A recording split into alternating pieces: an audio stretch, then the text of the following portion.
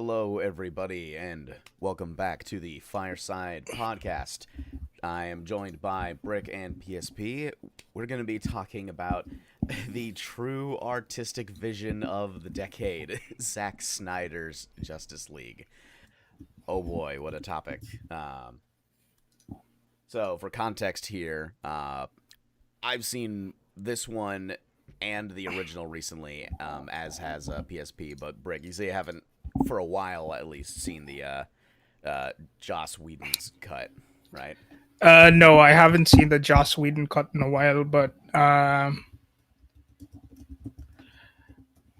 That's all right. That'll give us some interesting kind of context for this, because I mean, it's a 4 hour fucking movie. I don't think we should go into like a scene by scene. So I'll say I'm gonna come right out and say we it. won't Like, go we won't go scene by scene. But I think like the large sort of the important bits. I think we should just like go over well, we should. and I'll just say if we're like talking like broad strokes, while I very much enjoyed this movie, I think I enjoyed it primarily as a companion piece to the original movie. Because if I just saw this 4 hour cut in theaters, like back when it first came out, I don't think I'd like it as much, or think it's as good at all. That's huh. kind of where I'm at. No, it's a pretty average movie. It's Um. definitely made for cinemas and popcorn, just to fucking sit and switch off for a while. But most Well, superhero movies are. in my opinion, I think while this is slightly better than the other one, I don't think it's significantly better. No. I think the thing is like if this is Zack Snyder's true and honest vision, I don't think he's a good director. I don't think he's a good writer Yeah, either. Like that's it's that's just it's like okay. For my like opening thoughts, I just want to say, and I've said this before a few times. I think that its existence is a good thing, right? I think that Hollywood in general would um sorry would would benefit from having all right, I'll make my point later. Or rather, yeah, okay, no, hold on. So I think it would be Hollywood would benefit from having the director's vision being put on screen if he isn't happy with the studio interference, or is not happy with the previous movie. I think uh, doubling down on it and trying to show what you wanted to show the world is a really healthy and positive thing. Yeah, yeah, I absolutely agree. And here's the thing, I'll say, like, I the reason I went with like the kind of more sarcastic like artists true approach is like there are a lot of people who I consider like directors and writers who are like actual like visionaries, who like if they were hampered by a studio, I would be like, no, you have to have a director's cut, like because like it's worth it, they're worth it, that kind of thing.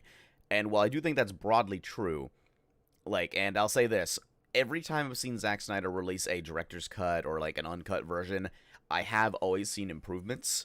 So I do appreciate that, but it's still a matter of it's still Zack Snyder, and like outside of like Watchmen, which I think is great, all of his stuff is anywhere from like only good to Batman v Superman, which which is kind of self-explanatory, but it's anyway. The point of this is like Zack Snyder, I don't think is like a visionary. He's not like some like I mean he acts like it in this movie, but like the two issues I have are one, from what I've heard, not everything that you see in the Zack Snyder's Justice League cut is something that was supposed to be in the original cut, like back when they were making it.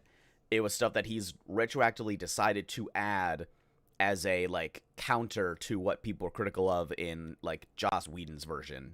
I will For shorthand, I will call it Justice League. For the Right, yeah. time. So that's the thing, right? Like I felt that there was some.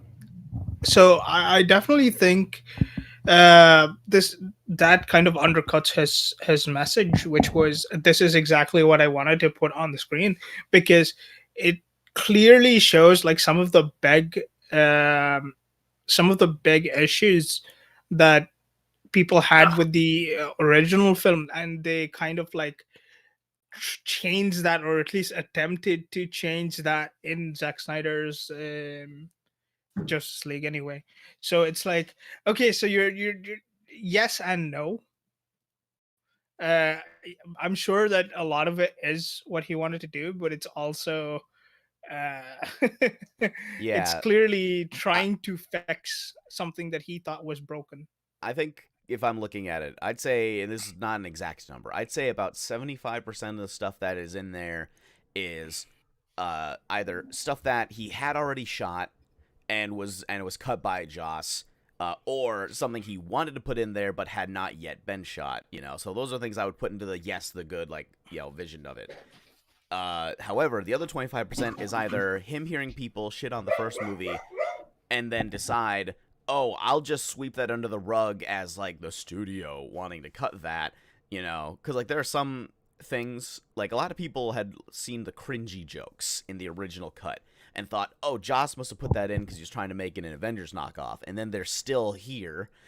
Like when when the Flash is like being asked like to join the Justice League, and he immediately says, "Yes, I need friends," and people are like, "Oh, Joss, why are you trying to make this like another Marvel film?" And then Zack Snyder actually did that. No, there's far more cringe in the extended version than there is in the original. The original has it, but the extent like there's a singing scene for fucking Aquaman. Why was that there? Okay, look, I understand why people say that that's cringe, and I will not deny that it's cringe. I I liked the performance.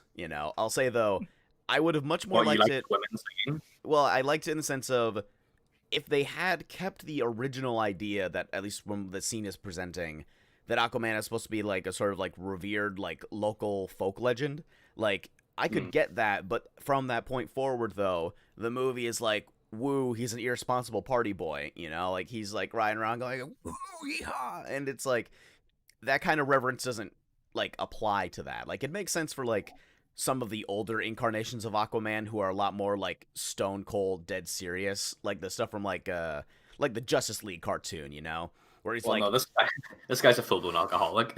yeah, no, this dude is just like he's a party animal, and it's like, so I like the singing on its own as a performance, but they're singing this like as a solemn, heartfelt thing for Aquaman, the guy who's just like my man, and just goes. She fucking like picks up his sweater and sniffs it. Yeah, okay, that actually made me cringe. Like, And like, okay, here's the thing: every single time that Aquaman leaves that place, he always takes his sweater off and he just drops it there. Well, I'm no, like, I think the second time he takes his clothes off was a different location.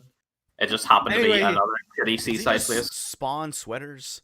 Is that? he just Like, keeps yeah, on I throwing think his he's sweater away. like he has like a bag hidden at every port. Yeah, Nah, but he just goes down to the Dolce and Gabbana store to buy his Well, sweater, and then he just drops it off. and here's Either way, something right? So else.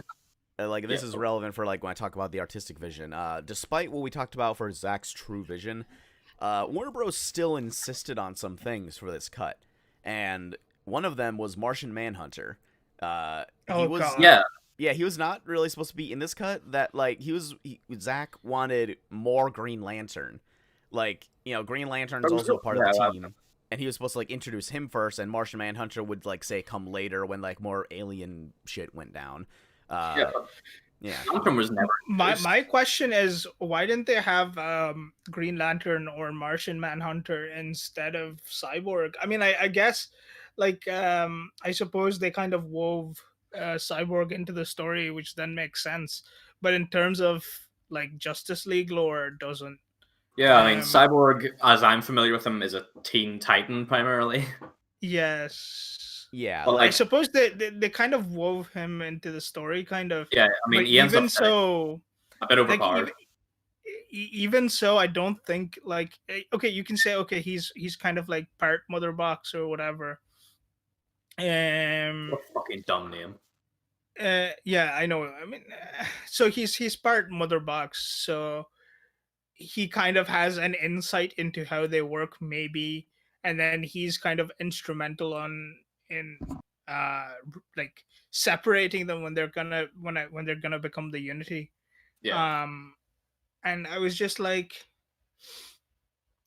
this isn't really necessary. You could just say like Superman or Wonder Woman, or Superman and Wonder Woman just kind of physically separated them, and there's no, I don't know. You could have like John's he can change his density. I believe that's one of his powers. Man. And like he can phase through the thing, or like Yeah, I no, don't he's know, got like man. he's pretty much got like all of Superman's powers and then some.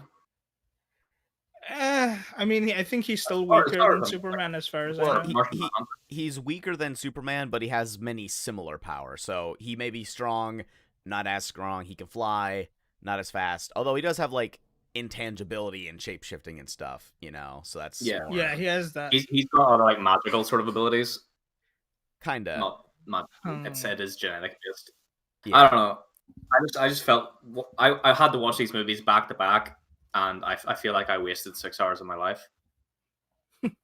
Here's what I'll say for this. It's like, yes, it is a long thing, and like as much as I enjoyed my time with like the 4 hour cut of it, there are still some things where like you could take away like 90% of the slow mo and trim off like half an hour for this movie. Yeah, he seems to be like he has a fetish for slow motion. It's there in like every scene. Like There's slow mo multiple times is, it's seen. and that's the thing too. If you look at the comparison for the shots directly from like the Joss League cut, like almost all the shots that you see in slow mo there are in normal speed, like there. Which implies to me, at least, since those didn't seem too far off, that they were not originally in slow mo, and he added more to those scenes when they were not shot that way. Yeah, there was an Yeah, unnecessary amount of slow motion. I felt I think like maybe there was like 10 solid minutes of slow motion, and Yeah. after a while, It's like it becomes a bit. you could have toned it down. So, but well, to get more to the thing of it though. So we're talking about a oh yeah, cut that's Thomas his like. Cross. Mm, Thomas Cross is saying that Martian Manhunter is weak to fire. Yeah, that's true. I yeah, believe that's like one of his weakness. but Anyway, let's start getting into this film, and we'll just go through like the big bits. So we open with Superman, basically the death of Superman, and I don't remember Yeah, BVS that well, but there's like a kryptonite Fear. sphere going through the big dude. Who is that big dude? I forgot. I haven't Doomsday. watched BVS in a Doomsday. while. Yeah, Oh, and that's he's like Doomsday. canonically the only person who has like killed Superman. Uh huh. You They know? introduced him quite early.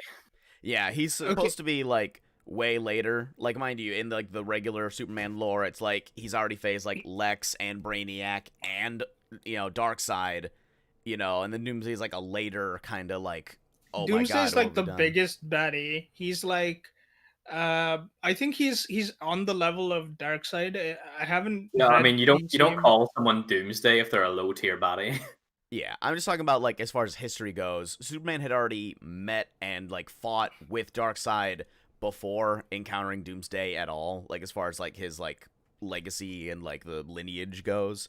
So having him Hmm. here as the second villain he has ever faced, right after Zod, is it's a bit early. Like it's kind of much. It's Right. and then there's like death scream or whatever is like the opening, and it Is shows him. turning on the mother. Okay, but then we see like in this bit we see what's his face, the Lex Luthor character, Yeah. and he Fuck's sake. and there's like these Jesse. metal filings making a picture of Yeah, it's like a vision. yeah, it's a vision, and it's a vision real. of Of Steppenwolf. of Steppenwolf and the three boxes, and it's just like made of like metal filings or something, and I don't understand what the Yeah, hell this is. it was like Oh, at nanomachine. the at the end of the extended cut of Batman v Superman, he Yeah, contacted Steppenwolf to let him know this happened. yeah. Now, don't ask What a me how that makes any sense at all, but but that is what happens. Jet. That actually makes zero sense. Well, I mean, Because right? They thought casting they Jesse don't Eisenberg even as Lex Luthor was a good idea.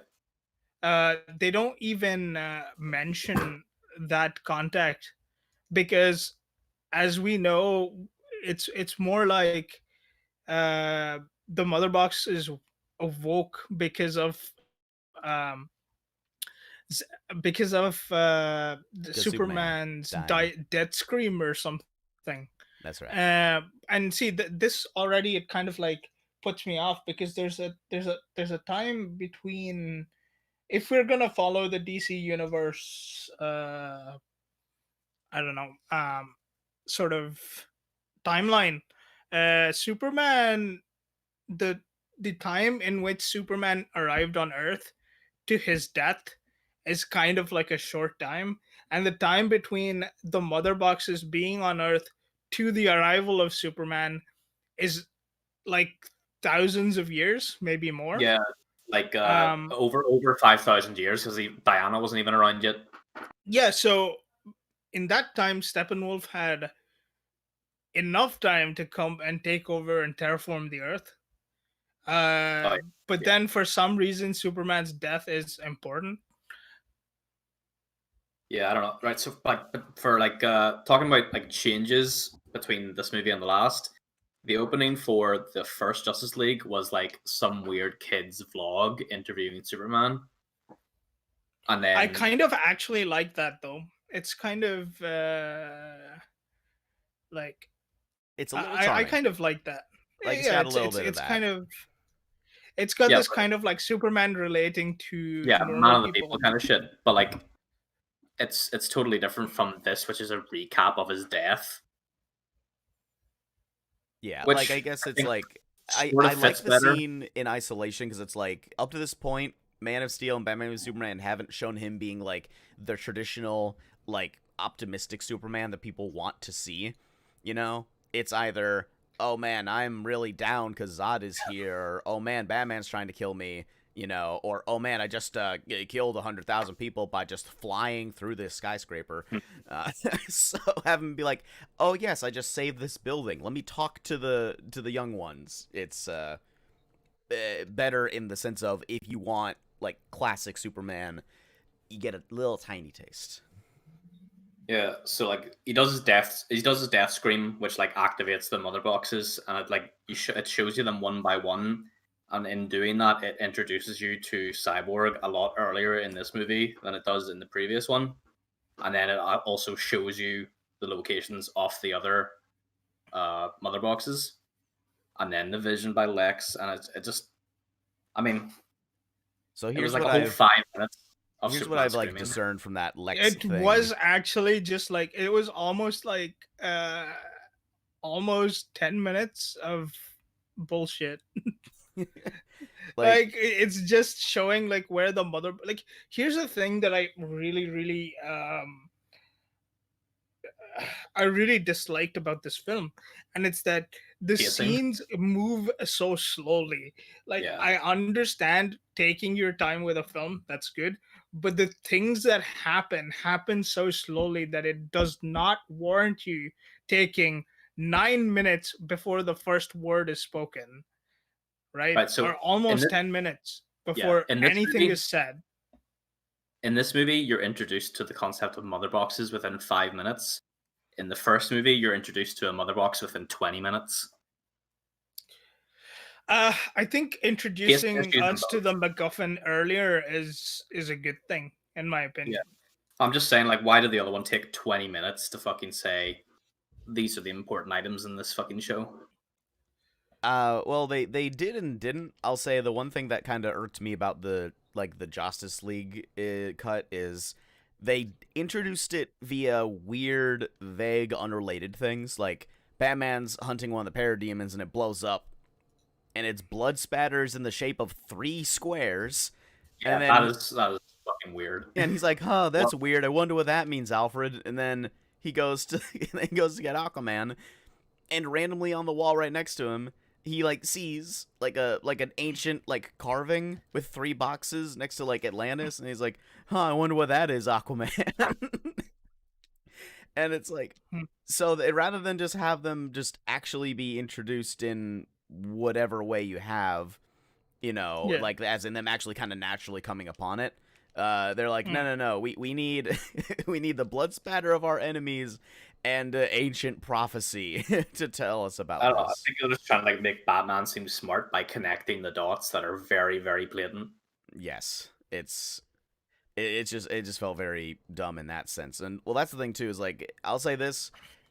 There are some other dumb things when we talk about it. Like we'll get into it like later in this movie, but it's like I appreciate some things about like the Zach cut for this for how they introduce these things. The issue is broadly more so like how they got activated to wake up, because the whole scene of Jesse Eisenberg calling Steppenwolf was to answer the question of, like you mentioned before, Brick, hey, if these boxes have been on here, like on Earth for a while, and Superman's only been here for like 30 plus years, give or take, then why didn't they wake up before? And so apparently them waking up is not the only key to doing it if we're having that scene that he just added in. It's supposed to be, okay, so once he's nearby, he can find them, but he had to be told by Jesse Eisenberg, which that sounds more like a cop out, like as in like he retroactively realized there's a plot hole and had to like Yeah. Yes, this paste it feels in. like they're trying to fill it in Yep. with bullshit. Yeah, so Like, because it answers the question in order to raise more questions. there's really no excuse. In the first one, uh, there's a flashback to like the old. The war first with one, I Orioles. believe, has a better. Sorry to interrupt you. No, go ahead, go for it. But I believe the first one, um, it had a better sort of kind of explanation. It's not a good explanation, but it's better. It's like the Steppenwolf and whatever was attracted to the fear that humanity was showing after the death of Superman, which makes a little more sense, because prior to Superman, I don't think humanity really faced that tier of like galactic threats, or like the sort of world destroying threats that, I mean, I suppose they Aside from did because of Wonder Tuesday. Woman and all that, but I'm it's just thinking like either of the world wars had a lot of people scared, and I mean, yeah, also that's with true. like World War II would have been prime time for that, especially because like if the idea is the Protector Yeah, is fear is in gone, the air. and when you're looking at this, like Ares was one of the Protector people wasn't who even there. like Ares was one of the people who directly attacked Darkseid back in Right, the old yeah. days. So it's like, okay, well, Ares is dead after Wonder Woman 1, so we Yeah, have that World War makes II. sense. You're Yeah, so correct, then yeah. it's like, oh man, and Superman hasn't even arrived yet, so they would be even less defended during that time period. But they didn't. The boxes Right. are like, Yeah, because Ares nah. was one of the protectors, and according to the first Wonder Woman, he would be the only. Is it Olympian? Is he an Olympian or Yeah, he's a an Roman Olympian. god? He's Yeah. Yeah, one of so the old he's gods. according to Wonder Woman, he's the last Olympian left alive. So his death Not would anymore. have been of, I think, I mean, like, whether we're gonna split hairs about whether his death would be better or worse than Superman. I mean, I think yeah. to Darkseid, I think the person who repelled him in the first place Yeah, I is certainly dead. think a god dying instead of an alien is a bit more of a signal, considering the god was the guy that near decapitated him. Yeah. Like, Ares directly hurt him, and so it's like, hey, that guy who specifically repelled you from the one planet you couldn't conquer out of the 100,000s that you have since conquered is now dead, along with his entire family. So, Yeah. ta-da, you can do that. And they're like, the Kryptonian's dead, so it's like, wait, did you know he was here? Like, did they know about, like, Zod or Krypton, or is it just like a... Yeah, like how did they know there was a Kryptonian on Earth, and why the fuck would they care anyway? Like, and that's the And thing here's too. the thing. Like, Kryptonians We are don't only necessarily really powerful on uh, certain planets. Like on Krypton, they're like okay. They're Just only, human. they're only powerful purple in the presence of a yellow sun, I think. Yeah. And I'm like, did they know that? It's weird. Okay, so here's my thing. Yeah. Um.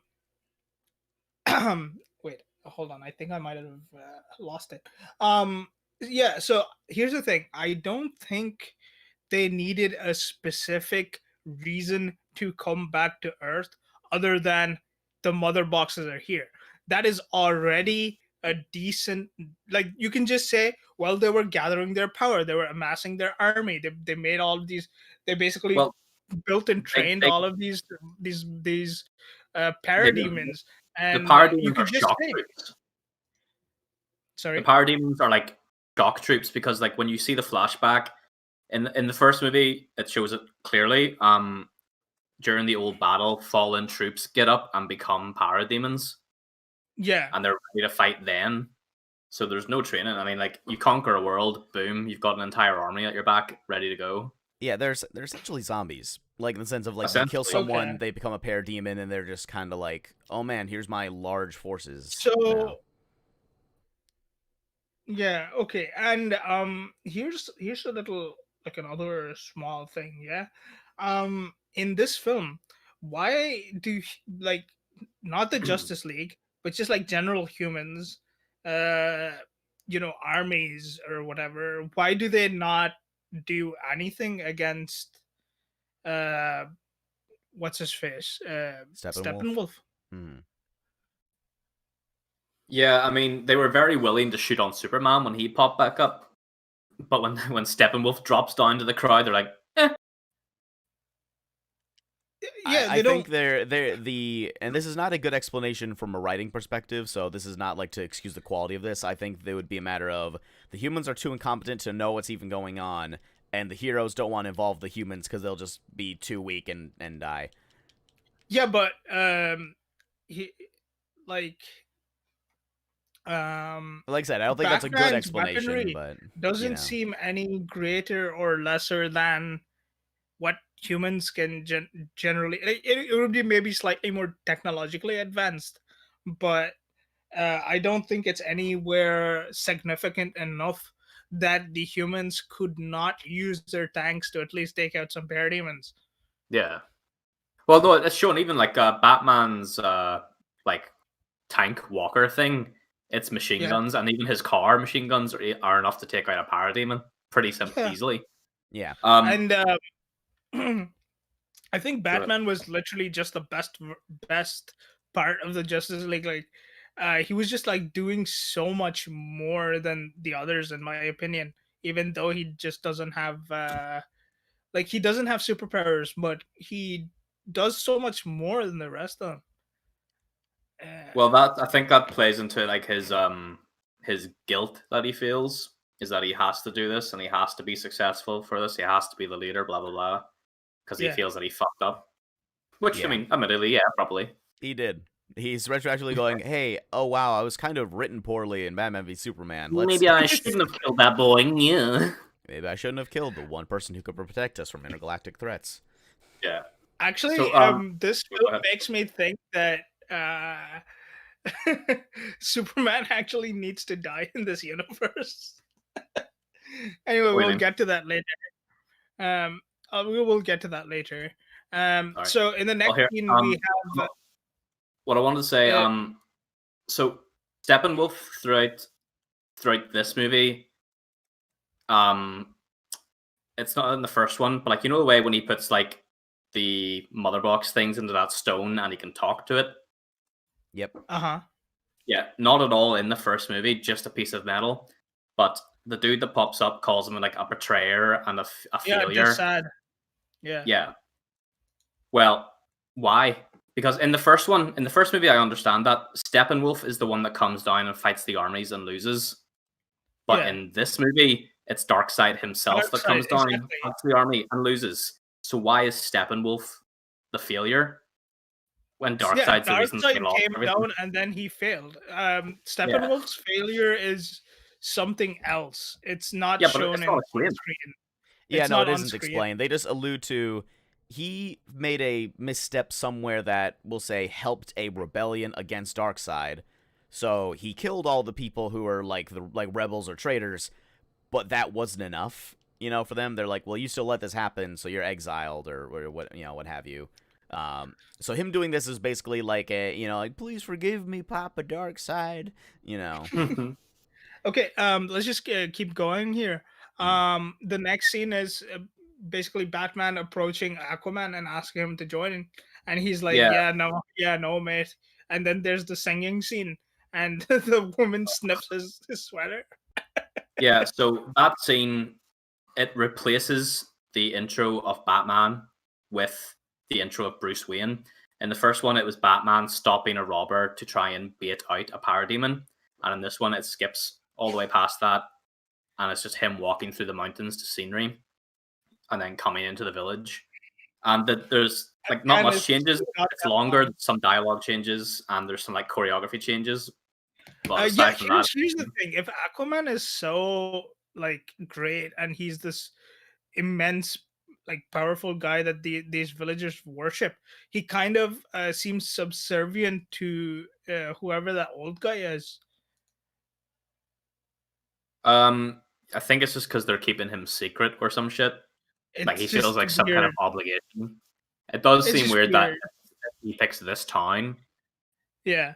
Then we I mean, see like this. so Momoa, What's her- Moa's Hawaiian or something, is he? Yeah, like I Yeah. don't know, I think he's So I don't know Samoan. why he's in the Pacific Samoan, Islander. Hawaiian, whatever. Yeah. Yeah. Okay. So why is he in the fucking like Okay, Icelandic or but Swiss? here's the thing. Okay, Aquaman.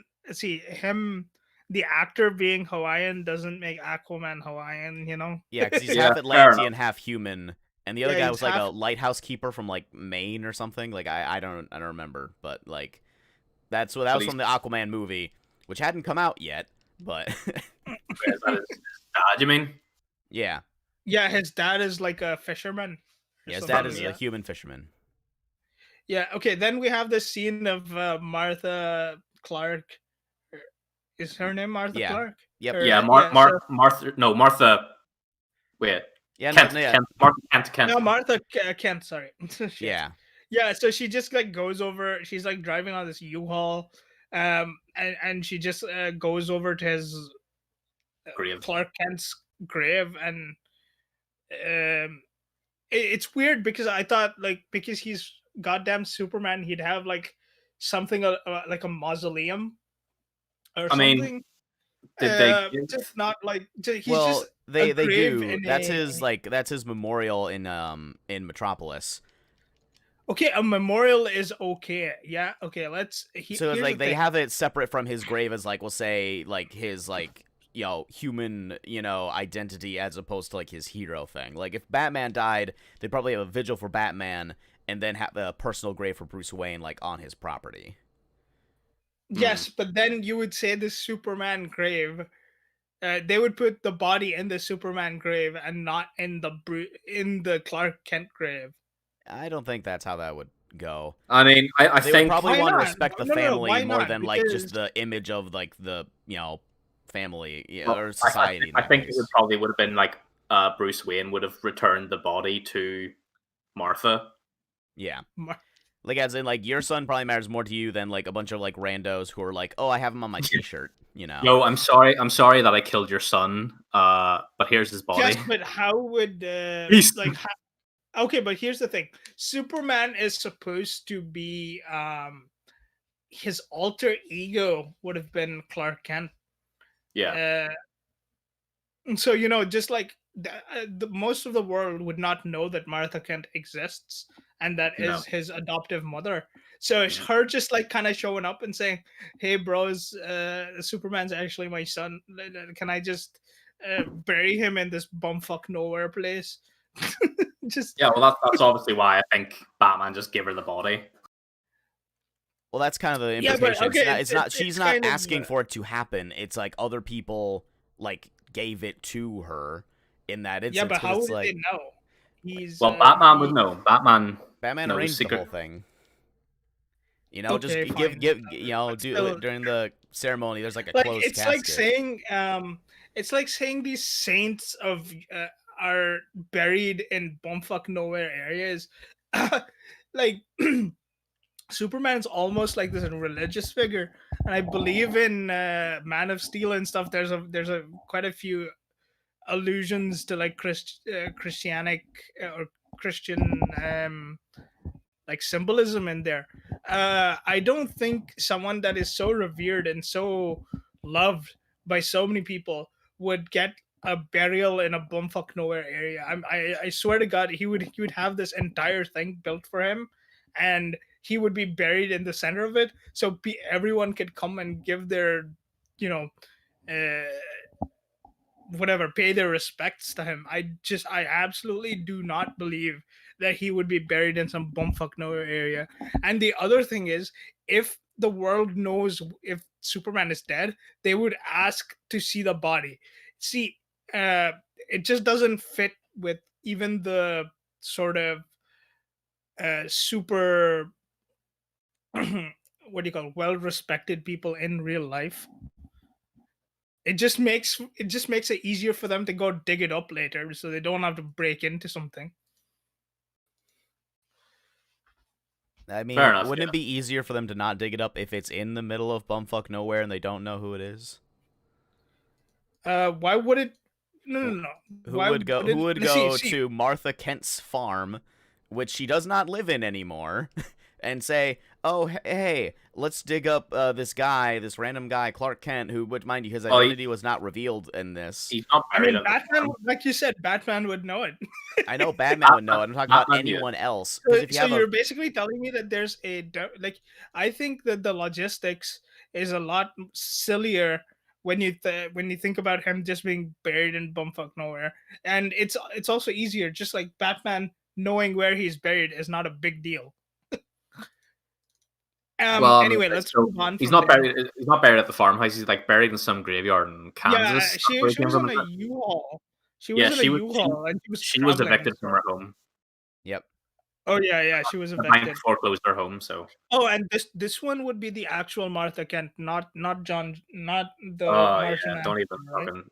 That was No, that was when. utter No, that's when such Martha Kent comes bullshit. to visit Lois later. Like Yeah, when Yeah, I but was she's like, yeah, but this is the real Martha Kent. yes. yeah, Yes. this is the real Martha Kent who's had to move house, and then you never see her again. Whereas in the first one, her and Lois do have a moment. Yeah. So then, Not fucking Martian we Manhunter. have like a couple of scenes that are completely pointless, which is Alfred and Batman talking to people, and then we see You what do get you call it? introduced Lois to Lois Lane. Lane. Yeah, Lois Lane just she kind of gets walking around and looking all sad and shit. she Then gets we a lot have longer of a room. our introduction to Wonder Woman, which is this big action scene where she takes out a bunch of eco terrorists who want to No, blow up, like who want to they're like return to. They're called. They call themselves reactionary terrorists. They never really state. Yeah, who calls Chelsea. themselves reactionary? That's the Bunch of stupidest benders, thing. that's it. What? Bunch of benders. Like, so the difference, like, there's a lot less dialogue during this like terrorist attack. Like in the first one, there's a lot more shouting from the guys that are doing the attack, but in this one, it's like suppressed and in the background. Yep. And then And not there's gonna lie, like they're Ted Kaczynski-esque what do you call it? Goals are pretty based.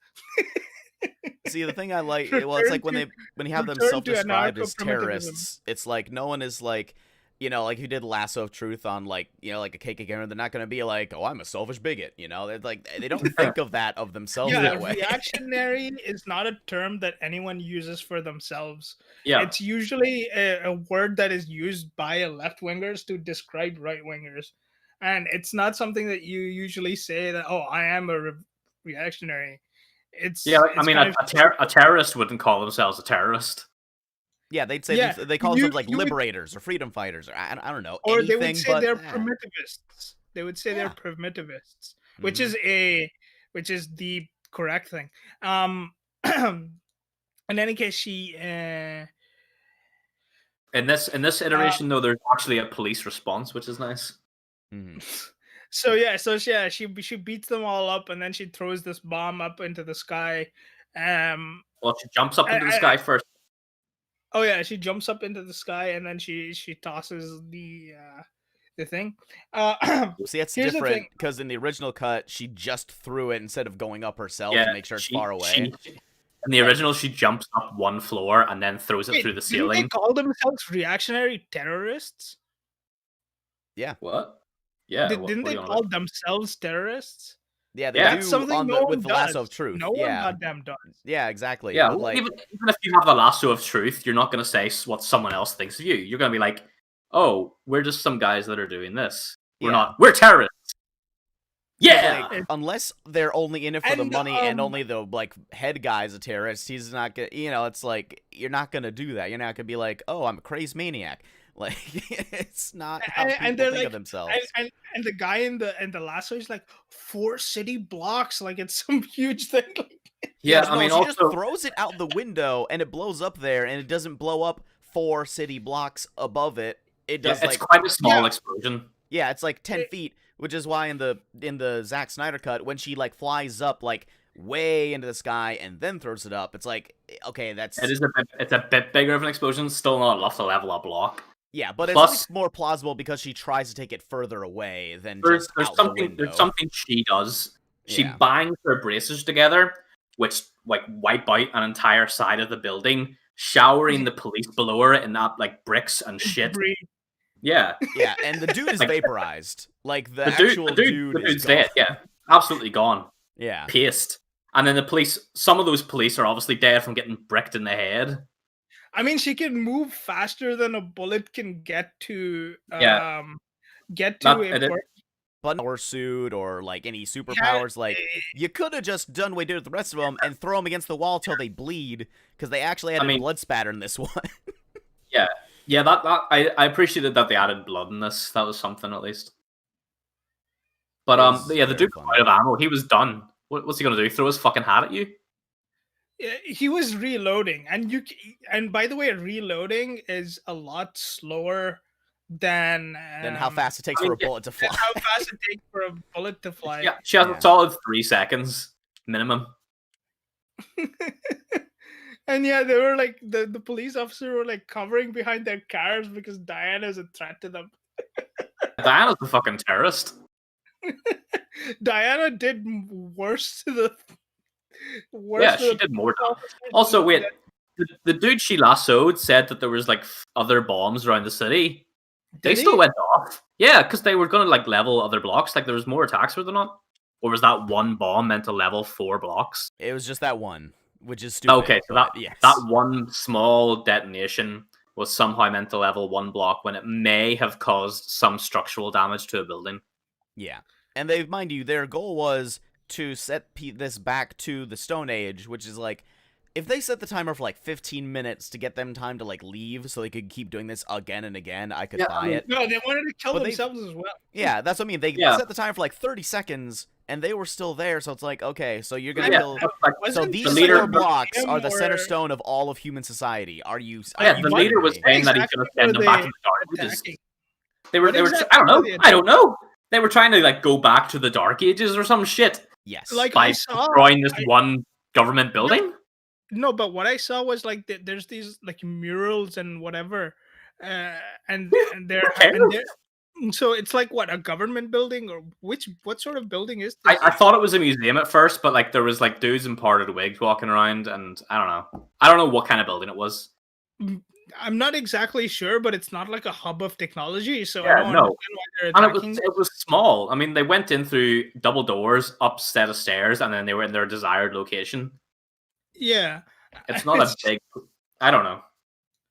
I think they may have just been retarded. Like, I think that might have been unless the 4 city blocks are like a power plant or a hub for like internet connections or a government building, I can't see that setting them back to the Dark Ages. I mean, even if it was a power plant, there's other power plants. Yeah, like, and that's what I mean, though. It's like, regardless of the circumstances, that's very, very dumb. Like, it's just that none of the explanations completely justify everything they did for this. It's just, man. And like, and that's the thing, after she blows the dude up in this cut, she actually goes and like asks if everyone is okay. Whereas in like the Joss Whedon one, like she like beats up all these guys and like blows this dude out Yeah, that's the window, and then the scene just ends. So it's just Yeah. like, man, This like, one, she like checks up on the kids that she just scarred for life by Yes. vaporizing some dude in front of them. yeah, like I vaporized some dude. There's blood all over the walls, and then she's like, "Hey, how's everybody doing?" And the little girl's like, "Can I be like you?" And rather than saying like, "No, Are I'm you- a god. This is dangerous. Don't try Are you it." okay, princess? That's what she fucking said. Like, it's like she's on her knees, like, "Are you okay, princess?" It's like, "I want to be like you someday." Well, you're not a fucking god, so. Yeah, it should be like, it's kind of dangerous, but do your best at what you want to do. Instead, she's like, yes, you can. Do your best to help people. Get a job. Yeah, like it'd be like, be a firefighter, be a cop, be a Don't lawyer. run I around don't with know. your ass cheeks hanging out. Yeah, that too. Just Jesus Christ. But yeah, that's that scene for that, and also this is the beginning of a trend. This has been like a whole meme for the whole thing. They updated her theme song, so now it has like a wailing woman at the beginning of every time she shows up on screen. Such an improvement. I liked it the first time because it kind of helped it lend some like idea of like her power and her presence, but then they did it 20 more times throughout the movie, and not even when she's doing necessarily cool things, just when she's in the room. It was silly. Anyway, so then the next scene is like the next set of scenes or whatever is the mother box waking up with the Amazons.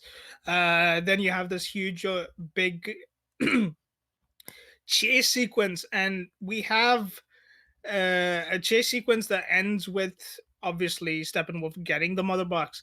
But It was a bit also more.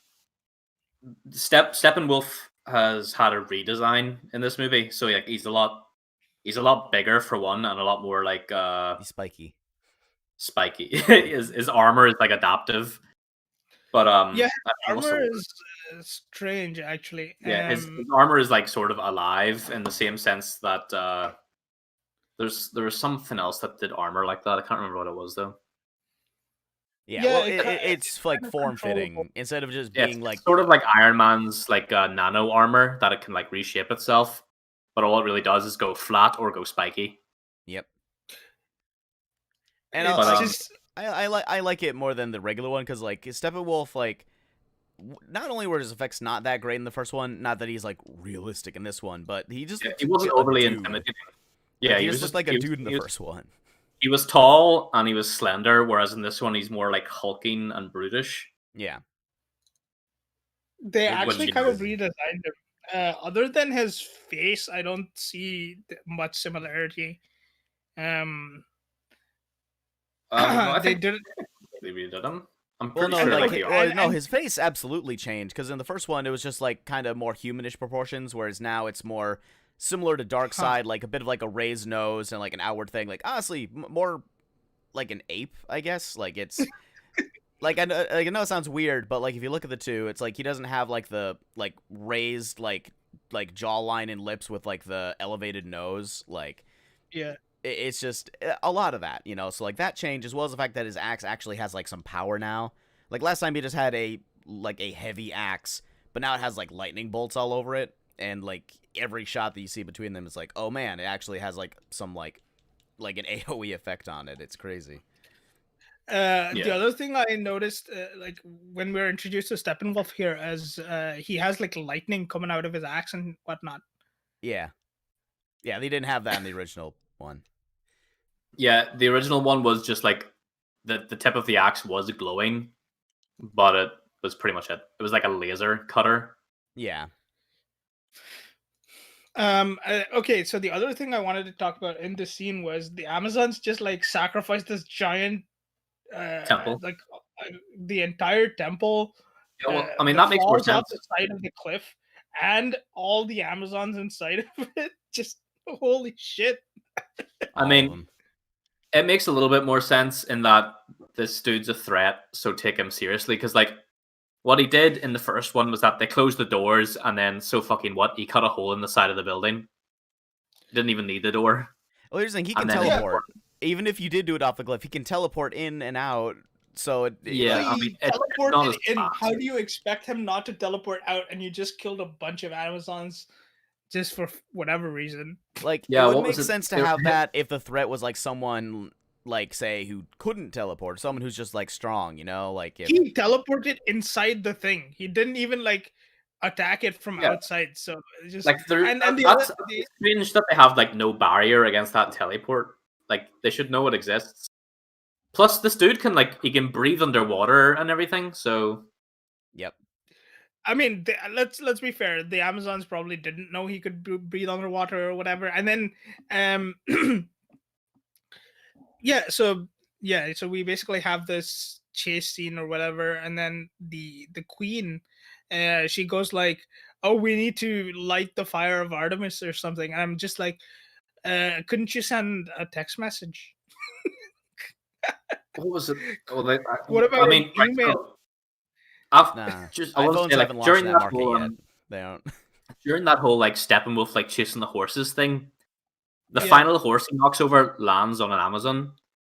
Oh, These Amazons are super strong and agile and super agility and stuff, and this girl can't lift a horse off her.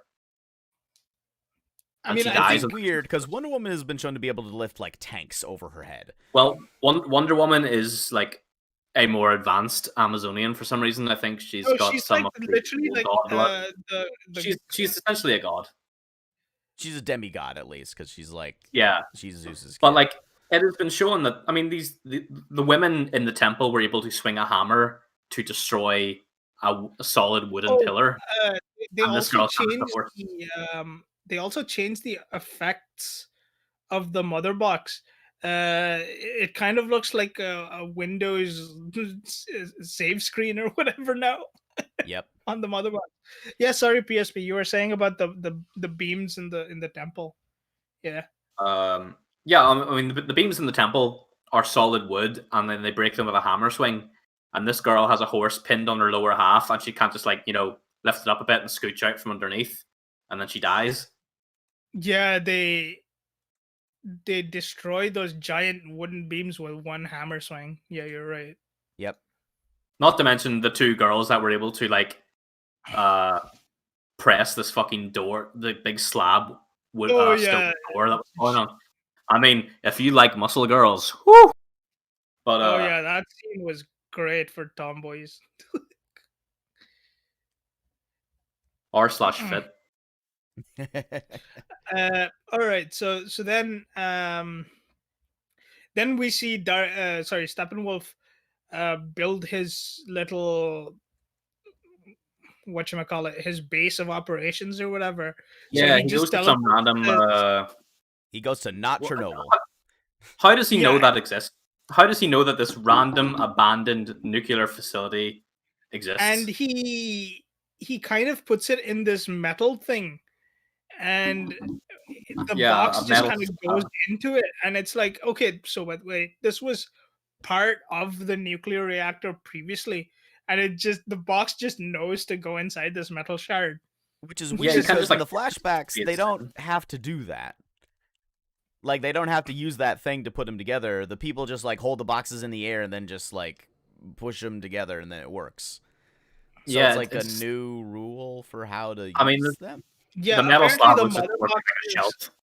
So what we learn is the mother boxes 1 and 2 kind of create a base of operations so you can get the third or something like that.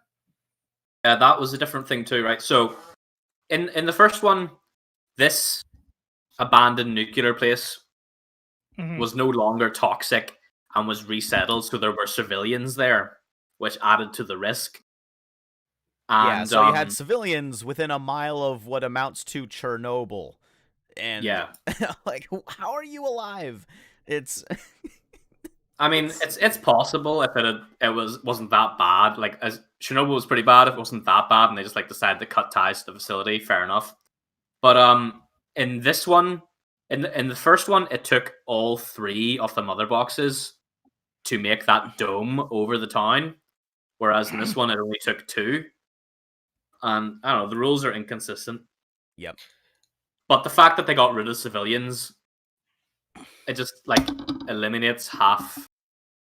What do you call it? There's no collateral you need to worry about, I guess. I mean, there's no collateral one, yes, but I think the thing is, one, it's a doomsday device, so the collateral damages the entire world, and two, it doesn't make sense for them to be like, look, a remote, isolated area that none of the Justice League will find us about. And they're like, sir, what about these civilians who are just right there?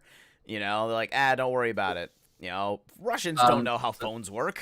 Like, Well, that was it. Like, but later in so. the movie, there is like scenes where they try to rescue civilians, which they obviously have to cut because the civilians don't exist anymore.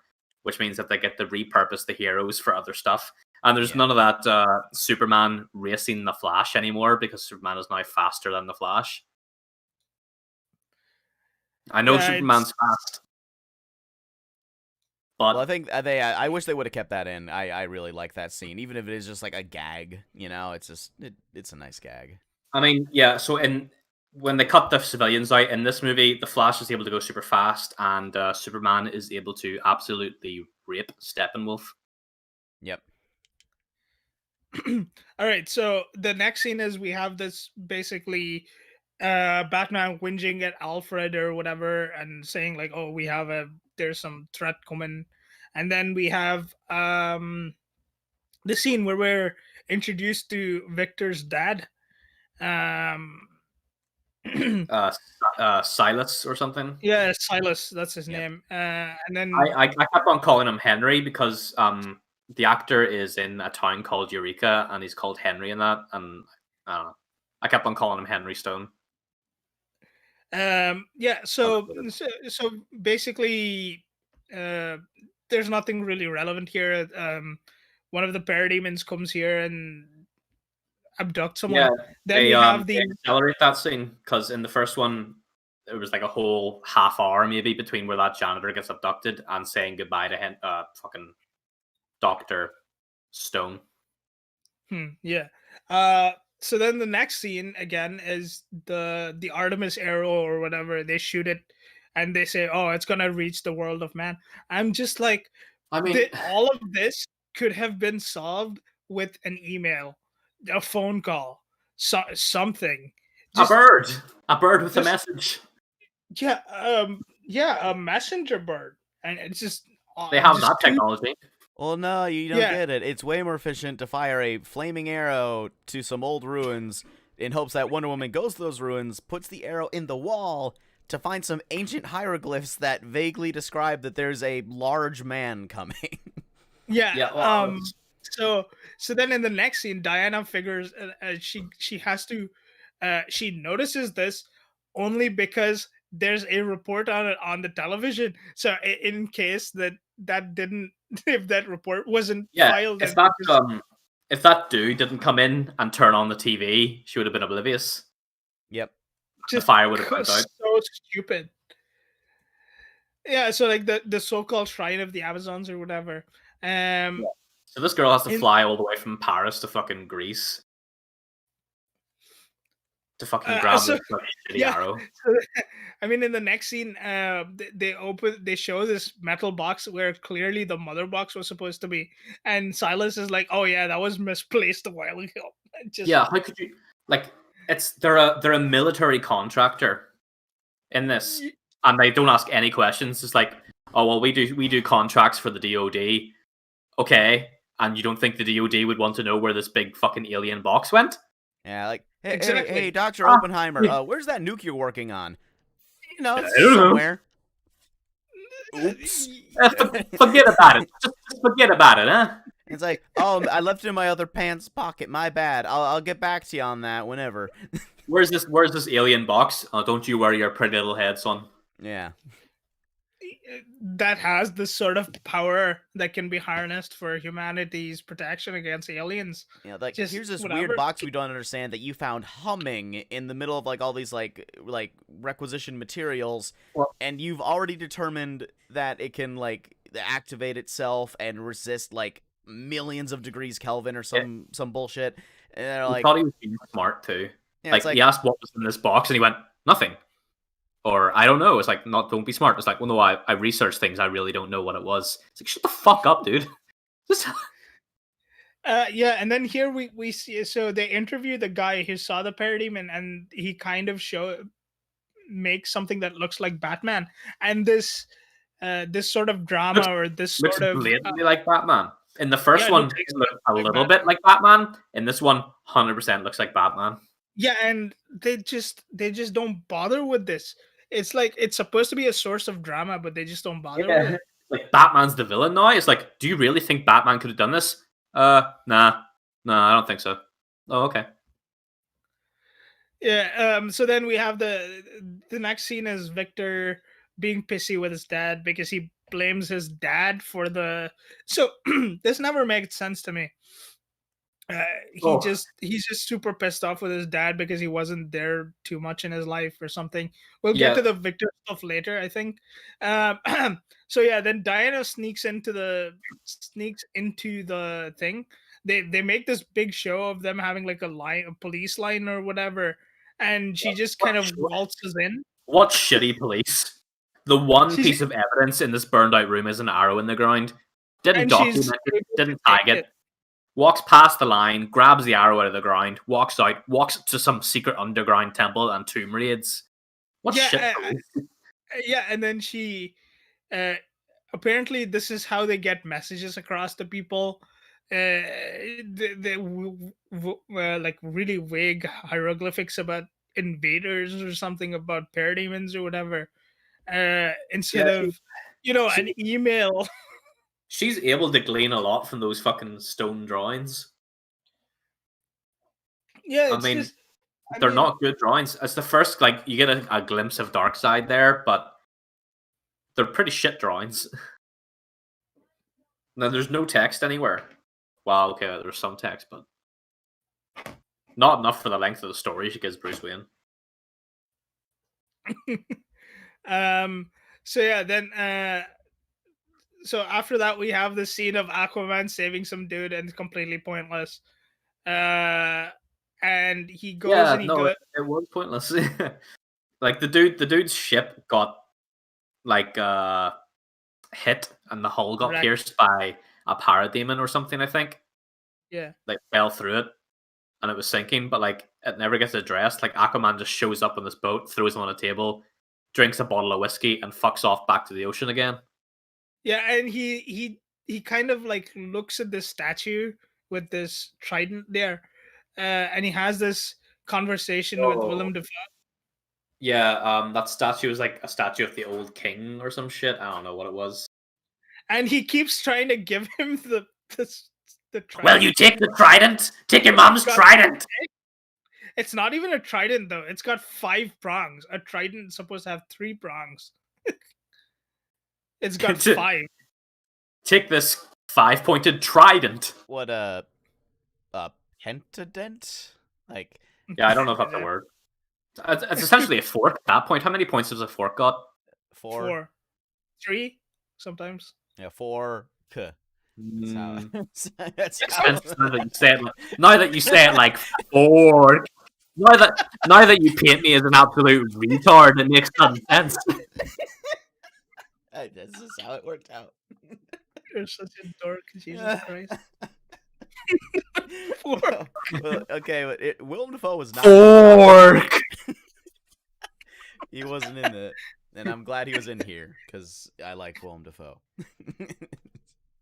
I feel like Mara is gonna have like a bigger part to play later on, and I hate that because I hate Amber Heard. I've heard a rumor that she was cut. Good. Yeah. Not I mean, because she's a bad person, because she got fat. Yeah. No, That's I'm true. not kidding. There's like a contract Oh, when you're you right, have yeah, certain roles that you have to maintain a certain weight, and She got too big for the costume. she got higher than her contract weight stipulated before they did like principal shooting. So if this rumor is true, then they are looking for someone else for that role. You're too I mean, fat. like, so this is one thing that the first movie had over this second one here. Mara barely talks, or Mara, whatever, barely talks at all in the first movie, whereas in this one, she doesn't shut the fuck up. There's a weird change in this one. Like in this cut, Mara has to create like an air bubble for them to be able to speak, but in Aquaman and in Justice League, they can just speak underwater. Yeah, well, Willem There's Dafoe no does point that in too. the air bubble. I don't understand. You're supposed to be like, you're supposed to be like water people. If you can't speak in water and you have to constantly make this magic air bubble to speak, it just makes no sense to be Yeah, what water was it? people. At some point in this movie, Diana had said something that it was like impressive that like Aquaman could like breathe on land as well, and it's like, oh, maybe it's because he's half and half. It's like, okay, but all No. fucking They Atlanteans. mention it. Yeah, they mention that only half and half people can breathe on land. Okay, so are all Atlanteans half and half? Because Steppenwolf's parademons drag Atlanteans to the surface, and they seem fine. Exactly, Mara's and able to go on they the don't surface. have their no, not just that. If you remember in the I earlier didn't in watch the movie, Aquaman. they said that the Atlanteans, before they went into the water, Yeah, they lived on land. they, they attacked them, so they lived on land. So they lost their ability to breathe Well, air, that also confuses me. They lived on land first. How did they gain the ability to? breathe underwater. Exactly. Just Magic. Okay, and so once they gained the and then they're like, okay, but it would have been your if I remember correctly, this is also a failure of, hold on. That's the okay. thing. Like, when we're talking about like this stuff, like the half and half and the everything else, like I could buy it But it if it was, was like some Atlantean technology they developed, like it was like a makeshift thing where they're like, quick, here, let's make some rebreathers or whatever, you know. But they didn't yeah, do that. but it's not. There's no technology that they need. They can just do it, and but like it was emphasized that half and half. Oh, that's why he can do it. But Yeah. every Yeah, Atlantean sorry. can do it. Here's the thing. They said that they so fail at world building with the Atlanteans. Because if I remember correctly, in Aquaman, they said that only royal blood can go on surface, right? Yep. In this, they say only half and halves can go on surface. But then they also I say guess that they're all half going and and fighting. Hold on. They say that going and fighting Steppenwolf would have been his mother's. Um, like it would have been his mother's responsibility, and his mother is 100% Atlantean. She can't go on land. Were you about to say Just Italian? Mamma mia! His I mother's slapped 100. His Steppenwolf mother's so 100% Italian, huh? just just just wow, man. Bring me the dark side. I'm gonna give him my linguine. Hey, you gotta fight Steppenwolf like a real Italian. See, we can make these jokes because Italians aren't like a protected class. So Good. Not yet. Where are we? Them pizza munchers. oh, okay, Yeah. that's too far. Now we're gonna get kicked off YouTube. You're lucky I'm like 25% Italian. Maybe it's 12. I don't know. Point is, he comes to like Atlantis and they're like, "Hey, I sure hope Steppenwolf doesn't come and wreck our shit." Oops. And then he does. And they just teleports out. Like, ooh, oh man, if only we didn't just leave this box in the middle of just like a pavilion in the ocean, you know? Like, Yeah, I mean, credit where it's due, there's even though they running- didn't do a good job. Like, at least the Amazonians had it like in a secure place with like a bunch of guards instead of just Yeah, in well, a that was like the place. thing was that the Aquaman's brother, who is currently the king, is at war with people like on dry land or some shit. So he's like diverted all troops to his war effort. Well, no, he's fighting the rebels, like as in Oh well, like he's okay. Atlantean rebels, and Okay, I'm so he's thinking, diverted troops to that effort. yeah, that's stupid, because they'll all be dead if the mother box thing goes off. Like, you, them, rebels, everyone. It's like, hey, guys, this nuke is going to go off. And it's like, yeah, but there's some separatists on the border. I just thought that was a really... That implies to me that either they did not effectively communicate how, like, powerful these boxes are to him, or he is beyond actually stupid when he was shown to be mildly competent as a villain in Aquaman. I mean, the running theme seems to be that he is a retard, like, so... Well, he does make dumb decisions, but usually they're dumb decisions in the sense of him gaining more power. So he at least is a self-serving villain. So I don't think it would be self-serving for him to think, yeah, let's have him steal this ancient artifact that almost kill all of us.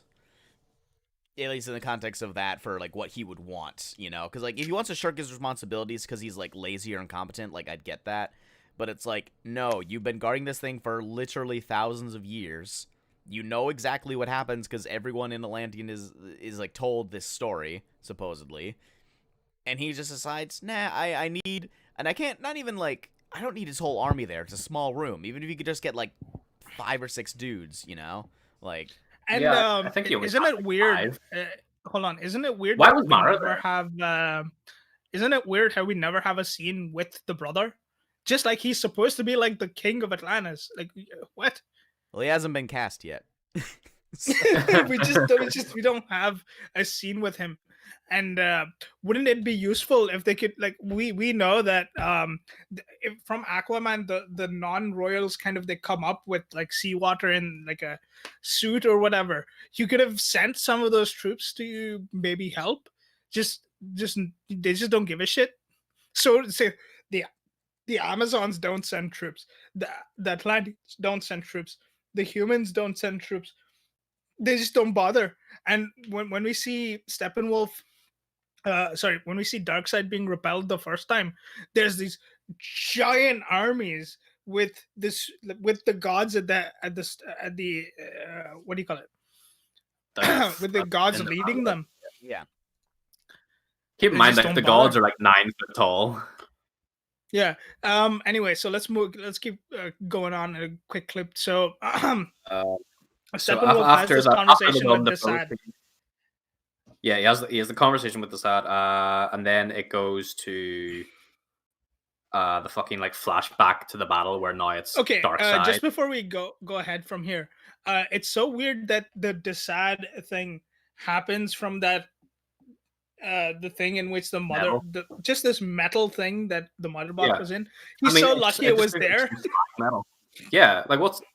I mean, it is just like a slag piece of metal that has been left over and rusted to hell. And for some reason, it has this like super. Just, See, I would have liked it if he brought it in like off his ship, like if they lowered in this thing, you know, from his like ship. It's like, no, oh, it's how just has this stupid thing that was part of a nuclear. I mean, I guess they could have like teleported in from wherever the fuck he is. Well, I don't know Yeah. why he doesn't just operate out of like whatever ship he's been living out of, you know. I would have liked, I would have liked the scene to like see what's on the other side of the teleporter. Yeah, because we don't know where they've been or what they're doing. Like, are they on like Jupiter or something? Like, I don't know where they're hanging out. He's meant to be in exile from like Darkseid and shit, so he can't see his daddy boy. But where is he? Yeah. So maybe he's flying around in a ship. Maybe he's flying around in a ship going planet to planet. Okay. Just for use, Darkseid's planet is called Apocalypse. Oh. Yeah, so he's in exile from Apocalypse. You know. Anyway, so then in the next scene we have like Diana just like explaining how they repelled Darkseid and. Oh yeah, I also want to say, this like battle with Darkseid is really just like a Lord of the Rings ripoff, with like all the armies coming together to fight the big bad. I mean, if you replace Darkseid with Sauron and replace Motherbox with the One Ring, replace Atlanteans with elves, replace Amazonians with dwarves, I guess. One mother box to rule them all. Well, you need 3, but yeah. Incidentally, that also like their forces also summon orcs. I mean, parademons. It's yeah. Yeah, and here's the thing. So, in this scene, we have these 3 like priests people who put them together, but in the actual plot, you don't need these priests anymore. Well, in the actual plot, it seems that because what do you call him? Cyborg gets cast into the boxes, and he kills the 3 priests. Yeah, but why are those? No. I think those are just like They're personifications of the each box. personifications of the boxes themselves. They're sort of like operations, but like each of the operations is one of the old women, and he just kind of molests them. But whatever. Gross. And yeah, so then another important bit here is Darkseid finds this equation. What's it called? The anti-life equation. Yep. Not explained at all. No, Darkseid doesn't find it. Yeah, of course he does. He hits Steppenwolf the ground incidentally finds it just by like No, hitting no. the ground there.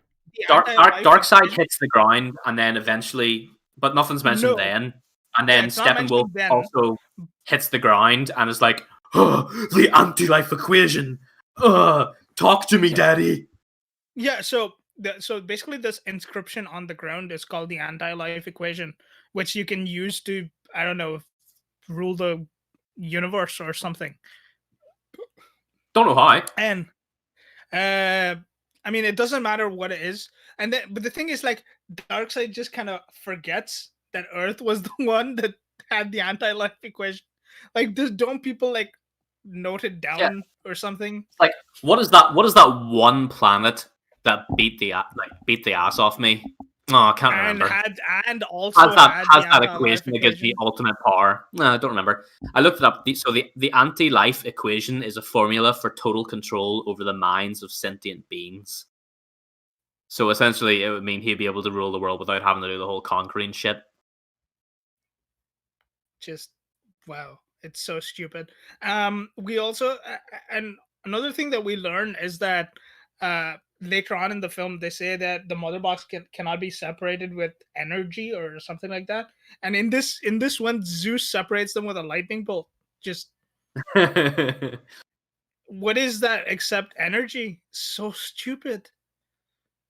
Yeah, they can't, you can't touch them with like explosions because the energy will help them fuse faster. But they constantly need Barry to like charge up to fucking shock the thing. Yeah, so don't hit it with heat. Hit it with weird, fast electricity. Give me time, magic. Yeah. Yeah. So then, at the end of this, they show the three groups of people kind of taking one mother box each. So they take like one mother box. One each. ring to the realms of men. One ring to the realms of the Atlanteans. And so the Atlanteans put it in. So the Atlanteans put it in a room. Zack Snyder just wanted to make Lord of the Rings because he loves Peter Jackson. Yeah. So the Atlanteans put it in a room and guard it. The Amazonians put it in a room and guard it. The humans bury it and then forget about it. They bury it 2 feet deep. And then they bury it 2 feet deep, and then the fucking Nazis find it. And where do they bury it? They bury it in fucking Italy. Full circle. And at the end of the day, I'm like thinking, while it seems extremely dumb for them to just put it in a hole, at least they don't have it up on a pedestal, like in bright light. Somebody just walk into the room and grab it. At least someone would have to dig for a couple minutes to get to the thing. No, I can see the logic behind that. So here's the thing: if you put it somewhere and then you forget about it, no one can actually torture you to find out where it is because you don't know. And it's easier to just kind of like put it in a nondescript place instead of like in this room guarded by people, and then they can just like know for sure where it is. Let's face it, right? So the Atlanteans and the Amazonians guard theirs, but if it was put in human, it would be put into a museum behind a little bit of glass, and no one would fucking look at it. We wouldn't have a single guard. That's just how we are. I think that's actually a plot point in Black Panther. In Black Panther, I mean, unrelated, of course, but like the bad guy in that movie actually finds like a advanced piece of tech that was like hidden inside of an ancient African artifact. Like he just goes up to a museum. He's like, "You guys have no idea what you're doing." They just like takes it, and it's like, "Oh wow, this has the with like the I forget the word for it, just the advanced rock stuff, the adamantium or whatever." Vibranium or something. Vibranium, that's it. Yeah. Yeah, so they just find a vibranium axe in this museum and that's the same thing here, where if they were to do that, then yeah, no one would know if it's just like a thing. Like, oh, we found this box. it's made of stone. Ooh, primitive.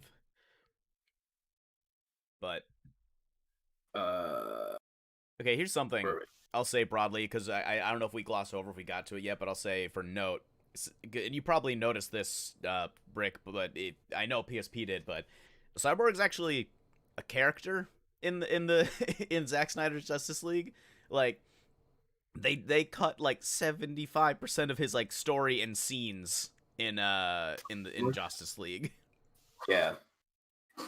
It's actually a they shame. did the same with Barry as well. Barry Allen. I mean, and this one is Yeah, like showing like, he tries for like a job interview at the start. Yep. Okay, so Victor is a character in this movie. He's just not a good character, but at least they give him a character. Yeah, he's not like It's the just- best character, but it's better than literally nothing. It's just the silliest shit is like he blames his dad for his mother's death for no reason whatsoever. And I was That's because like, he wasn't there. Really? yeah, it's just because he didn't come to your stupid football He game. should or be something. blaming himself. Because if you didn't cry like a little bitch No, because your actually, daddy hold didn't on. show up to your football Hold on, game, hold on. your PSP. ma would have kept her eyes on the road. Hold on. I think he has a point. If his dad was driving, you wouldn't have a woman driver, and she would have died. Oh, God. There we go.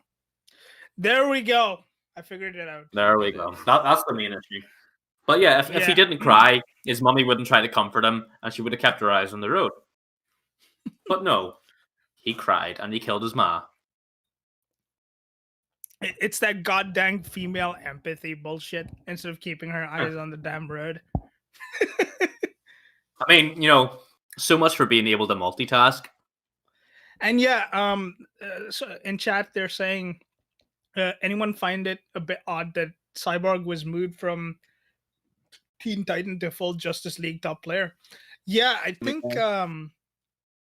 See, I don't really follow the comics, but I don't think that happens until like No, a lot he's later. like he's in the same league as like Robin and Starfire and Beast Boy and Raven. So if I'm talking like the whole show, like it's originally like way back in the day, he was an original member of the Justice League, but then they had him create the Teen Titans, like as in he was like the leader or like a founder of the Teen Titans when they're like, hey, Cyborg, we love you and you're great, but we need a new team to handle tasks when we broadly are busy.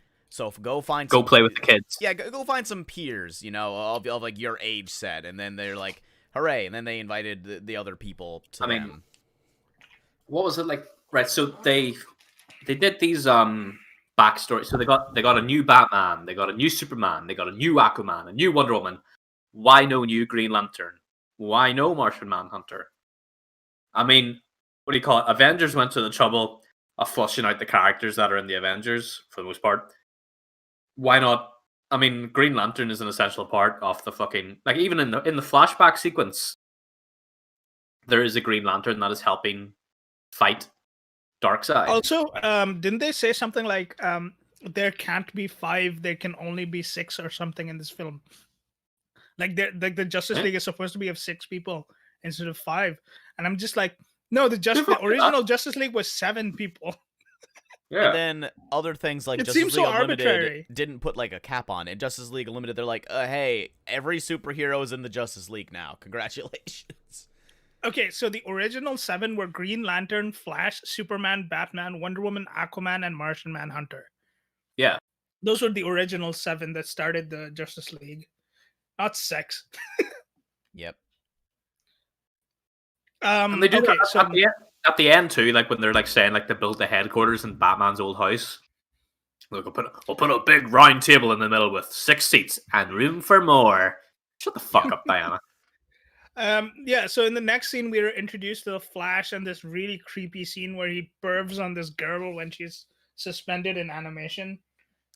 Yeah, see, like, that scene is extremely weird for people who aren't familiar with Flash, because that's supposed to be his wife in the future. But not only does he not know that, but anyone who's not familiar with Flash would not know that. And even if it is, that doesn't make it not really creepy. I mean, I just want the Flash movie where he fights Gorilla Grodd. Yeah, that would be great. But yeah, I mean, the the TV girl show.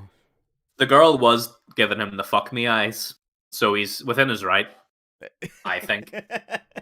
What, to just like walk up, stroke her face, grab a hot dog, put her on the ground, Look, and I'm then just leave? saying, she's lucky that he didn't do a speed fuck then and there.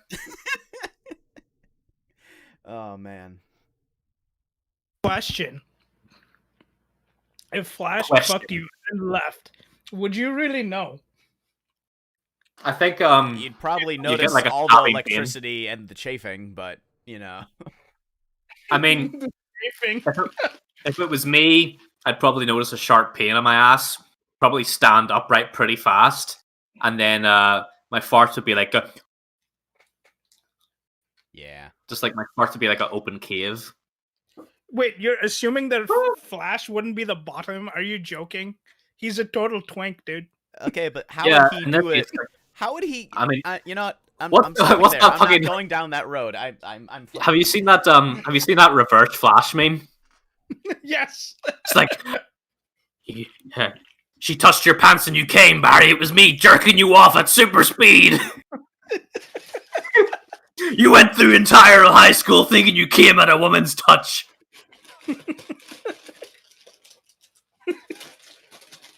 Fucking great.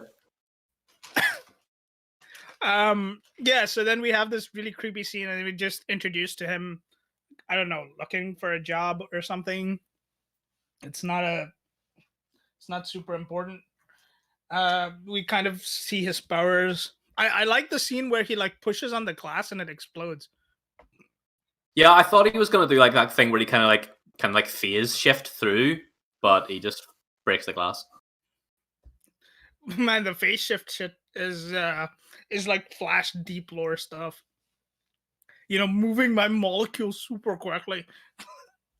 So that's the thing, It's like really they kind of show him as like a novice Flash, because like Flash, when he's like actually experienced, can literally phase through walls by vibrating his atoms.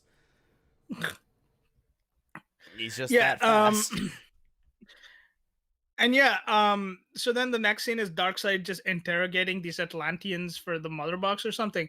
They don't seem to be gasping for air or anything like this. Yeah, no, they're perfectly fine with being on land.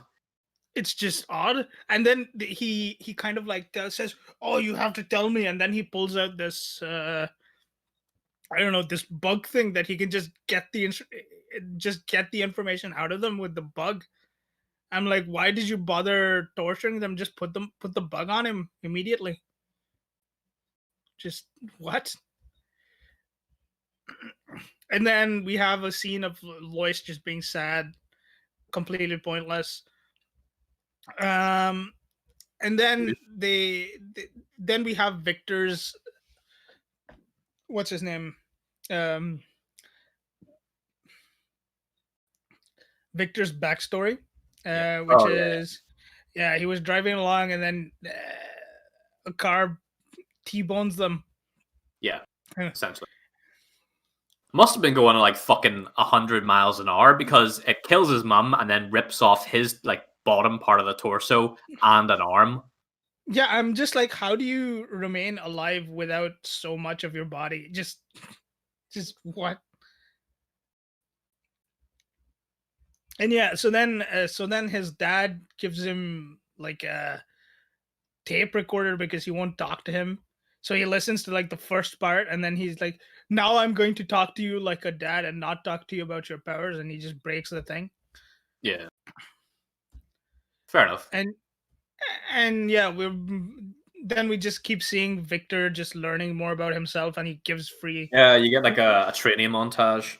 Yeah, he gives some woman a free $100,000 for somehow. Yeah, it was meant to be like he was talking through all the shit. It was meant to be like great power, great responsibility thing. Like you could detonate all the world's nukes. You could like destroy financial institutions. You could give this woman $100,000. You're not meant to. Like, I mean, it's just such pointless bullshit. Yeah. So with so much power, you just give what amounts to be like not a very huge sum of money. Like in the scope of the world's financial institutions, $100,000 is not a huge sum of money, and I that's mean, what he decides to how do is with she it. going to claim that for taxes? When her taxes roll around, they're gonna like the IRS is gonna stop at her door. Like, so how did you get 100K? She'll say like, "I won it off the bank" or something, sweepstakes, some bullshit. Dude, he could have just like destroyed the World Bank, man. Why didn't you do that first? Like just giving $100,000 to some waitress. It's like $100,000 is like upper middle class a year's salary. Like it's not a lot of money. See, I Oh think it would yeah, have and been more then sense for his character if it was like just a small enough amount to help out like for that one time, and not as if it was to like set her up for life. $20. Like 20 if bucks, he give just her dropped in 20 like bucks. 1,000 or something, and that's like enough to help her get by for the week, and that's like a little subtle thing that no one would catch on to. That'd be fine. But I'd say Like, $100,000 is big enough to ask, hey, you've been basically broke for years. How did you do this? We're taking you to court for fraud. The whole setup for that scene was great power, great responsibility. Don't abuse your powers, and the first thing he does is abuse his powers. Exactly. Hey, listen, taking down the World Bank isn't abusing your powers. He doesn't even do that. We don't know where he takes the money from. It's implied that he just added it with his hacking and that he didn't take it from somewhere. I mean, in fairness, most of the world's money doesn't exist. Well, so then anymore. At that point, he's just like, numbers. Here, through the power of inflation, here's money.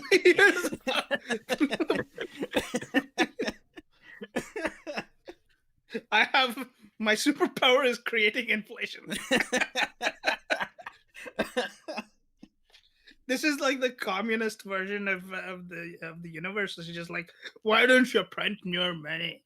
Oh god. If it's gonna inflate, why don't you just like not let it inflate? No, he's not that smart. That requires a degree in economics, not robotics. So he's clueless. What was his degree? He was called like. No, he was in high school. He doesn't have a degree. Yeah. Okay, so he's in high school and he's a super genius. Yeah. Well, he was called a super genius, but all he did was hack into the school system and change his friend's grade. Yeah. See, he's smart enough like, to do that, but not even smart that hard. enough. He's smart enough to do that, but not smart enough to cover his tracks, which is weird. Like. Yeah. But why would it? Like, have you seen school administration? They're not exactly smart. So he obviously got caught in person doing it. Yeah, because at most it would be like a slightly more involved like spreadsheet. Like, like I have more. Like you'd see more advanced stuff for like people keeping like their clocks at like a major corporation, But it's like, okay, oh look, Mr. Johnson's away from his desk. That's a C? No, it isn't. It's an A. Ta-da. Yeah, I mean, he definitely just like went into someone's already logged on computer and went, let's find this girl's name and change her grade. And oh, he's came back already. I've been bamboozled. And it, that reminds me of that amazing scene at the end of Godzilla vs. Kong where they're like, I thought you knew how to hack, and it's like, I just pirate movies off the internet. I don't know what I'm doing. And then I think that's what Victor is here. Like, wow, I can hack into the school system. My mom used to work at a school, a pretty big school, and it was literally just an Excel spreadsheet. Amazing. I was kind of half joking, but I'm glad to. Yeah, no, that was accurate. You'd Grades be surprised. Are literally just a spreadsheet. You'd be surprised what like just gets thrown into an Excel spreadsheet these days. It's like the most insecure piece of shit ever. I remember when I was doing like some government shit, I made like an Excel document and I like put some fucking graphs and shit in it, and they were like amazed by what I did, and I was like, yeah, all right, whatever. You'd be surprised how much of government stuff happens over Word documents and Excel sheets. Yeah, you'd be like, what was the shit that just gets I mean, the amount of times I have been witness to stuff that I should not have been witness to because some retard emailed the entire organization.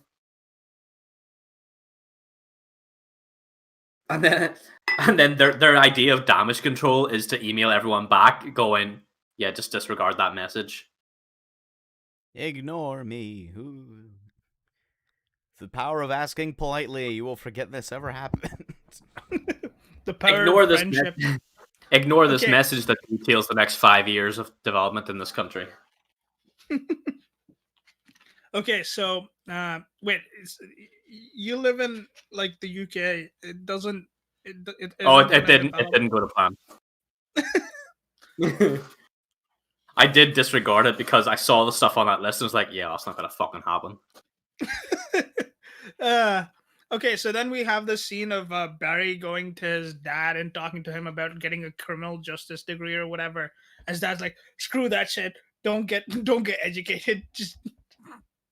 I mean, Well, he if says his not dad to, is, he says not to pursue that because he thinks trying to get him out of prison is hopeless. You know, so he's like, "You're smart enough to do anything, so don't do this like pointless thing." if I was innocent, I'd be, and my son was like trying to get a degree to get me out of this fucking hole, I'd be like, yeah, you do that. Get me the fuck out of here. Yep. No, and another thing is, Barry himself doesn't need to do it. He just needs to convince a lawyer to take the case. Like, you Yeah. don't need to spend like years of your life learning about criminal justice to then get your dad out, when people who are already educated in criminal justice and are lawyers may actually take this on pro bono. Because if he 100%. hasn't Like, done, if he was done dirty, like they would get their money back and more from the state. And they would in just fact, sue the state.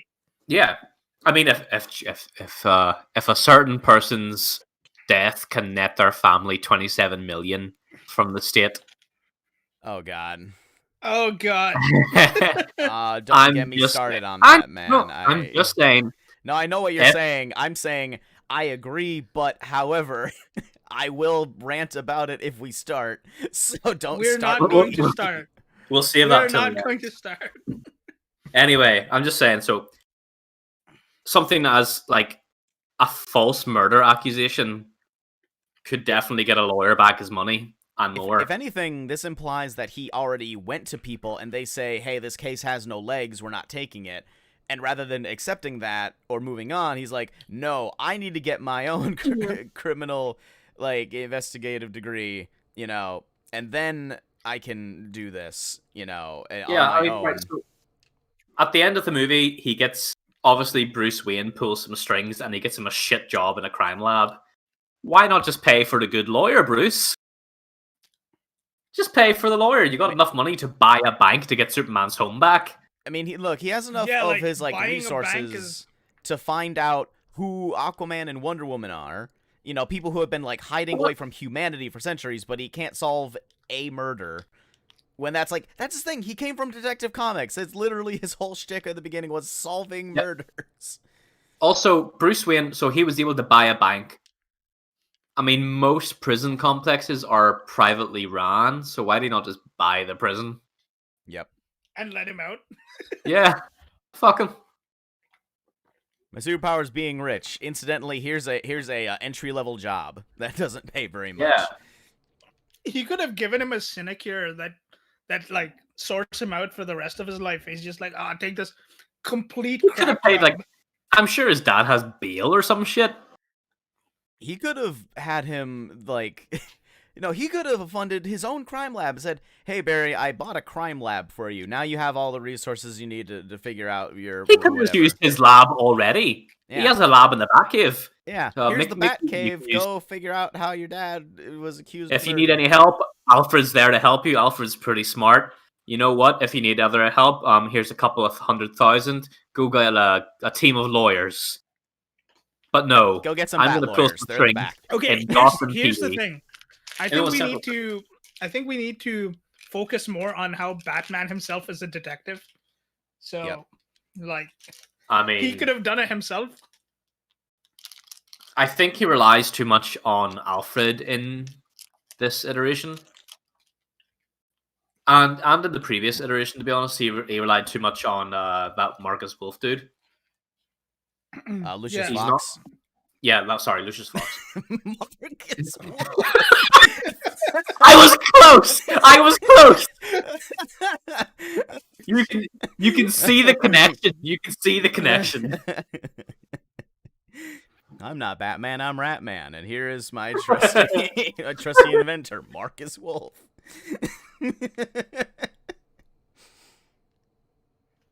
I swear that's perfect. All right, so the next two scenes, in the next two scenes, we basically have Batman get, what do you call it, the Flash into it, and then Diana kind of talks to Victor, kind of. Marcus Wolf is greater than Lucius. Yeah. So the next two scenes are basically Barry going, yeah, Barry going, yeah, sure, I'll join you, and then Diana goes and talks to Victor, and Victor's like, fuck off. I came all this way just to tell you to fuck off. Marcus Wolf is just Morgan Freeman. Isn't he from Gears of War? Is he? No, that's nah, it's Morgan. It's Morgan Freeman in Whiteface. Yeah, so then Victor just comes and tells Diana to fuck off. And then Diana actually calls him out on it. She says, if you've come all this way just to tell me to fuck off, clearly you don't want me to fuck off. And then he does. Dude, I mean, showing that she was wrong. In the first one, there's like a whole like... Go ahead. Victor is just like this complete tsundere character. Like that anime thing where they're like, oh, I don't actually like you. And he's just like a piece of, like he's an asshole, but he actually just kind of likes people. And like he keeps saying how much he hates his dad, but then he's like, no, Dad, don't die. Nah. It just doesn't make sense. If you hate your dad so much, you wouldn't care this much if he died. Hey, well, you could be mad at your parent and not want them dead. I think there's a line. Listen, there. Okay, he doesn't. He's not just mad at him.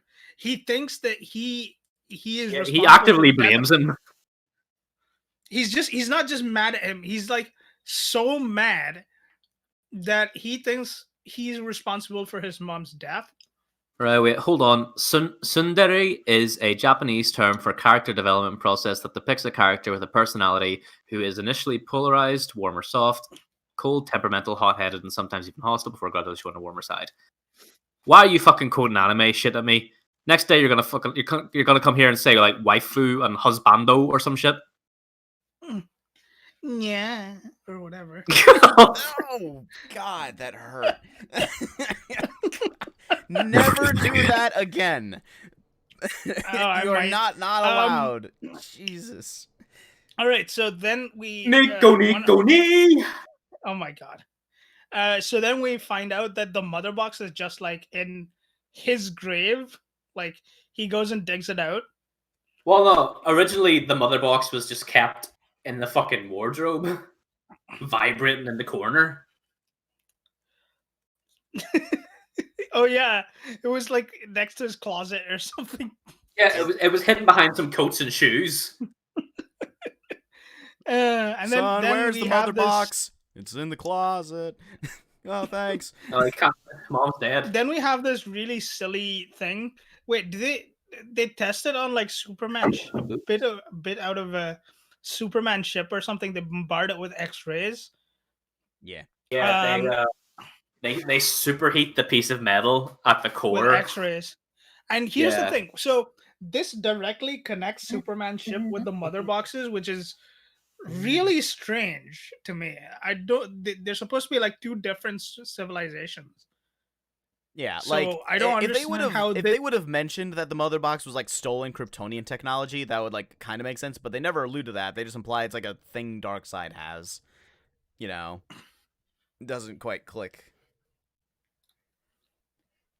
And like, well, that's like too, like the whole thing of like the ship knowing what the mother box is too, because like in the original one the ship didn't talk, But in the Zack Snyder one, it's like, warning, you're about to turn on the mother Yeah. box. Please stop. The ship's like, yeah, are you sure you want to do this? Are you really sure? But are you really sure? Like, really, really?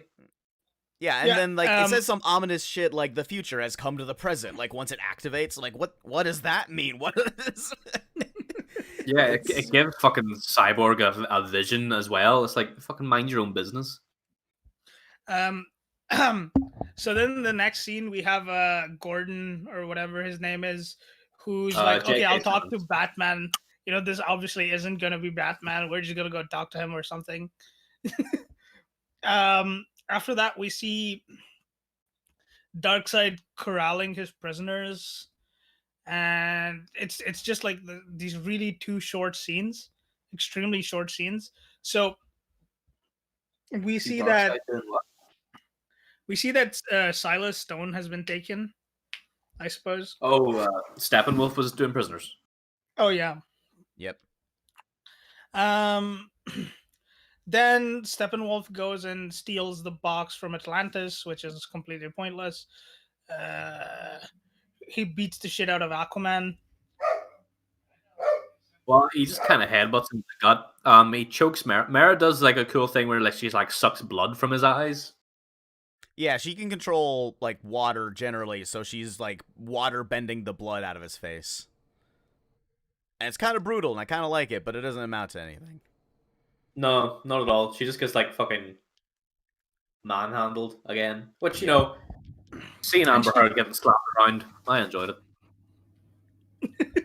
And then yeah, so she talks to Arthur and tells him like, you know, it's your job now to go do this or whatever. And Arthur tries to play it all cool and stuff, even though he just got his ass kicked. I'm like, why are you doing this cool man act? You just got pummeled, and your shit got taken from you.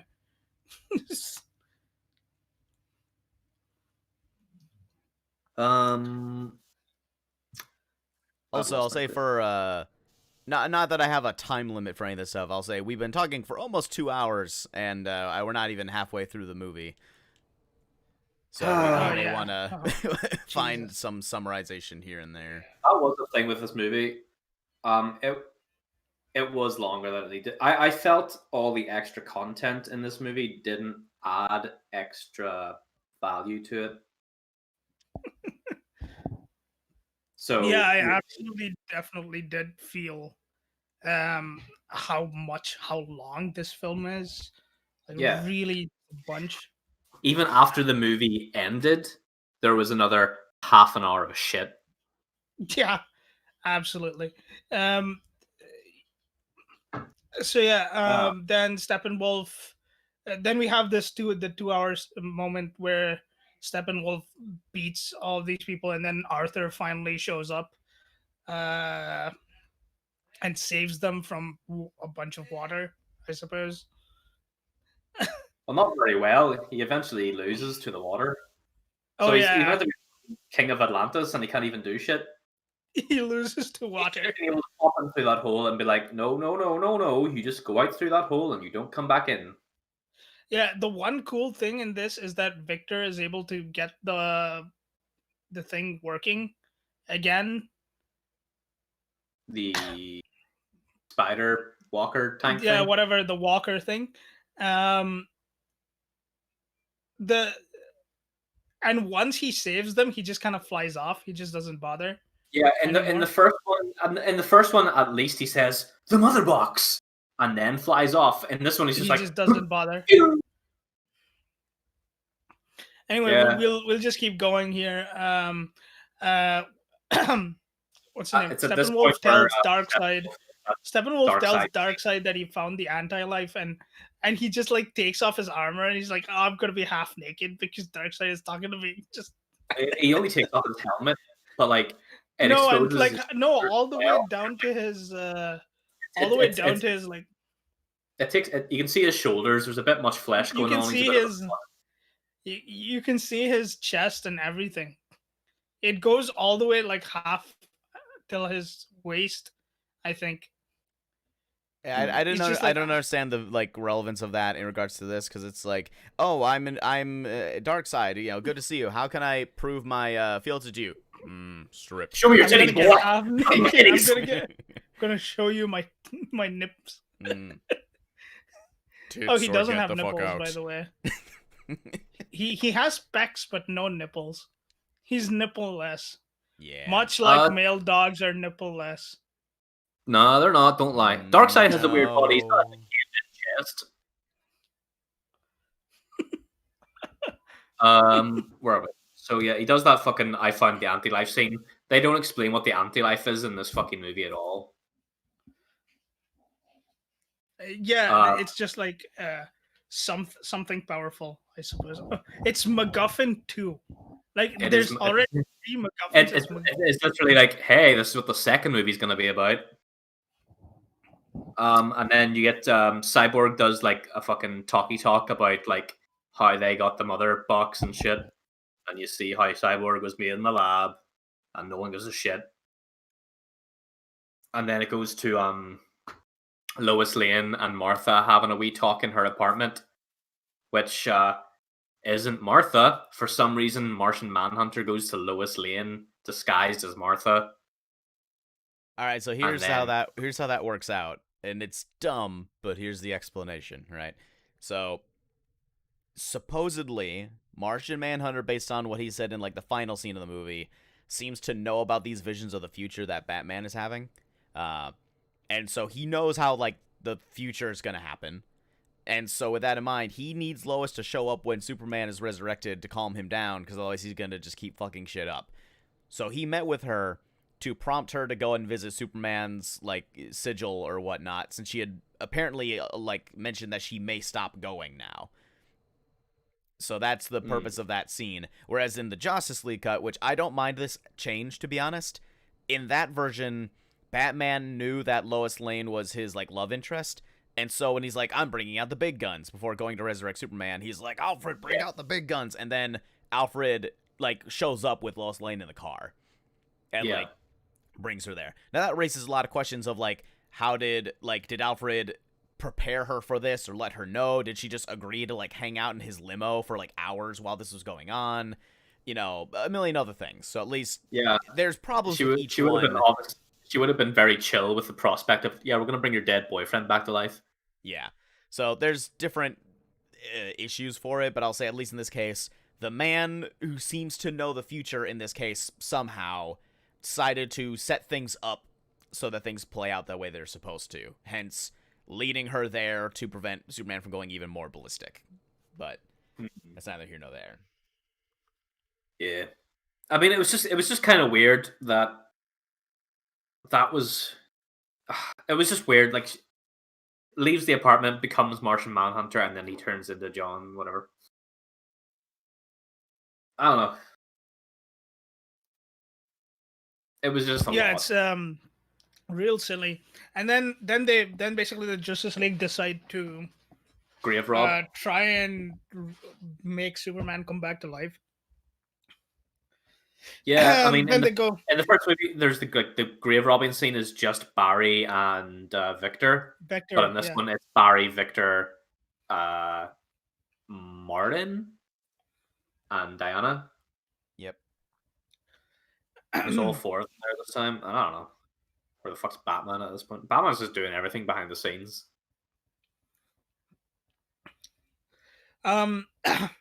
So then they infiltrate the Star Labs thing or something like that.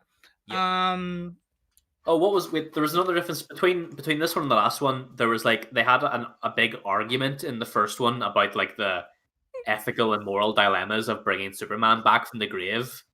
Like Diana and fucking Aquaman were very against bringing Superman back. Barry didn't really give a fuck, and Victor was for it. But in this one, they're all for it. Yeah, there's no contention in this film. Yeah. It's weird. Yep. Which I was kind of like annoyed by that there was like they cut that out, but then I was also kind of thankful that it kind of sped things along because Jesus fucking Christ.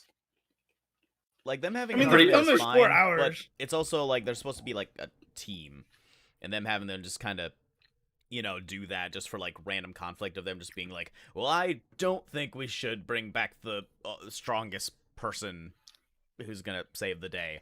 You know, like it's Well, kind of like Diana was against it for like moral reasons. Aquaman was against it because if he flips out, we're all dead. Barry was just like, I think I'll do I whatever think one of Diana them says.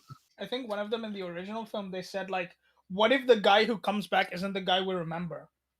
Yeah, I think it might have been Aquaman because he's like said like the soul might leave when they die, so you're just gonna bring back a big powerful husk, and that kind of feeds into like later on when they do revive Superman. Victor has that vision that the ship gives him, where Superman is now working for Darkseid. yeah, it's like it's implied based on the imagery of it that in his grief for Lois Lane dying, he decides to like kill the world. I don't know how that goes through, because like he already lost important people in the past. It's like Dude, he's thinking with his dick. Okay, nothing makes sense when you think with your dick. because I'll say this, Yeah, I mean, at least in like the Injustice, because that's kind of what this is leading towards, like that Elseworld Injustice thing, where Lois died in that one, and that led to Superman being tyrannical, but not. But there's a reason for that. That was because Joker killed Lois, and he basically was like, Batman, if we actually killed criminals instead of just like giving them a slap on the wrist by letting them go to like prison where they can break out, then the city wouldn't be dead, and like my wife wouldn't be dead. So I'm gonna institute tyrannical rule as like revenge for this. So there's some common sense. In this case, it's just like Darkseid invades and kills Lois Lane, so he works for him now. yeah. It's bizarre. Right. So then we have this scene of Victor making Superman come back to life, but then the Mother Box gives him a vision of Darkseid ruling over the world, and Superman being his, and Wonder Woman being dead, and whatnot. um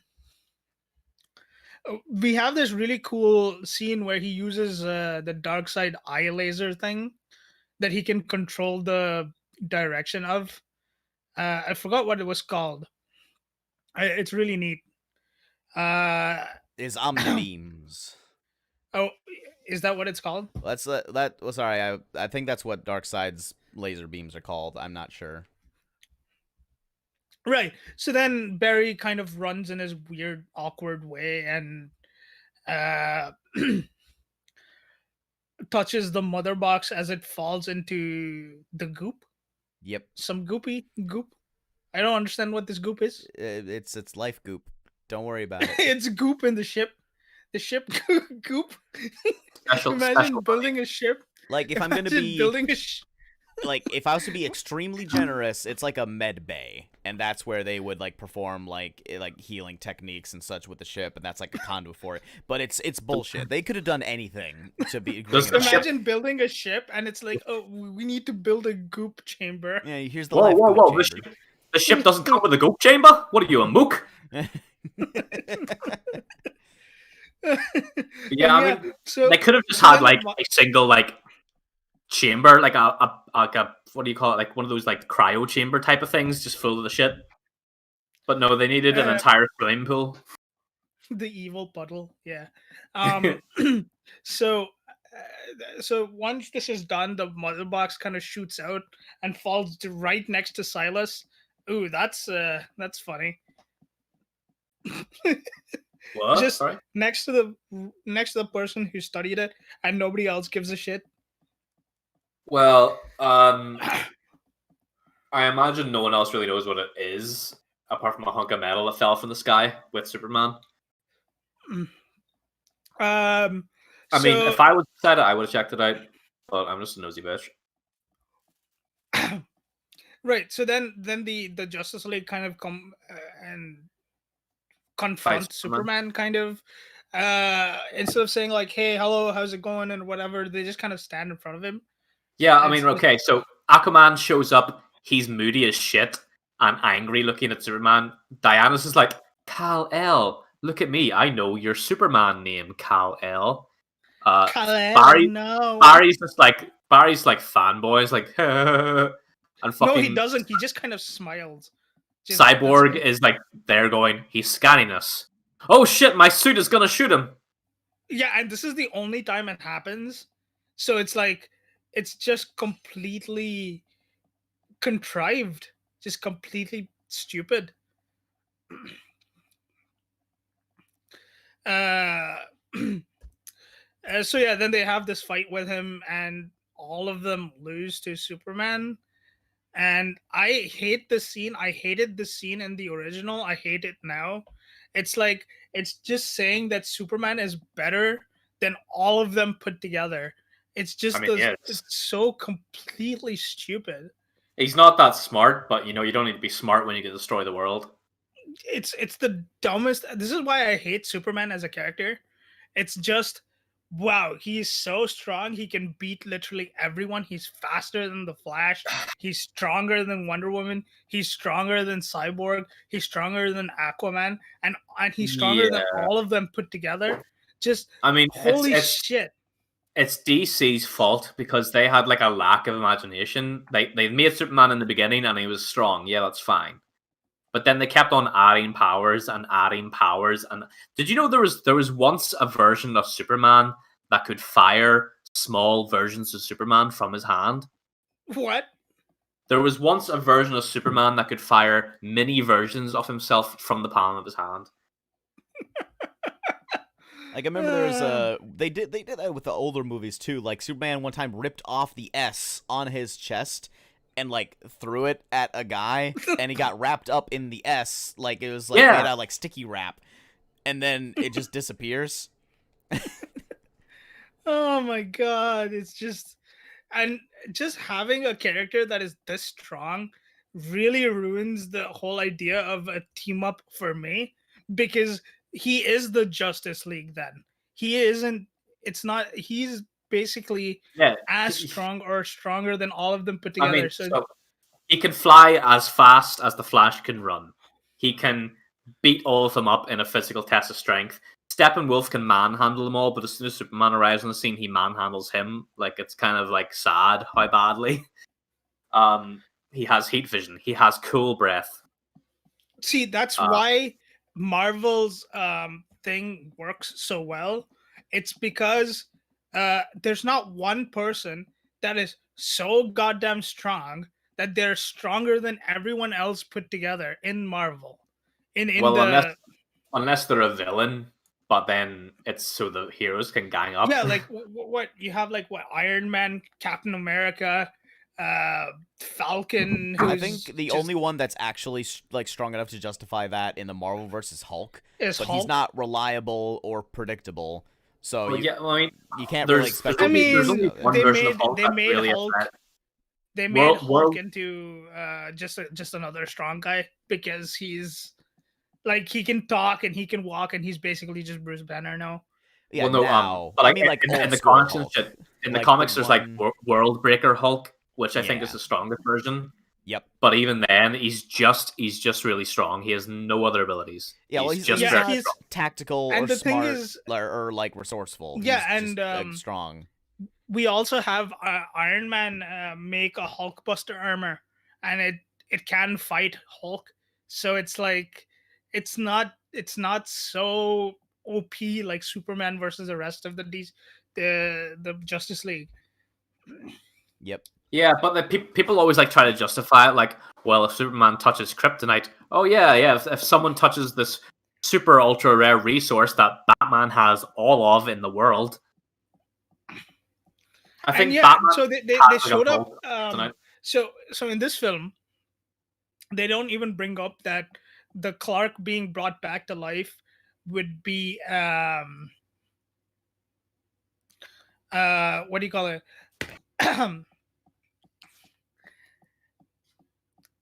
Superman being brought back. What?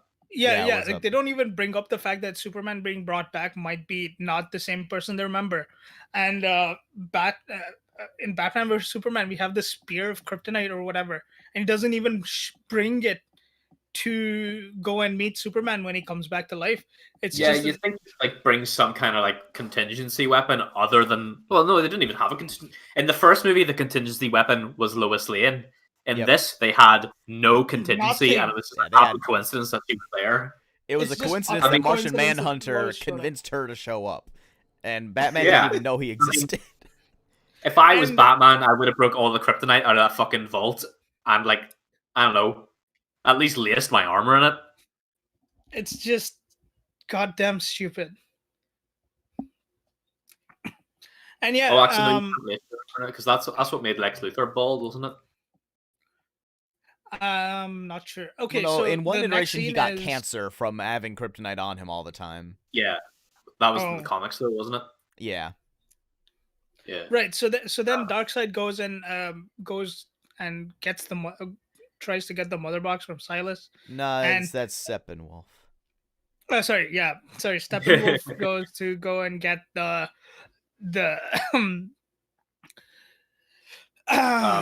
get the mother box from Silas, and Silas irradiates it with X-rays and blows himself up. Just yeah, and he's just like, oh, we had to. He did it to. He basically made it so hot with heat? Like, yeah, he made it so hot that they could recognize the heat signature from like a satellite. Like, how does he know that he has a satellite? The mother box is essentially the hottest thing on the fucking face of the earth now. Yep. Yeah, but then what if it cools down? What if it cools down? I'm not sure because I'm thinking like they said about adding energy to the thing like is better for it, so I don't think it would lose energy, which means that it wouldn't cool down.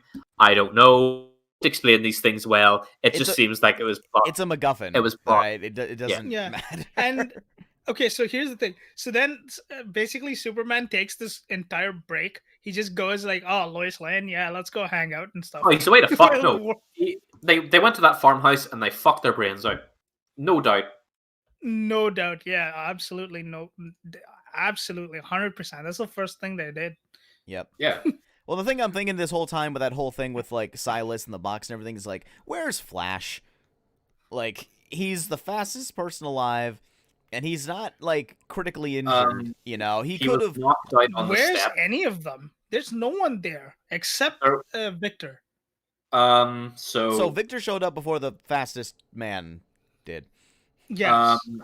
And no, he wasn't knocked out. He was mind you, Flash did get like pushed back when he was fighting Superman, but Superman never actually like knocked him out though. Is the thing? No, there was a second time like when Superman was heading towards Batman, they all jump in front of him. So Aquaman tries to attack him, and then Flash tries to attack him, and Superman does something where he ends up throwing Flash into Aquaman, and that slaps them both on like the steps or something.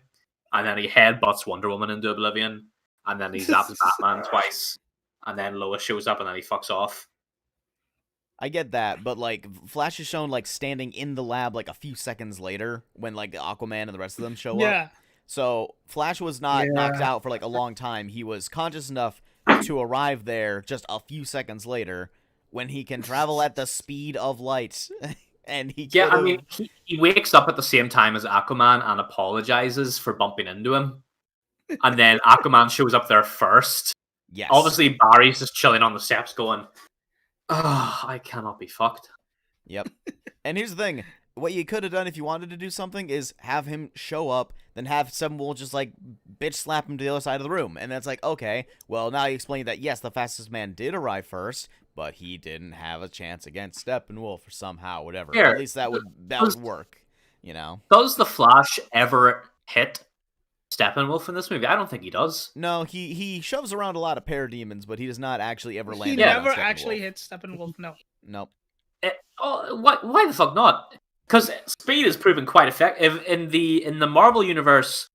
Quicksilver is seen beating the shit out of Apocalypse due to his speed. Yep. So the Flash could easily walk up, beat the shit out of Steppenwolf for a while, and then step back, and then do it again. Well, you don't even need to have him like beat him up entirely. You would just honestly, for what it's worth, all you need to do is have him just push him over. Like, just he can't fly. Every time he gets up, just knock him into a wall. Yeah, just push him over, shove him into a wall, just like, you know what? Or just gently nudge him a little bit until he's all the way outside of town. All right? And But just no, keep doing all he that does while is run Cyborg does around, his thing. run around in a circle, push sword towards Diana, run around in a circle. No, yeah. In fact, that's all they did in the big bad fight at the end. All Barry did was run around in a big fuck off circle, and then he got shot. He got somehow he's so fast the parademon got a lucky hit on Yeah, it. the basic parademon Moog parademon was able to lead his shot against someone running at the speed of sound. The parademon was obviously an expert at Space Invaders. Just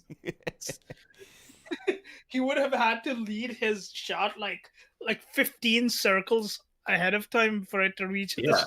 And that implies that Barry couldn't see the shot coming when he's able to see like time perceived as slow motion to him. Like, that implies he's running forward and has no peripheral vision. And they just I mean, all right. The dude does like 14 loops and like, wow, that red ball is getting really close. I should like alter my path for just a little bit. Yep. No. I've been shot in the side. And that's another thing. It's shown that Barry has super healing. Yeah, his body heals fast too. Yeah, because he has a very fast metabolism. Why doesn't he fucking use that more often? He gets hurt and then he lies there for ages. Okay, so here's the thing. I hate how we're basically coming to the head of the film, the end of the film, and we just see Superman just kind of chilling constantly, just walking around all slow like on this farm and hugging his mother and his girlfriend. And I'm just like, it's not like the world.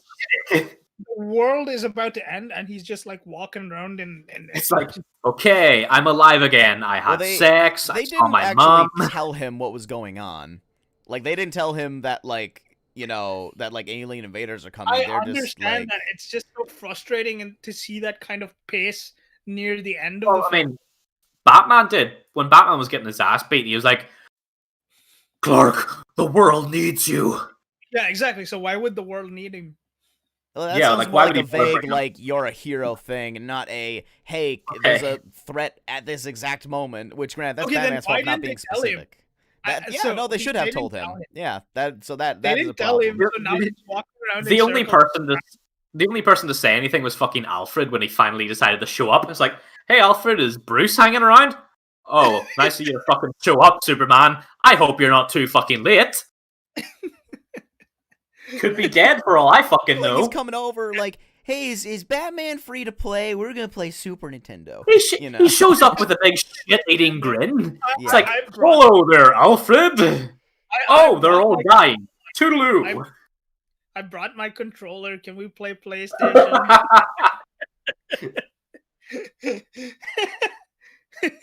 I made a joke to him saying, Mom says it's my turn to use the Xbox, but he got sad because his mom's dead. I wanted to apologize. Okay, so then the Justice League just make their plan, which is just attack the base, I guess. They would never see it coming. If only we had someone who could summon all the nukes in the world. Alas, we do not. Well, no, they said they couldn't blow up the thing because an explosion would accelerate the process of the Unity forming. I get that, but here's how you fix that. All right. Step 1, nuke the place. Presumably that kills at least the parademons. Step 2, have Flash bring Cyborg there. Step 3, you're done. Yeah, but then they'd say like the Unity. Okay. I know they'd say that because they're bad writers. That's why they're saying this. That's pretty bad. Yeah, so then basically the Steppenwolf puts the 3 things together and starts the Unity formation. And then we see the Amazons kind of realize that the Unity is being formed because they have this sense or whatever. But they don't go to do anything about it. They just kind of like stand there and be sad about it. That's their thing. They're like forbidden to leave the island. Even if it means that the world will die. Like, if the world's about the end, if it's not on their shore, they can't do shit. That's stupid. So stupid.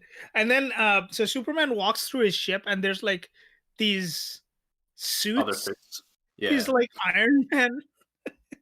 Yeah, I mean, he's Well, got I the think alternate suits. He unlocked them, you know, when he beat. one of He's them, on New Game Plus now, so he gets. one of them was like some big fuck off spacesuit that was fat. Yeah.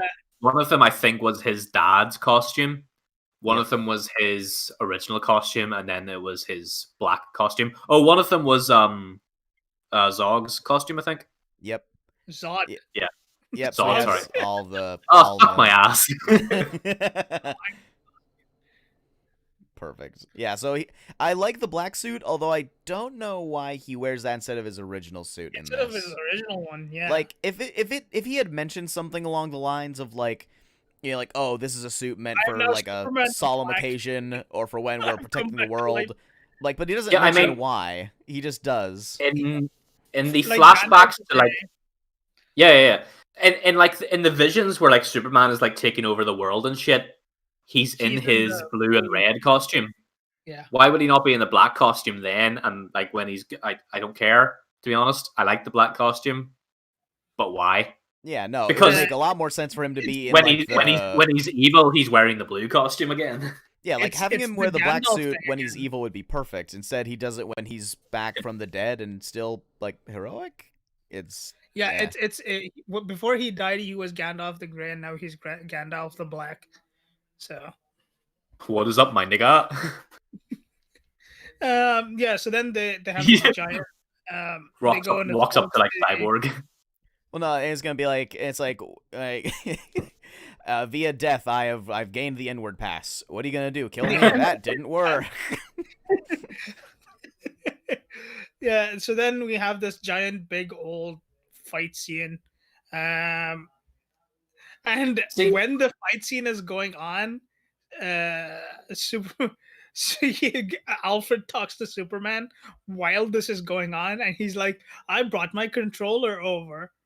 I mean, And then right, he's so the fight starts off with Superman like zipping in the way of Cyborg getting hit and just like tanks a shot from the axe, freezes it, smashes it, and then proceeds to absolutely brutally butt fuck Steppenwolf.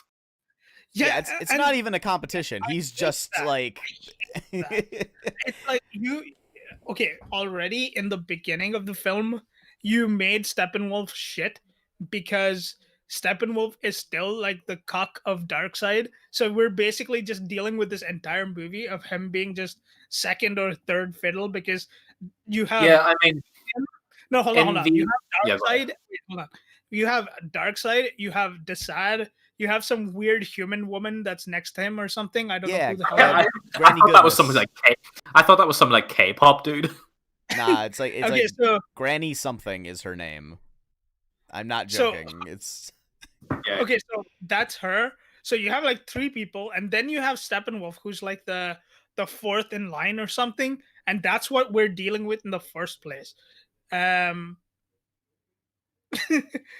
mean- and Right, then so- okay, hold on. After that, you have a Steppenwolf. So already it's kind of shit. So we're dealing with like the fourth strongest or fifth strongest or whatever nonsense in Darkseid's gang. So that already makes us kind of a little bit removed from the film because he's not so much of a threat. And then you see like Superman just absolutely beat the tar out of him. It's not even a contest. So the entire film is only because Superman wasn't there. Yeah. It's, I mean, oh, in the first movie, it's Steppenwolf that comes down in the flashback and fights all the armies, and that kind of establishes him there as like a powerful presence. But he got replaced in this one by Darkseid, and then he's just some guy that's out conquering random worlds. That Superman comes in the first one. Superman didn't take him on directly right away because he had to save civilians.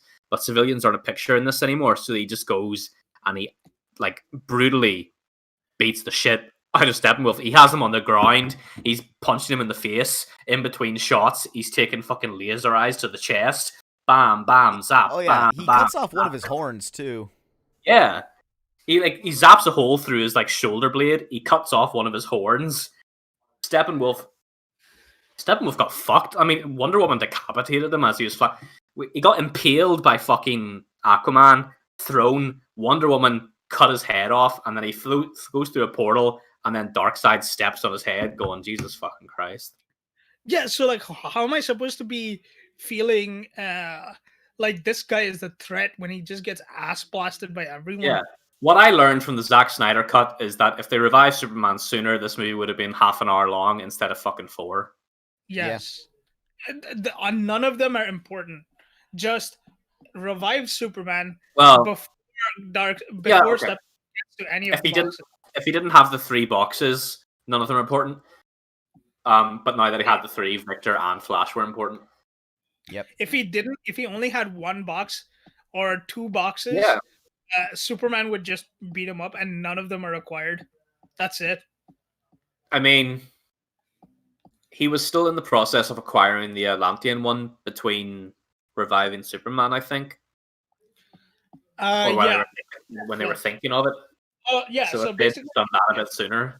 if Superman wasn't walking around in his fuck off farm somewhere and just hugging people, Yeah, I mean, I can't really blame him because Amy Adams is pretty hot. But if Superman just put off crushing some puss for 5 minutes, he could have saved the day a lot sooner. and none of them would have been required, so the Justice League is completely pointless. It's just Superman. Yeah, pretty much. And so then apparently the mother boxes, I don't know, become to go together, and the world is starting to get terraformed. And Barry's like, "Oh my God, heal, heal, heal," and then he says, "I have to break this rule and far beyond the speed of light, so I can travel through time or something." Yeah, he goes faster than the speed of light, which ends up reversing time. Yeah, he keeps saying that he's not allowed to break this rule, and I'm like, Yeah, why who said? aren't you allowed to break this rule? Because it seems like you use it every time to save the day. It's so stupid. Like there doesn't seem to be any repercussions of him doing this. I think the idea or the But yeah, implication is it's a very risky thing to do. And so while he did succeed here, does if he seem didn't, there would have that been it a would- lot of consequences. Yeah, I think the main consequence is that it might kill him. I think that was the only consequence. Like, it might kill him, it might mess with the time-space continuum, it might, destroy everyone else on account of the, like, random electricity thing that he has now. Like, there's supposedly a lot of potential consequences, but he got very lucky. Now, granted, the movie could have done a better job of explaining what these consequences were, but... This Barry Allen, is he the same one from the TV series and they just brought him on, or is he No, different? he's completely different. Okay, so he's only introduced in this movie then. Yeah. Yeah, and Just in this movie, like in the TV show, like, and I feel bad for TV show Barry Allen because like he grew up with that, like, with Iris, his like future wife, like like actually like in the same house. They already knew each other, so this random thing on the street wouldn't happen. The incident that gets him like his powers puts him into a coma for like over a year or something. And so he comes, and before he was about to like get his powers, he like was gonna confess to Iris that he has feelings for her, but he was in a coma for like 3 or 4 years or a while or something, and then she like shacks up with like another dude in the meantime. What a whore! Yeah, so he's just like, oh man, I get these superpowers. I just got cucked while I was in a coma. Fucking perfect. I'm such a superhero. Speed Force. Yeah, it's and then so then we have this epilogue. Fuck me, the movie just wouldn't end. They killed Steppenwolf and everything. The day was saved, and then I checked. I looked. I hit the remote to see how long was left, and there was another 40 minutes left of the goddamn movie. They just kept on adding shit. Okay, so Lex Luthor escapes from jail. Okay, Deathstroke finds Lex Luthor. Okay, now we're in the future or some shit. Why is Deathstroke suddenly on Batman's team? Yeah, like then Joker's there. And the Joker's there, and I mean, like, oh, and he didn't say it. He didn't say this. He did. In the trailer, I was promised that he would say, "We are in a society" or some shit. Yeah, we live in a society that like treats the just and the unjust alike, or something like that. It's some cringy shit. But I wanted that cringy shit. It would have been hilarious. That's all I wanted. Supposedly, the deleted scene where he actually does say that is on YouTube, like from like Warner Bros. Apparently. But I'm like, why did you had your chance to put it in the cut? That's That's This why was it's that one 4 hours scene. long. Yeah.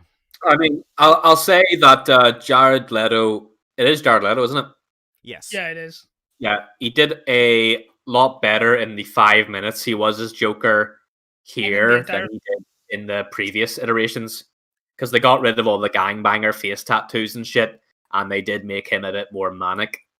See, here's the thing I'd say. This is his best performance as that Joker. He is still the worst Joker I've ever seen, but this movie tacks on something critical that like Suicide Squad missed, in that Joker is at his best when he's having like little like, jabs and like, conversations with Batman. All right? Like Yeah, Joker is cool on his own, but him having like a back and forth with him is what makes him like compelling. So having yeah. him just They stand put around on up his own and be weird is like, and just have stuff with Harley Quinn is just not good. And I probably would have liked the scene even more if he got rid of that stupid fucking laugh. Like, is weird kind of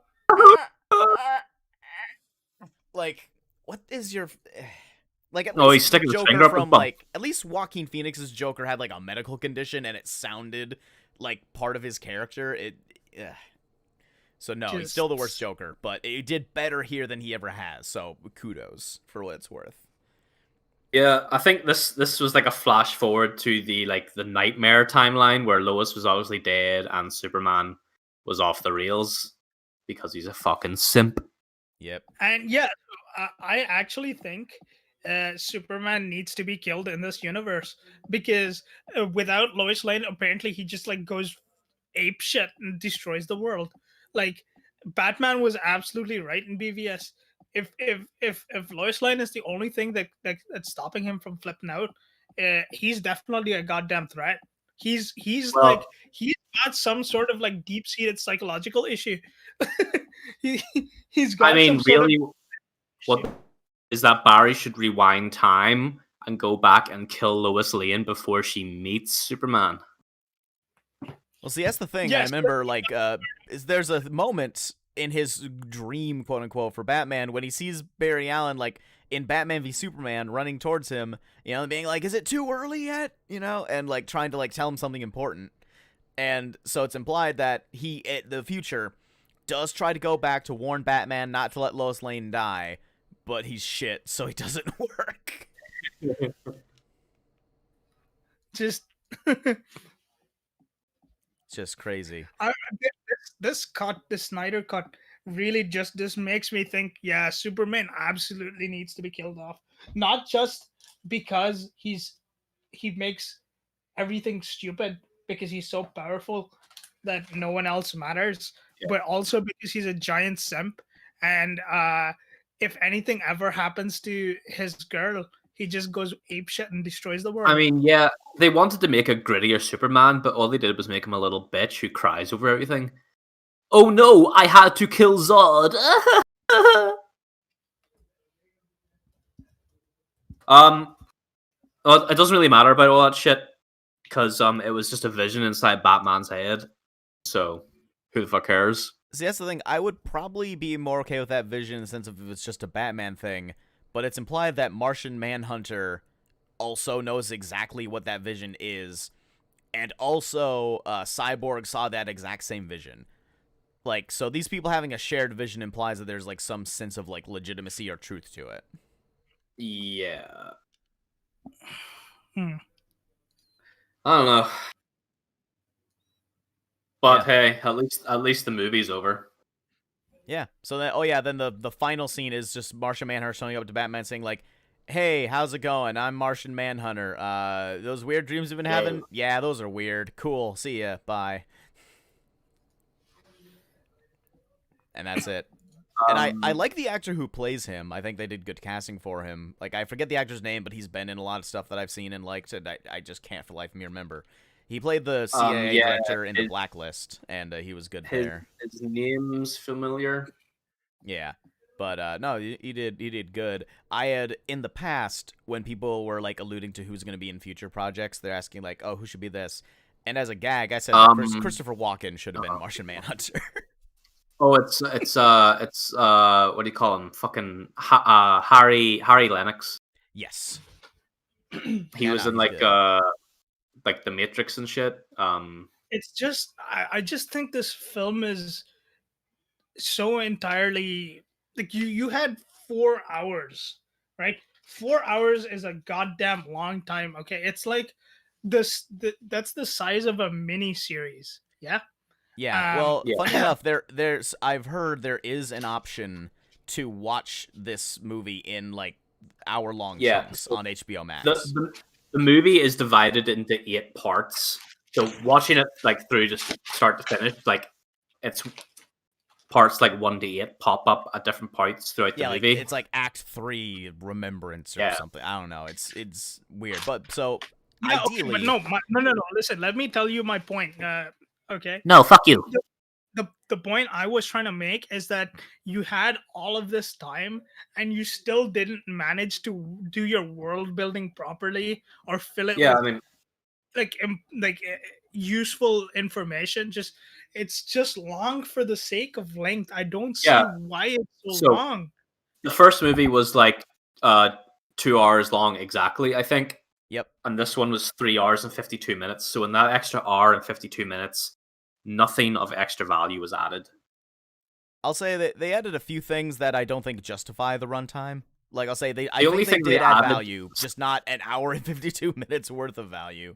Because like yeah, I mean they made they added a Cyborg a little bit more character and backstory. they Yeah, made the conclusion a bit more like impactful, and they added a few more additions to like we'll say some world building, not much, but some world okay, building, yeah. some character So moments. what you've just described is an extra like 10-15 minutes. Yeah, I would have given half an hour max to all of the things I just described. So we'd be looking at a 2.5 hour long movie for what, in addition to what we already had, and it didn't need a 4-part miniseries to tell this whole story. And even then, it still got its issues. Like as much as I enjoyed my time with it, like it still is just not the best. Like that's the thing is like he made it like 4x3, which I like, but not like the most. Like I could see the appeal of it, but also it seems kind of odd that they shot it I like didn't that. notice. I didn't notice the fucking difference. The 4:3 aspect ratio is totally just completely pointless. It didn't add anything. It didn't take anything away. It was just so he could say, "Oh, I filmed it in a different aspect ratio." Yep. I'm just different from the other cut. That's it. I'm Zack Snyder and I'm a genius. No, in all honesty, Zack Snyder is a letdown. He doesn't do anything fucking good. What's Zack Snyder done that's really good? Watchmen. No, that wasn't a good movie. What? I disagree completely. That No, was a no, great no, no, movie. no. Watchmen is good. The Watchmen movie was a bit of a letdown. No, I disagree. I think it's a great movie.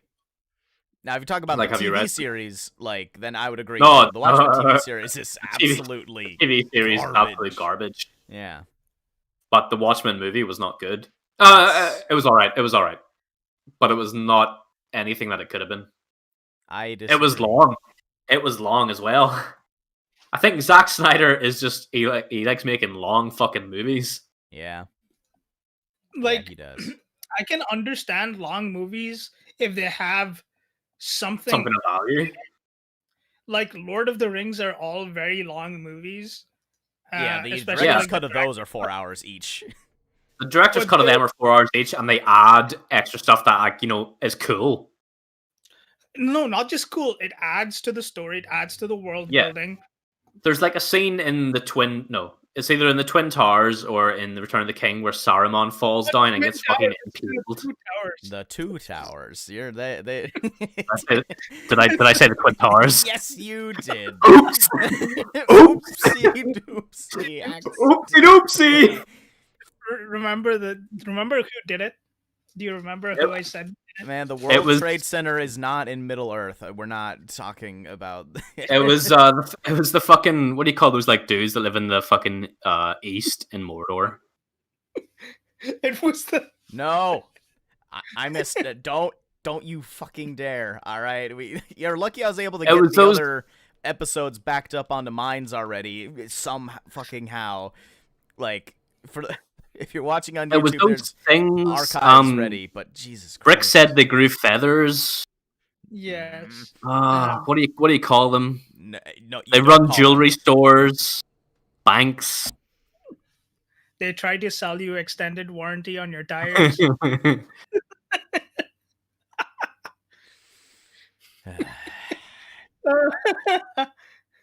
It rhymes with blues. They're currently doing weird things in Palestine.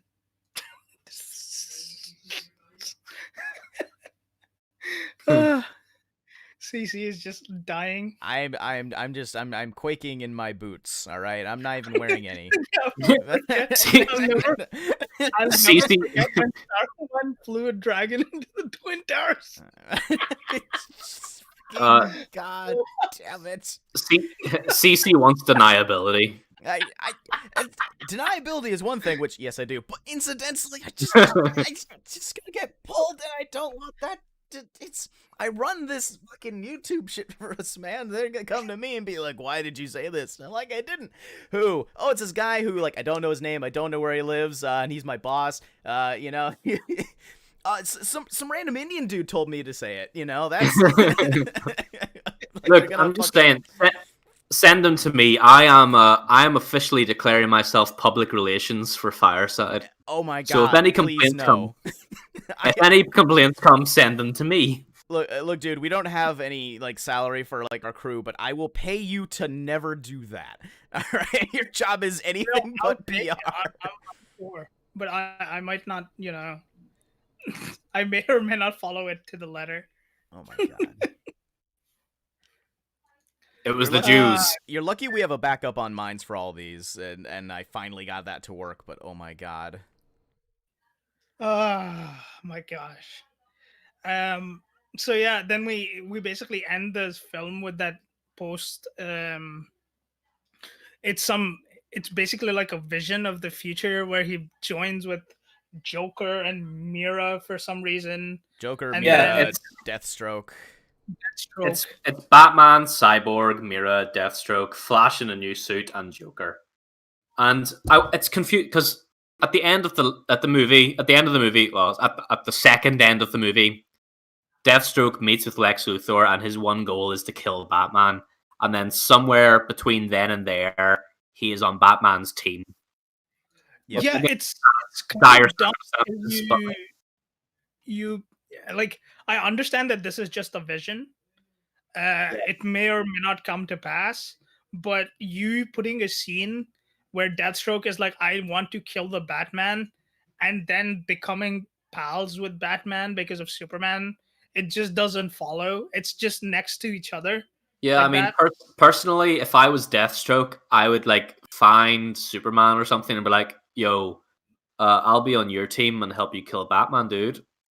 And then I would go and kill Batman and then not die because I would have done Superman a favor. It's just, I don't know. Also, I'll say one thing. The credits of this movie. There is a rendition of the song Hallelujah, which is fucking butchered. If you go to the end of the credits, there's a cover of Hallelujah. I don't know who it's by, but it's fucking bad.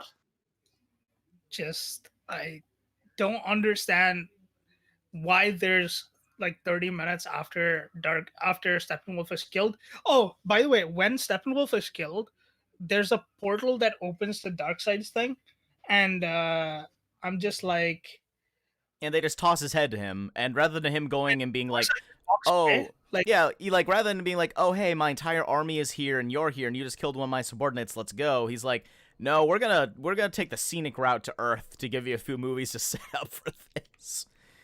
And he could have just like used his like omnibeams right there. He could have just like been, "Oh, oops, I killed Batman." Well, I think the portal was opened up by the mother boxes, and because Flash rewind time a little bit, he was able to. I don't fucking know. It's kind of dumb. Just leave it at that. Okay, so I wanted to talk about this little other thing about the film. and it's like on Rotten Tomatoes um when it first was launched, um you had like uh before even the 4 hours passed, you had a bunch of people just voting the Snyder cut at like 5 stars. It was it's just like completely review bombed positively. Yep. 1 second. Yeah, no, positive review bombs are not great. Like, It's I'm not that like, good. yeah. Well, I mean, it's like Uh, if a review bomb for negative is bad, but on the inverse, like people who have not actually seen it, but saying it's good, it's like no, it should be a yeah. proper like So evaluation of the film. So currently, Rotten Tomatoes sits at 95% Rotten Tomatoes score on the audience side, and It's not that good. 71% on the critic side. And both of these are goddamn wrong. It's like it's like 5 or 5 out of 10 for me. Like it's Um. Well, here's the thing that the percentage is not the same as the average score, Brick. Like that's just the oh percentage yeah, of I people who understand liked it. that. So like No, if we're no, talking okay, fine. like Okay, no, no, the critic reviews differ from the audience score in Rotten Tomatoes, as far as I know. yeah. That's Okay. it. Right. So I let's. think It's the audience it's an score is like they base it on so for critics they do fresh or rotten and then they put it together, yeah. right? Um, and then for the audience they have the 5 star rating, and they put like you have 5, 4, 3, and then they calculate based on that. So it's a bit Hmm. different. Um, Yeah, anything above a 3.5, 3.5 or higher is considered like a positive rating for the fan system there. it's just it's super bad. This is Okay. just Well, on so IMDb, Zack Snyder's Justice League has an 8.2, and I would struggle to give it above a 7. Here's what I, I would I, say: if I was watching this film by itself, I'd give it a I, 6. Like I'd give it a 6 if it was completely on its own. After Mm, watching yeah, Justice that's League, fair. I'd give it like a 7 or an 8. But part of that is just for like comparison stuff. Also because of some of the jokes that they took out. Like, and you probably remember this the most, PSP. Do you remember that weird joke where like Flash just like oops and trips right into Wonder Woman's tits and then just immediately like gets up like it never happened? Yeah, they cut that. Yeah, that was a Joss Whedon joke where it's like, ooh, and here's the thing though, I fun like fact that and one. trivia. Well, I thought it was kind of cringy and seemed just like an anime trope. And the thing is, Gal Gadot did not want to film that scene, so Joss Whedon just gave her a body double, so they would shoot the scene anyway. yeah, okay, so I just think anyway what I was saying is the audience score being 95% is kind of stupid. Like I understand that these there was this huge fan push before the film, which was to make the uh, to make the Snyder cut. So I understand them really badly wanting this to be a thing. Yeah. They really badly wanted this film to be good, but it's objectively not a good film. Objectively, like it's not a good film. Uh, but then they just review bomb, uh, saying, "Oh, great! We love this. We were given what we want, so we're gonna positively review bomb this." And this is kind of like the inverse of what normally happens, which is like people review bombing stuff that's bad with or whatever, just things they don't like without consuming it because the publisher or something did something bad. Yeah, Yep. like they want to show their um what do you call it? They want to show themselves being unhappy with the publisher by review bombing their product, which I'm gonna say is completely fair. And then this is they're saying, well, you the creator did something good that we wanted, so we're gonna give you good ratings. So the audience score has just become a circle jerk of do we like the person making the thing or not. Yeah. Yeah, I would say at least at the very minimum, even if I broadly didn't like the film, like, and I'll say this, I did like the film, even if I don't think it's very good. I'm just glad that it got made because I saw it as like before it came out, I saw it as a win-win in the sense of if the people who are against it coming out saying it's going to be shit, well, it's like, well, if the film comes out and it's shit, you're proven right. And then if it comes out and it's not shit, or at least pleases the people who asked for it, well, then great, they get a film they like. So it's like everyone should want it to come out so you can either be proven correct or get a product you enjoy. And that's what we got. The people who thought it was going to be shit are, well, to be honest, are probably justified. Like, depending on whether or not people agree. Because I don't think, outside of the most, like, ludicrous Zack Snyder fanboys, I don't think anyone's going out of their way to say that this is, like, an actual masterpiece. Like, no one's saying this is a great movie. They're saying it's great, it got made, and I enjoyed it is, like, the most sensible take. That's the thing. I agree with that. I think it's a very, very good thing that it was made. It's just not a good film. Yep. Yeah, no, like in isolation, I probably would be a lot more critical. Like Darkseid just forgetting where this place was is a big thing for me. Like he just left and forgot, and it was Zack Snyder had to make a tweet explaining it, and even then, his explanation did not make sense. Was just they forgot. That was their explanation. The explanation in long form was that he came back to Apokolips during like a power struggle or civil war or something, and then all of his companions died in that power struggle.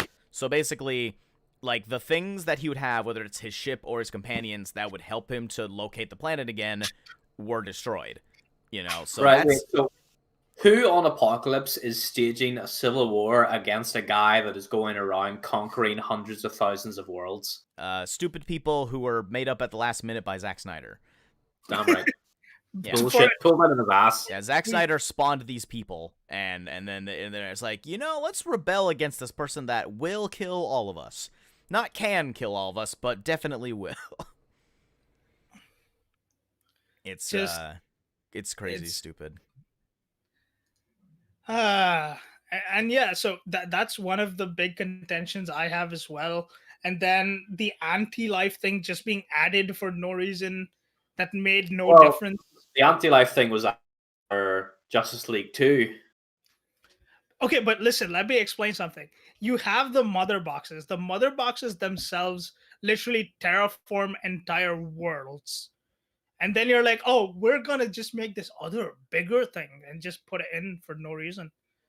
Yeah, I mean, well, you don't even have to terraform worlds, though, because the mother boxes terraform... Well, the mother boxes do what the master of the mother boxes want them to do.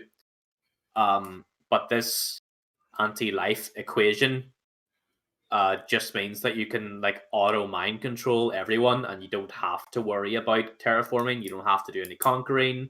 Everyone just loves you automatically. I understand that, but I'm just saying it's pointless as a MacGuffin.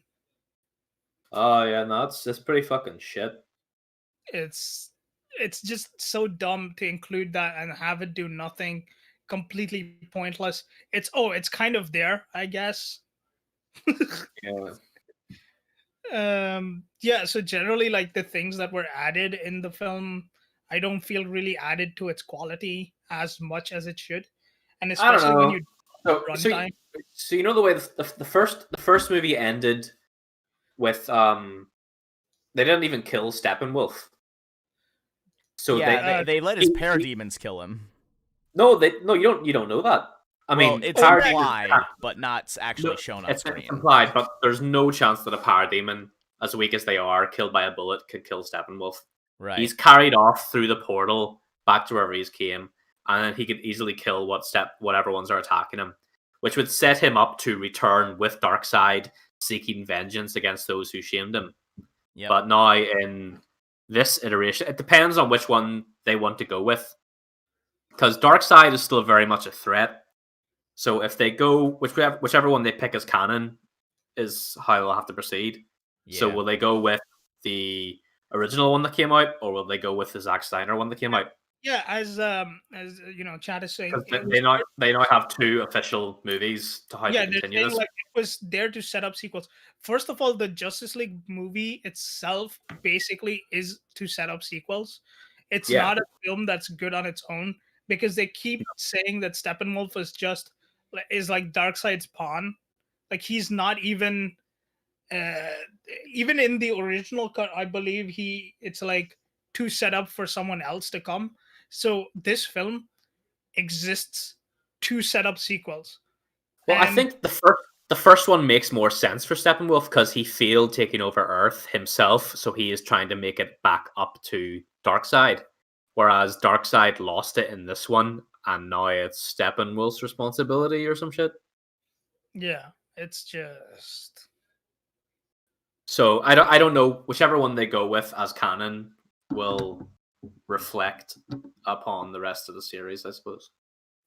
It depends on if they want to continue it, because allegedly, according to like statements from Warner Brothers, they do not currently have any future plans for the quote-unquote Snyderverse, which is to say more movies made by him. Apparently, he's kind of bowed out. Why did he abandon the project? First of all, what was wrong with him? His daughter committed suicide. Yeah, that'll do it. Yeah, that's fair. I'll give him that. Yeah. That's a good excuse. Is this Snyder's? Is this Reason. not canon or what? So here's what I've determined. Basically, they are not going to go forward with the Snyderverse, which is to basically say have him direct all future mainline movies in the series. But supposedly, if they are going to be like going forward with Justice League, and to be honest, it's not actually confirmed if they are going to do that right now. The only ones that are confirmed right now is Aquaman 2 and a Flash movie. Yeah, did they not already recast? Is Robin Patterson's meant to be Batman now, isn't he? So they've recast Batman already. Well, here's the thing. They've mentioned that is a different continuity. They said that's an Earth 2 like timeline. So that is a different, in the same way that like Joker is disconnected from the DCEU, so this is also going to be disconnected from it. Basically, allow themselves to do one-off films like this, because I've heard a rumor, again, not confirmed. There's a rumor that Robert Pattinson's Batman is going to be in the same like universe as the Joker. Not to say that he's necessarily going to show up in it, but that it's gonna be the same kind of one where it's not the main Justice League one. But if it isn't, if not, it's just gonna be another standalone, which I could be okay with either way, to be honest. Yeah, I mean, I wish they would explore more of that shit, because like Marvel itself has like all those has the multiverse theory shit, and there's a lot of different symbiotes, and there's like Spider-Man 2099 shit. Yep. There's loads of cool shit they can explore, but they don't. And it's like Disney cutting off like all the Star Wars extended universe and the Legends stuff. Yeah. But now they're bringing it back because it makes them money, and they realize people like that shit, and Kathleen Kennedy's a retard. Correct. I just think like Cape shit is just gonna go down the drain, honestly.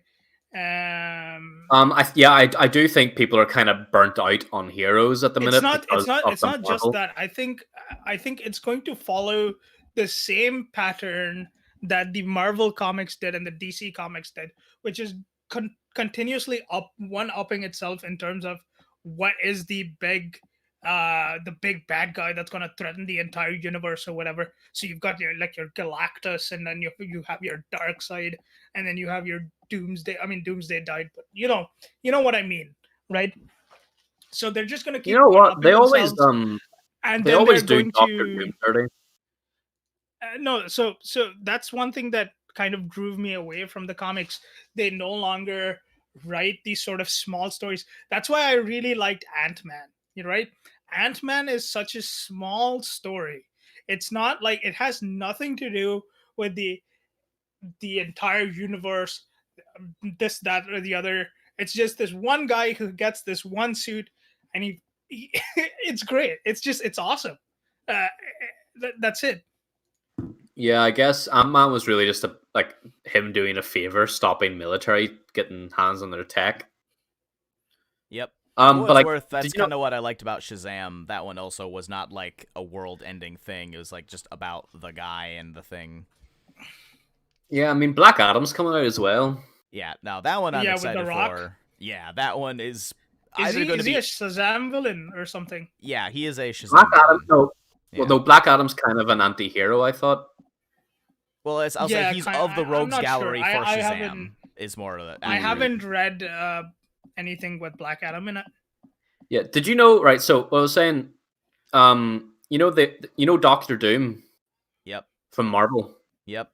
He's always like the Yes. Fantastic Four's like villain. Yeah. Yes. They Just always like do him like Rhino. really Just like Rhino is the is Spider-Man.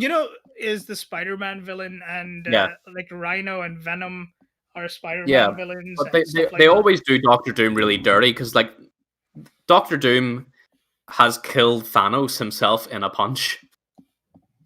Whew. Yep. Yeah.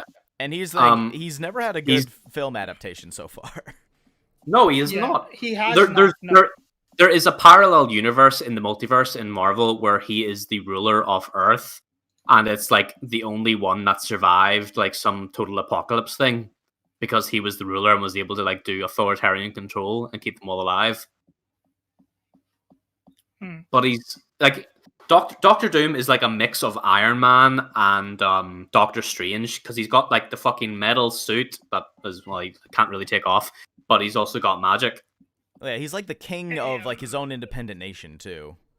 Yeah, I can't remember. It's like Latveria or something. I can't remember. Latveria, yes. Yeah, so like he's got like a weird kind of like dignified air to him in addition to his evil schemes. Yeah, but he's always beat by the fucking. He's got a regal sort of royal. Yes. And the Fantastic Four are kind of shit. No harm to them. They got Stretchy Man, Invisible Bitch, Rock Boy, and Hot Man. And Boy. Fireman, Hard Man, Hard Man. We need a good girl. We absolutely need a good Fantastic Four film.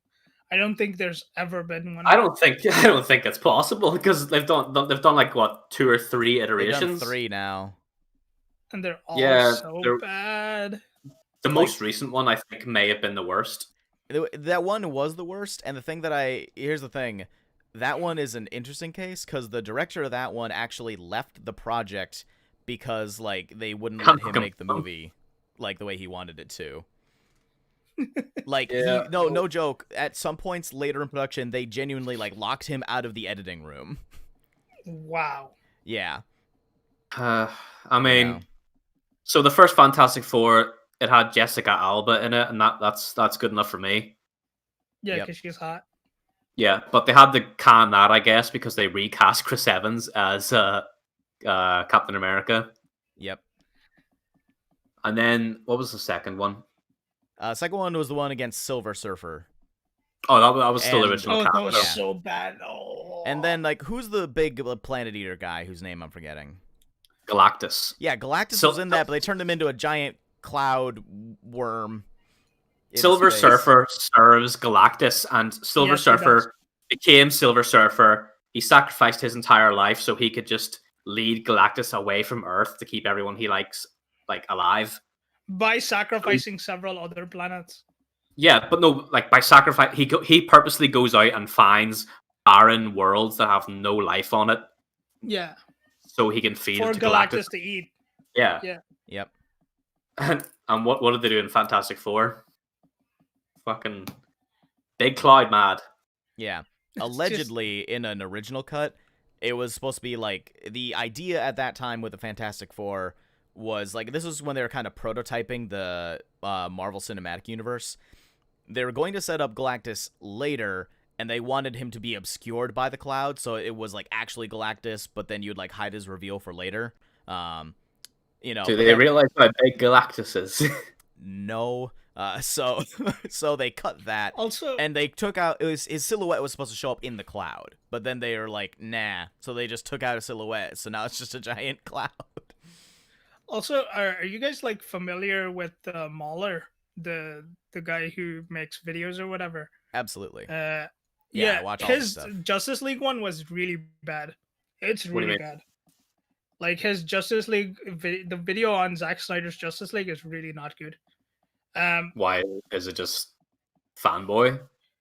No. He doesn't. He makes good points, but some of them are really stupid. So like it feels really rushed, and some of the criticisms he has for the film, like, don't get me wrong, I don't like the film either, but his criticisms for it are really, some of them are really dumb. They feel this video feels a lot more rushed than his other and a lot less thought through. I feel like this video was the video he made was basically a clout game thing, which is why he made it so goddamn fast. Um, usually like the same with the last sorry not the last yeah the last Jedi videos came out quite fast after the Last Jedi as well, which kind of uh shot him up in popularity. I think that's what he wanted to do with this as well, which is why the video on the Snyder Cut is so fast. It's just I can it's explain not that good. a little. Like, I don't disagree with your points, but for what it's worth, and he has two, we'll say, video sets when it comes to like Last Jedi. One of them is called like an Unbridled Rage, and then the other one is like an analysis of the Last Jedi. Yeah, So so one of them is a one of them kind is of like an like more off the cuff one and of them more is an off funny. the cuff like thing as far as his personal emotional reaction to the content, whereas his long form analysis videos he actually takes the time for and is a lot more objective with them. So Okay, like but you are here's let correct me in explain something. what you've seen here. The long form analysis, like objective review of things, they don't disagree with his Unbridled Rage videos. Uh, as far as I know, I haven't watched many of them, but I think I watched some of it, but they don't really disagree. And I'm okay. So here's the thing: the Unbridled Rage videos are more like funny stuff, but they're Yeah. never really. It's still not wrong. Like for example, the one I watched with the Justice League one, he said like, why is it three boxes and not just one? Why do you need three boxes? So I don't remember his video that well. We can go over it later or whatever if you like. Um, it's just he says, why is it this is one I remember, right? I don't remember very much else. I remember coming away with it thinking this is not such a good video. The Some of the criticisms were bad. So one of the things that really struck with me was, he says, why is it three boxes? Why don't you just keep it as the Unity? And I'm just like, dude, we have real world parallels for this. Yeah. uh we have the parallel, which is when you give someone the death sentence, you mix three chemicals into their bloodstream and then you kill them. Yeah, Mm. because the mixture is also with sarin gas. With sarin gas, you don't keep it as the gas. You have to combine two things, and then sarin gas comes out. Yeah, because you don't want to keep it in the form that is kind of volatile or does the thing it's supposed to be doing. So we have real world parallels to that, and even if it doesn't have real world parallels, that's just completely pointless. We have MacGuffins. We have it's a science fiction thing. We don't really need to uh, criticize that specifically. So I just think it was such a stupid point to make. Yeah. I just that video was just absolutely not good compared to the like even the other like I watched like one or two of the other Unbridled Rage videos, and I never found myself actually disagreeing with them. But in Yeah. this, I'm just like, some of your criticisms are just super dumb. I know you don't like the movie, and neither do I. But you can't make dumb criticisms even if we agree generally that the movie is bad. Yeah. Well, I remember that It's was just my criticism of it is when he talked about the idea of like Flash doing nothing at the end. When I'm like, no, he saved the day. Whereas last time they didn't know what to do with him, so they just had him rescue random civilians who decided to make a living on the outskirts of Chernobyl. Like, as in, I'm like, I think him charging up and then having to rewind time in order to like actually accomplish his goal. It's like that shows off his power set, makes him a bit more valuable, and it's like, even if you don't like the way it was portrayed, him saying like that it isn't, a thing that he did or he accomplished nothing or did nothing, it's like, no, the movie could have potentially done a poorly job as far as like actually explaining the risks of him doing this stuff, but it's like you can't say he didn't even if it's poorly explained, is all. It's like like a poor quality thing is not the absence of something. Like I'm not gonna get into it, but like I have a bunch of fucking people on Twitter. I'm sure you're glad to not be on Twitter anymore, Brick. It's still just a shit show as ever. But the thing of it's worse. yeah, the thing of note is like I have a lot of people say stuff like the Andy No guy, like that Like that the Antifa guy that reporter. Yeah, the guy beat who to reports death. almost exclusively on Antifa, Yeah, which so like makes me people are super like, pissed off. If they decided to brick me in the head with a bike lock that nearly killed me, I think I would target them too. and so like they're like saying he's not a journalist, you know. And then I asked like why, and I said like as a point of contention, they're like, are you saying he's a bad journalist or that he isn't a journalist? Because I'm like, I see him reporting on things like anyone else would. So if you think he does a poor job reporting, you can't just say he is not a journalist just because you don't like it. In the same way, I can't say like The Room isn't a movie just because it's a shit movie.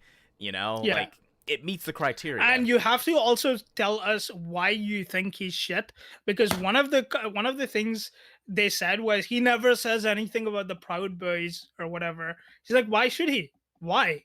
He's not obligated to say something about people you don't like. It's completely up to him what he chooses to report on. You're gonna tell me like, okay, he's gonna report on this X thing, and then you're saying, oh, but he's not reporting on the rapes in Bosnia or something. Like, why? Just Yeah, and it's like that's the thing. It's like you not reporting on something is not inherently make the thing that you're saying false. It could potentially show bias, to be perfectly frank. But it's like if you apply that to anyone else, like AOC never says anything critical of the whatever administration that she's in. You know, that doesn't mean she's not a politician. It just means she's biased or hypocrite or like leans one way. yeah, It's like, oh my god, just like every other one of them. Like I'm not gonna see like Ted Cruz be like, man, Republicans in Texas suck. Like he's not gonna say that. All right, even if it's true, he's yeah. not gonna say Even it. if it is true, Yeah, even if he thinks it, he's not gonna say it because they're partisans. That's how they operate. There's a difference between you're a hack and you're a liar, and you could be both. and for but like, Texas is based, the Republicans maybe not so much. yeah, absolutely. It's anyway. Well, I mean that. So to tie that into this here, saying I did not like what they had Flash do is not the same as Flash did nothing. You know, in the case of like Molly's Flash criticism didn't do of that. anything. There's a difference. Yeah. Yeah, exactly. It's just it's stupid. Same with anything else, you know? It's like when they added more like backstory and character moments for like Cyborg, it's like there's more there. I like that there's more there. I understand why Ray Fisher was mad when the first version came out cuz he's like, "Yo, they cut like more than half my scenes. What the fuck?" And they made him like a non-character in Justice League. Like well, in the original cut that is. It's a shame. Like, I don't like what they did with Flash. It's kind of like, for example, they um, said the one of my issues with Flash is he they said that, oh, I can't break this rule, but why can't you break this rule? Explain why. Maybe show some repercussions of why you can't. So perhaps, but it just seems like a freebie for him, you know. Mm-hmm. I mean, they really only had Flash in as like a sort of comic relief. He didn't really do much else. Yep. But yeah, like you said, right? Saying Flash didn't do anything and said Flash did something, but he was he wasn't good, or what he did wasn't written well. That's fair. You know, that's completely fair. But to say he didn't do anything is like, for example, I actually remember seeing another video which said like one of the characters in Mandalorian, sorry, yeah, that said Boba Fett was a completely useless character in the Mandalorian. And I'm like, I mean, this was in preparation for, you know, the video we're making, me and CC, about Mandalorian season 2. So I was checking out uh, other criticisms of the Mandalorian season 2 on YouTube, just to think about the things that I wanted to say and perhaps expand on what they said, you know, just to give myself a better idea of what my criticisms of Mandalorian season 2 would be. And this one guy said that there's nothing Boba Fett did that other people couldn't do better, or like all he did was give Mandalorian a ship and fight a little bit. I'm like, that's not a criticism. Like, I understand you don't like Mandalorian season 2. I don't like it either. But saying that Boba Fett is completely replaceable is kind of an absolutely terrible criticism. So even if I agree with you when you know, when you say some certain things are bad, you have to make valid criticisms. Otherwise, your perspective is going to become shite, or people are gonna think your perspective is shite and think that Mandalorian season 2 is actually really good when it's not, because Yep. your criticisms of it are so shite. It's gotta be important of it, like that's the thing. It's like there's a lot of things that I have certain distaste for when it comes to like certain movies or films, but it's like it has to come down to like, is this something that I dislike or something that was done like incorrectly? If we're talking about like what they wanted. And that's the thing, well, I say with this whole Zack Snyder thing is like, while I did like it, he's portraying it as his vision as it would have been, and it's completely discounting that Warner Brothers still fucked with the cut and that he himself is like retroactively changing things. Like one change, just as an example, all right, was like in the Joss Whedon cut, when Aquaman is like going back into the ocean to save that one dude and then go to Atlantis, he's like, like chugging some some liquor, I don't know, some vodka, I don't know, and then he like smashes it on the ground and dives into the ocean.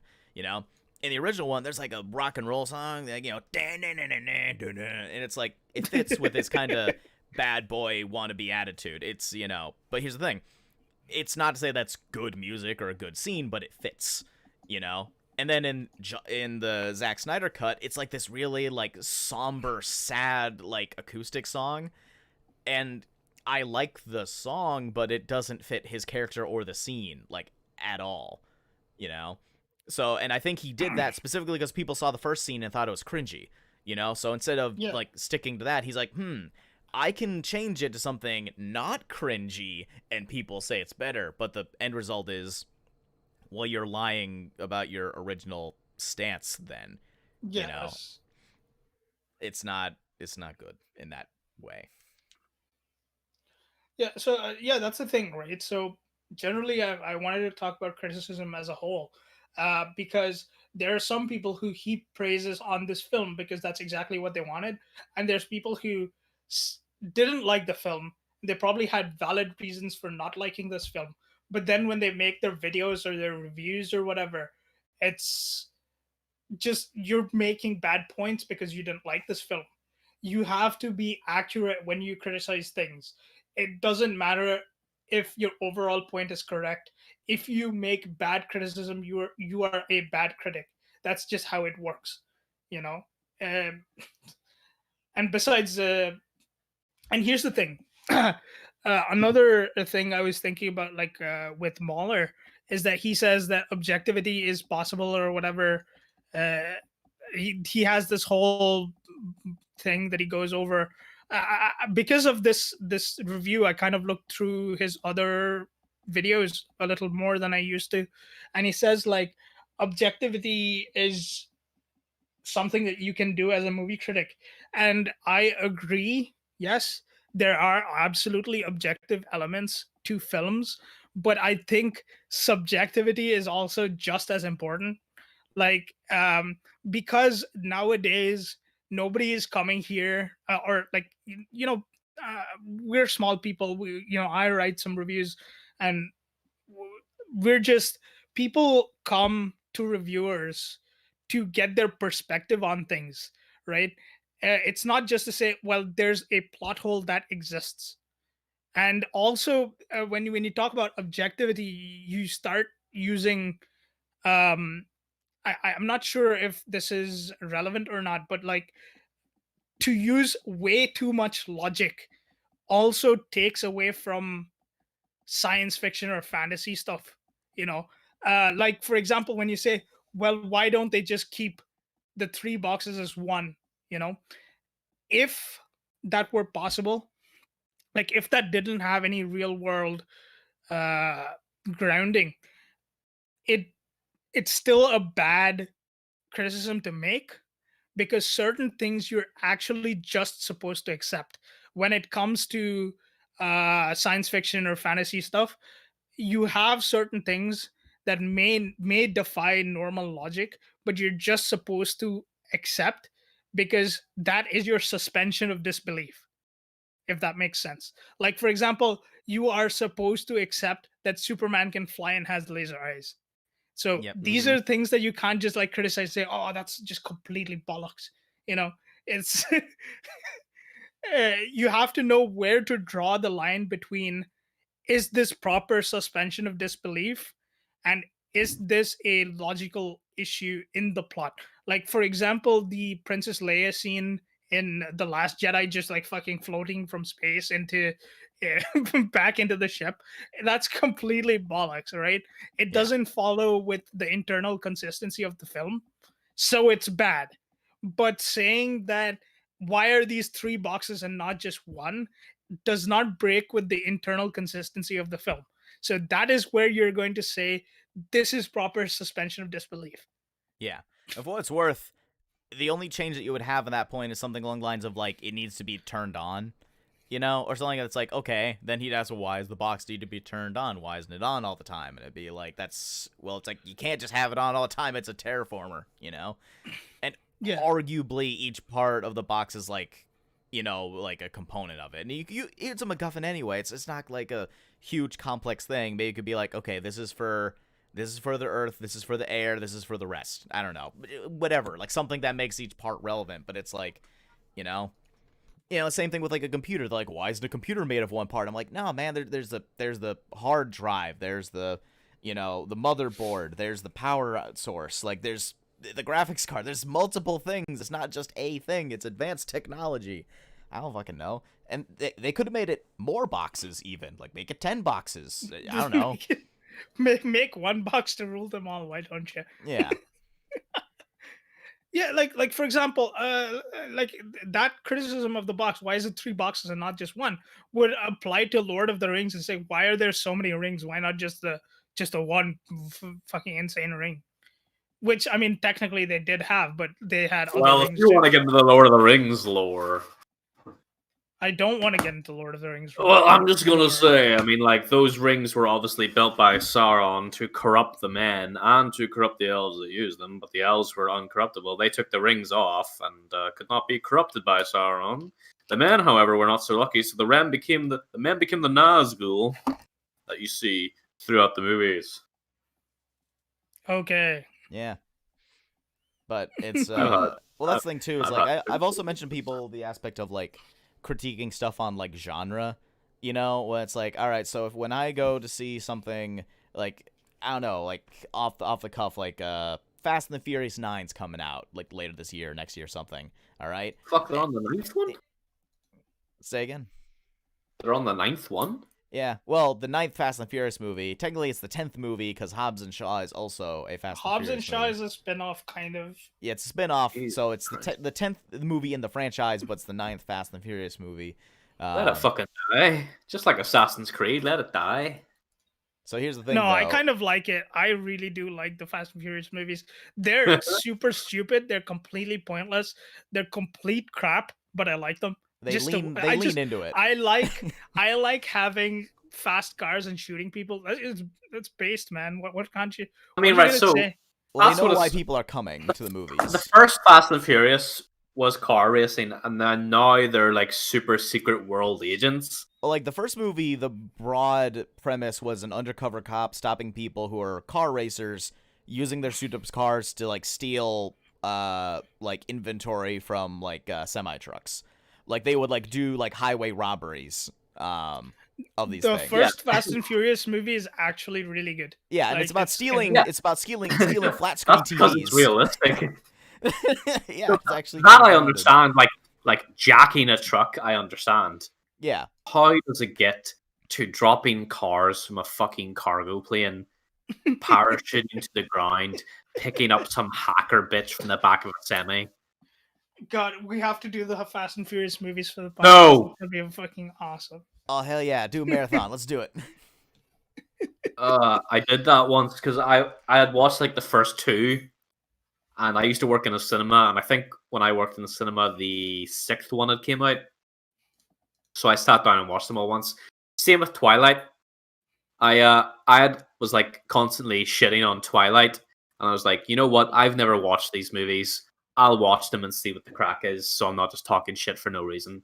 I watched them. Turns out I was perfectly valid in my shit talking. It is super bad. Like that's the thing, right?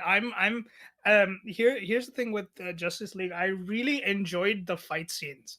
The fight scenes in this film was were actually quite good. I enjoyed them quite a bit, but Well, that's I the like. same I as like thought, Transformers and Godzilla. Fighty, smashy, me likey. yeah, exactly. Yep. Story It's good, plot, but no. yeah, it's just terrible the way they did. Uh, The did you rest know of the that? plot. Did you know that 50 Shades of Grey is Twilight fan fiction? Yeah, I did. Yep. Like, what the fuck? How is that a thing? He's not even a vampire. They just changed the name of like they changed the name and probably removed the vampire bits or something. I don't think it was about him being a vampire in the first place. I think it's just about them having sex. It was. Do you It's have just. any It's just idea BDSM what it was? things. That's it. Do you It have any was- idea what it was like to work in a cinema as a young man When when the 50 Shades of Grey movie came out? I've heard horror I was God, stories. I was getting molested left, right, and center. Jesus fucking Christ! wait, Middle-aged really? woman coming in. Yeah, it's not even fucking funny. Like they were like I had, groping you and shit. yeah, I had my Holy chest felt crap. so many times. I had my arms squeezed. I had my ass squeezed. I just fucking laughed it off. But like, Jesus Christ, anything for a paycheck. Also, I also found a cucumber in one of those screens. Oh dear lord. Lots of wine, which we don't sell, and a cucumber. But yeah, middle-aged women, good God, they are very sexually aggressive. And to be honest, when the Twilight movies came out, so were the girls. So this is the thing. If you want a blowjob, just take a woman to a Twilight movie, or take a middle-aged woman to a 50 Shades movie. That's Yeah, what was it? I think it was Twilight, New Moon or something. New Dawn or something. New Moon. Where we were meant to. Yeah, I think that was it. Oh, we have to do Twilight for the podcast. Oh, great. Please. Should have done no. it sooner because my girlfriend like just watched them recently and I was in the background. During one of the Twilight movies, like we were meant to like check screens every now and then, make sure no one's on their phones and shit. But we have like security cameras in the screens just pointing out to the audience in general. And we were sitting in the office and there was a girl getting finger blasted Jesus. in like not in a row by themselves. This was a fully packed theater. She was damn. had her legs up on the chair, getting finger blasted by the boy beside her. And what this was ended in was 4 of us doing rock paper scissors to see who had to go and deal with it. Eventually, some guy came in, saw what we were doing, and was like, "Fuck it, I'll go do it." And he sprinted up to that screen, immediately bolted to their row, jumped, stomped down where he landed, and just stared at them. Jesus Christ. What superpower does every woman over 30 have? Invisibility to men? Nah. Women like over 30 can be hot. The All right, MILF archetype let it is show real. for the record that Brick is into cougars. Hey, right? No. There are some hot women. Like, would you not fuck Shakira? Oh, she's not Asian. Sorry, hang on. No, but she's not white either, so Would you? I'm about to play my hand here. That just a soft Japanese porn star. Yeoh? No. Would you do Anri Akita? Who is that? Who's that? Hang on, I might be saying it name. Anri Akita. It's not about the name. It's like I don't know who this person is. Oh, don't worry, I'll figure it out. Anri Okita, maybe. Why are you looking up porn? Is it a porn star? No. I think so. Yeah, I might just be thinking of a random name. Then No, yeah, I don't. I'm right. No, I'd rather not. I don't get want to the sleep with LeBron. any porn star. All right, that's a Okay, but hypothetically, if she wasn't a porn star, she is over the age of 30. I'm pretty sure. I don't know. Okay, I don't okay. know. Let's I don't know like what they not even talk look about. like. Let's Hang not on. talk about porn stars. What about Michelle Yeoh? Check the chat. Michelle Yeoh. What about her? Well, hang on. Let me look She's up. like 100. Let me look up Michelle. Yeoh. She's 58. Yeoh. Oh, okay. She's kind of borderline. She's like 100. She's I don't know. How to spell it? Like- Yeah, the picture you posted is definitely a porn star. No, yeah, it is a porn star. Oh, Like- are you saying that you've seen her? Like, okay, no, No, look, I if we're don't talking know. about I'm like just saying, older actresses, like I take it back. Brick's like- mom is a okay, oh no, here's okay. one. Here's one. No, Halle Berry. All right, for 50 years old, Halle Berry still looks fantastic. Yeah, I'd do Halle Berry. Yeah, no joke. Yeah, Jessica Alba. What is Jessica Alba these days? She's past 30, isn't she? Oh, she has to be. Halle Berry looked really good in that one. In John Wick 3. No, in Was the she in the still one. She was in John Wick 3. No, in the one Bond movie where she was the Bond girl. I didn't see that one. Are Uh, you thinking Swordfish? Because that's not a Bond movie. she was No, good in not that one. Swordfish. That's I with Hugh haven't Jackman. seen. I haven't seen Swordfish. Jessica Alba's 39. Yeah, would you not? I'd have to look up a recent photo, I guess. Yeah, the Asian from the recent Star Trek, Michelle Yeoh. Yeah. Um.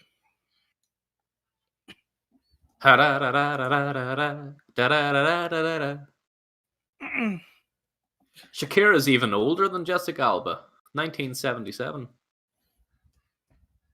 43. She get it. Dude, in 2020, she doesn't look 43. No, yeah. You're right. Jeez. You know what? I use TikTok to find memes, and like every now and then the algorithm just doesn't work. There's Asian women that pop up that like do their age reveal, and they're like 52, and they look like they're 20. And like, you know, I'm sitting there going, "Hold on, am I meant to like react this shit or wank off?"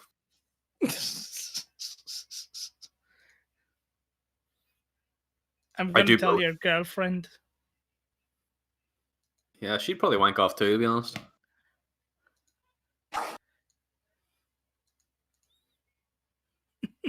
I'm gonna tell your arranged bride that you're liking Japanese porn stars. What? First of all, my wife will be in a cage when I in the basement when I do the podcast. Yeah, I'm pretty sure a porn star will live I'm in a cage. gonna tangent off of this topic entirely because this is terrible. From the chat, have you guys said your favorite movies? No, but I don't have one. As a favorite movie, no. Well, they said favorite movies, so it doesn't have to be like the number one. It can just be like really high up in your regard. Okay, I'll just say which one of the films that I watched recently that I really like. I watched 3 Billboards Outside Ebbing, Missouri, like a year and a half ago, That's and I really like that one. Yeah. I've never seen that. It was Oh, it was wait, like no, a year and I a think half I ago, have. and since then I haven't watched any films that I really enjoyed. So Mine's like kind of old. I really like The Princess Bride when I was growing up. oh yeah, that's brilliant.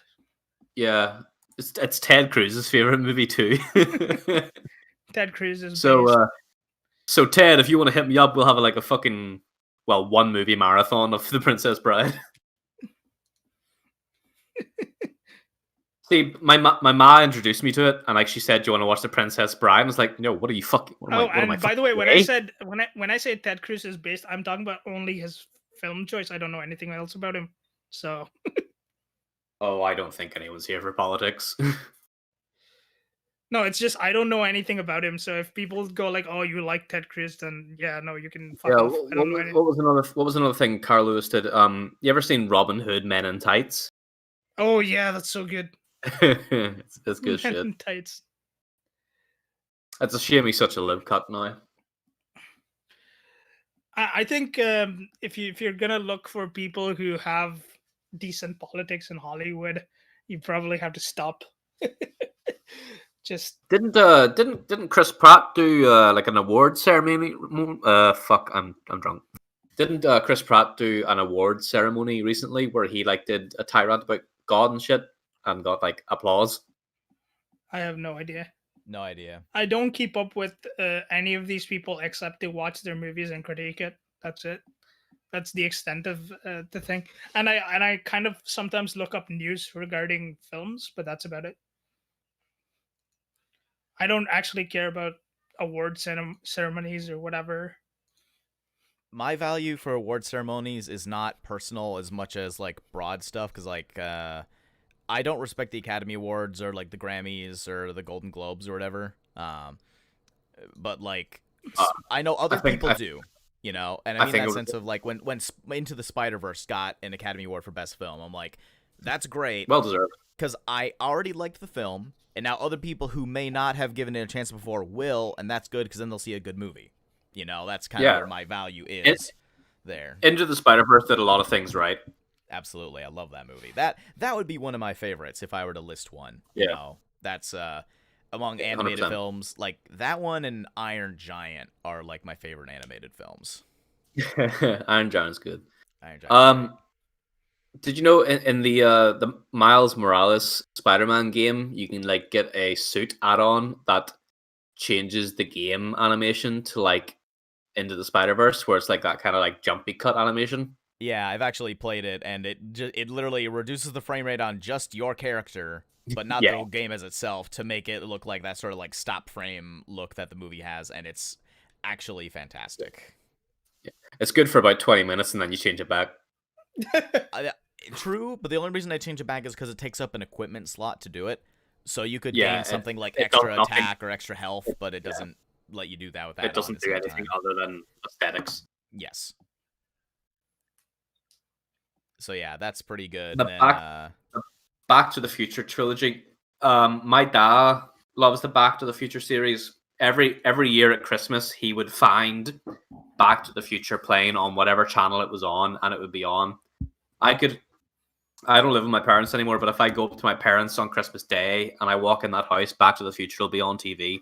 And if it's not Back to the Future, it'll be Harry Potter. And if it's not Harry Potter, it'll be Lord of the Rings.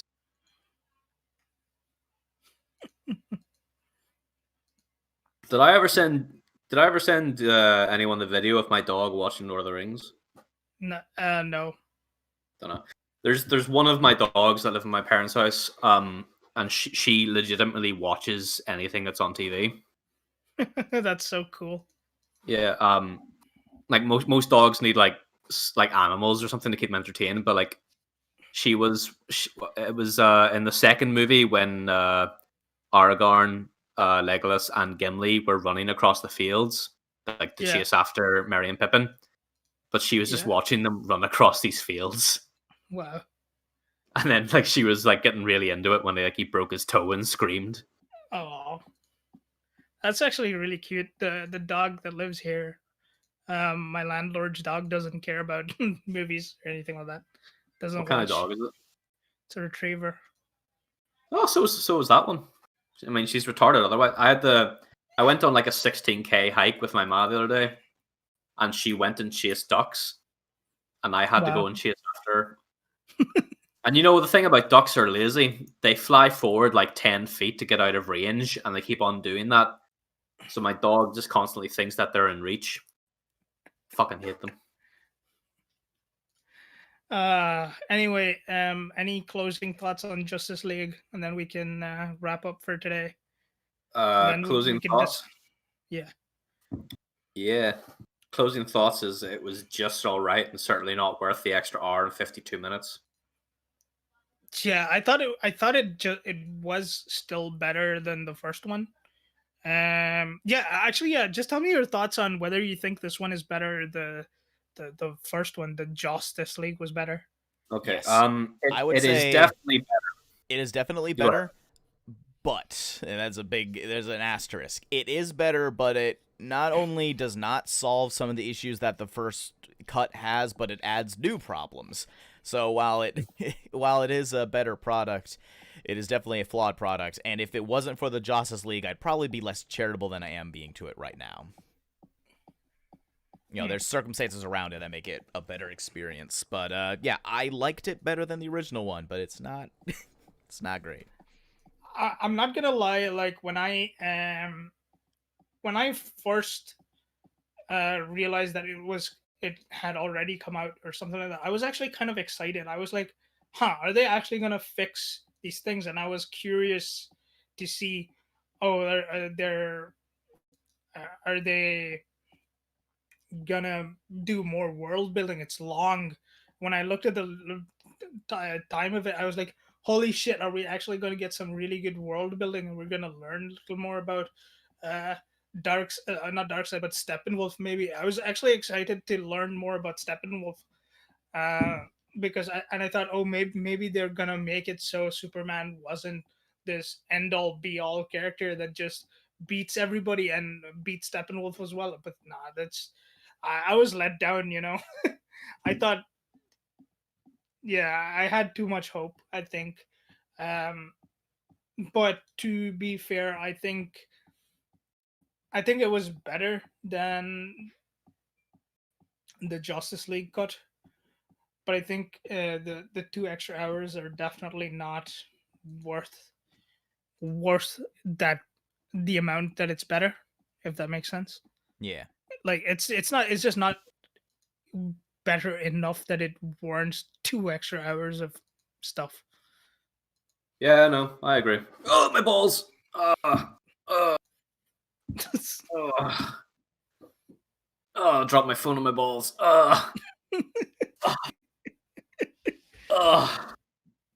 Okay. Yeah. Sorry, I've lost my fucking notes here. Yeah, Yeah. I think it definitely improves on the first one in that it expands on characters more and how they're introduced. But it is definitely not worth sitting there for 4 hours to watch this shit. And that's the thing. I agree. I guess the main thing is they made Cyborg a character. They made Steppenwolf more of a character. Well, in the first one, he just kind of shows up and he's like, he calls the box's mother like a character in the first one. He was like mother, I will Yeah, free you. And like it's it made me think that if he like collects them, is like some being gonna come through, but no. yeah, it's very bizarre. Like it's just like between that, I find the idea of him trying to like get back into like his master's good graces and return to his family sounds a lot more sympathetic than just I love these boxes.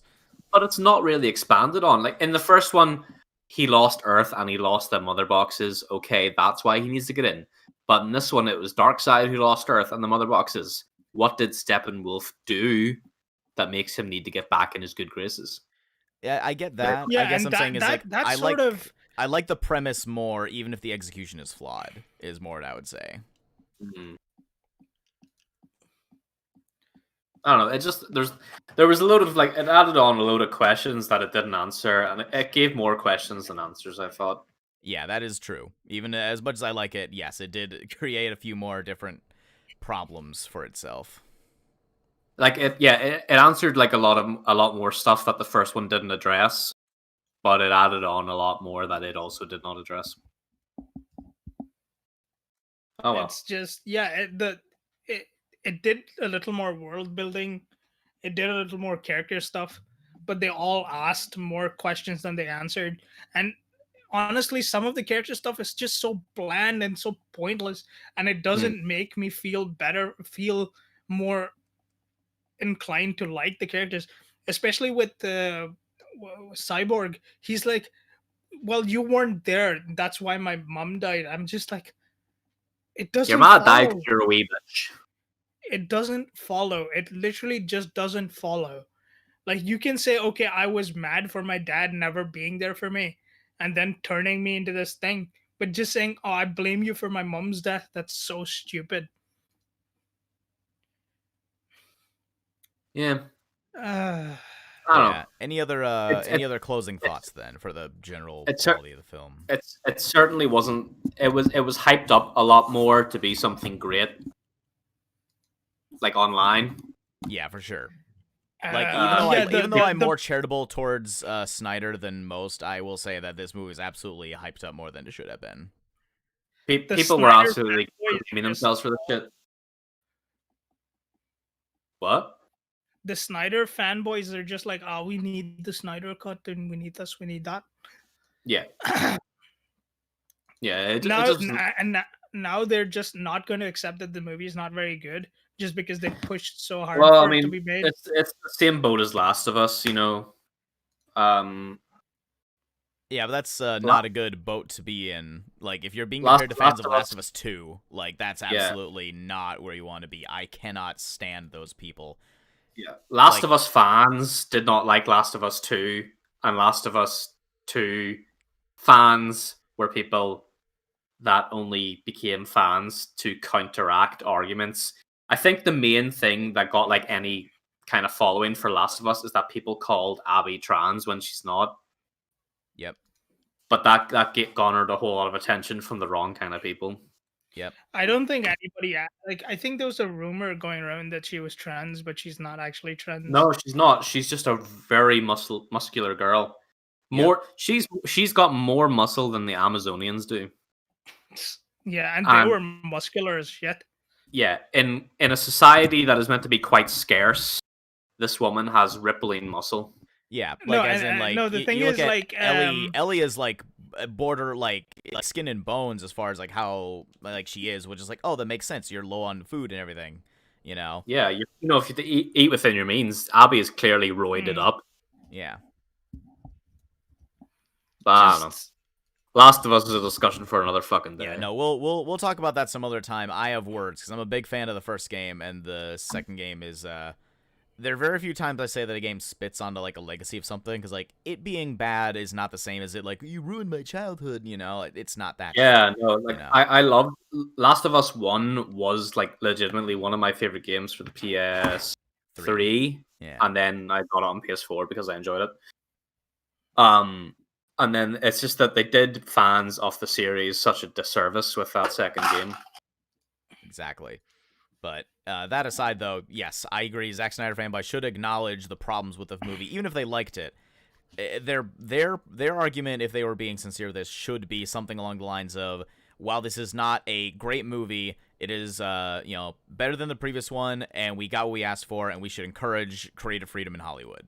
You know, that would be like a good yeah. kind We of should encourage. We could just say, yes, the fact that this was made, that studios allocated money to make his vision a reality, is a healthy thing, and that we should encourage more of it. But also, this movie is shite. Well, see, Like, that's the thing. you They gotta they be feel honest. like admitting that the movie isn't great is gonna step on their own, like like idea. But it's like no, because like I would rather there be a movie of questionable quality that follows the artistic vision than to have it be a mediocre movie, which which is just like another Hollywood thing. Because that's the whole thing I have with like Justice League is like it felt a lot more cookie cutter. Even if some aspects were like more technically sound, like the pacing not being 4 fucking hours. So, See, that was it. The pacing in Justice League was bad. The This pacing is in worse. Zack Snyder's ones is even worse. Yeah, like Jesus fucking Christ, man. Yeah, Let it end. no doubt. So that's the thing is like that's what I mean. I'd rather have something that is bad yet sincere instead of like mediocre and just like cut from the cloth, It's Processed. literally wasting time. Like Yeah. Peter Jackson's King Kong, it was a long movie, had good pacing. Lord of the Rings, long movies, director's cut, even longer, have good pacing. Yep. I don't know. Makes me mad. Yeah. Makes me sad. See, that's the thing. Yeah, I will I'm- always advocate for a Snyder cut on the basis of every time I've seen a movie of his compared to the director's cut, it's always been better for the director's cut. Now, broadly, if you watch it on its own, it's not a ton, but like that's the same thing that happened with both Watchmen and with Sucker Punch. And like it's because like they literally just cut down Sucker Punch to make it PG-13, and they removed. Punch 2? Say again. Did he do Sucker Punch 2, did he? I didn't know there was a sequel. No, like TOO. Oh yeah, no, he did Sucker Punch. Yeah, and Sucker Punch broadly, is an alright movie. that's what I mean. Broadly, the consensus is that movie is shit, and I understand why people say that. But most people have only seen the theatrical cut, whereas if they seen the director's cut, they'd be like, "Well, that was slightly more interesting shit." I mean, it's girls in miniskirts like doing like ninja shit. I'm for that. Yeah, and it's like I never took it as like some like deep thing, like oh, you don't understand the director's intentions. It's just literally like no, they just took out all the like R-rated stuff. It's like okay, so you have a movie about these people who are like using their hallucinations in a whorehouse in order to escape, and they decide to remove like any mention of like sex. like to make it PG-13, and like it's just it's dumb. I'm like, this movie is basically as close as you can get to like a fan servicey kind of movie without it just devolving in like NC-17 shit, you know. But they're like, oh, okay, we gotta cut it out because like, 13-year-olds gotta go to the theater without mommy's permission to see a boobie. And that's the thing. the uncut version doesn't even have any nudity in it. Is the thing, like it just has dialogue alluding to sex. And it's just like, no, that makes it R now. I'm like, man. It's just weird to me that PG-13 movies, like, even though they don't show blood, they show a bunch of violence, but they can't see a tit. Like, come on, man. Yeah. Show me the... Like sorry, okay, there's no blood, but there's this huge amount of violence. It's just weird. In society, we kind of like this is something that I saw. A friend of mine wanted to stream God of War on Twitch, and no, sorry, not on Twitch. He wanted to stream God of War on YouTube, and YouTube took down his stream because God of War has a titty in it. But so then what he did was he took the stream, the recorded stream, and then he censored all the titty, okay, and then he uploaded it onto YouTube, right?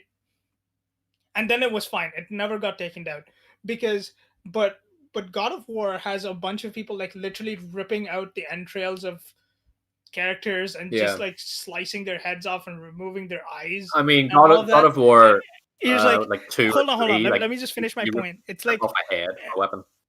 Yeah, like all of this brutal violence is okay, but then you have like a character showing a titty, and you're like, nah, this is too much. This just what is like? This is such a stupid metric. Like, holy crap! Like, God of War isn't porn. Like, no, like, I mean, there was the first one where like they had the hidden hot tubs where you just went in and fucked two bitches. They have that in, I think, every game except for the new one. Is you have an option to fuck some bitches. That's base, man. We need more games like that. Respect. Yep. So the thing, right, with Zack Snyder's cut, I'm for it being made, but I don't want people just to cream their pants over it because it has their favorite superheroes or has their favorite director. These movies need to be open to like valid criticism. Otherwise, the director just thinks they've done a good job and he's going to continue to make more shit. Just, yeah, you should be considering, what the truth is. Like, everything is open to criticism. And just because you criticize something doesn't mean it's bad. I could say 10 good things about this movie and one bad thing. That's criticism. Yeah. It doesn't have to be 10 bad things and one good thing. Exactly. I think our culture of critique is just bad nowadays. I think people criticize either wrongly or for the wrong reasons. Yeah, I mean, I think people take criticism as a direct attack, and it's not even. So if I criticize Zack Snyder's Justice League, it's not me criticizing the movie. Just it's suddenly me now attacking the fan base. Yeah, it's strange, it's become. It's like people who don't like the film criticize it for the wrong reasons, and the people who like the film defend it to the death for the wrong reasons. And I'm just so tired. Why don't we just be honest about things? Yeah, like Jordan, like Jordan Peterson says. Were you about to say Jar Jar Peterson? I mean, he kind of does sound like Jar Jar, doesn't he? Needs to say, clean your room. Misa said, wash your penis. Misa, wash your penis for you if you don't do it. Oh. Like, have you seen that shit with like Jordan Peterson? Like, is the Red Skull now? Yes. Oh, that was hilarious. Oh my god.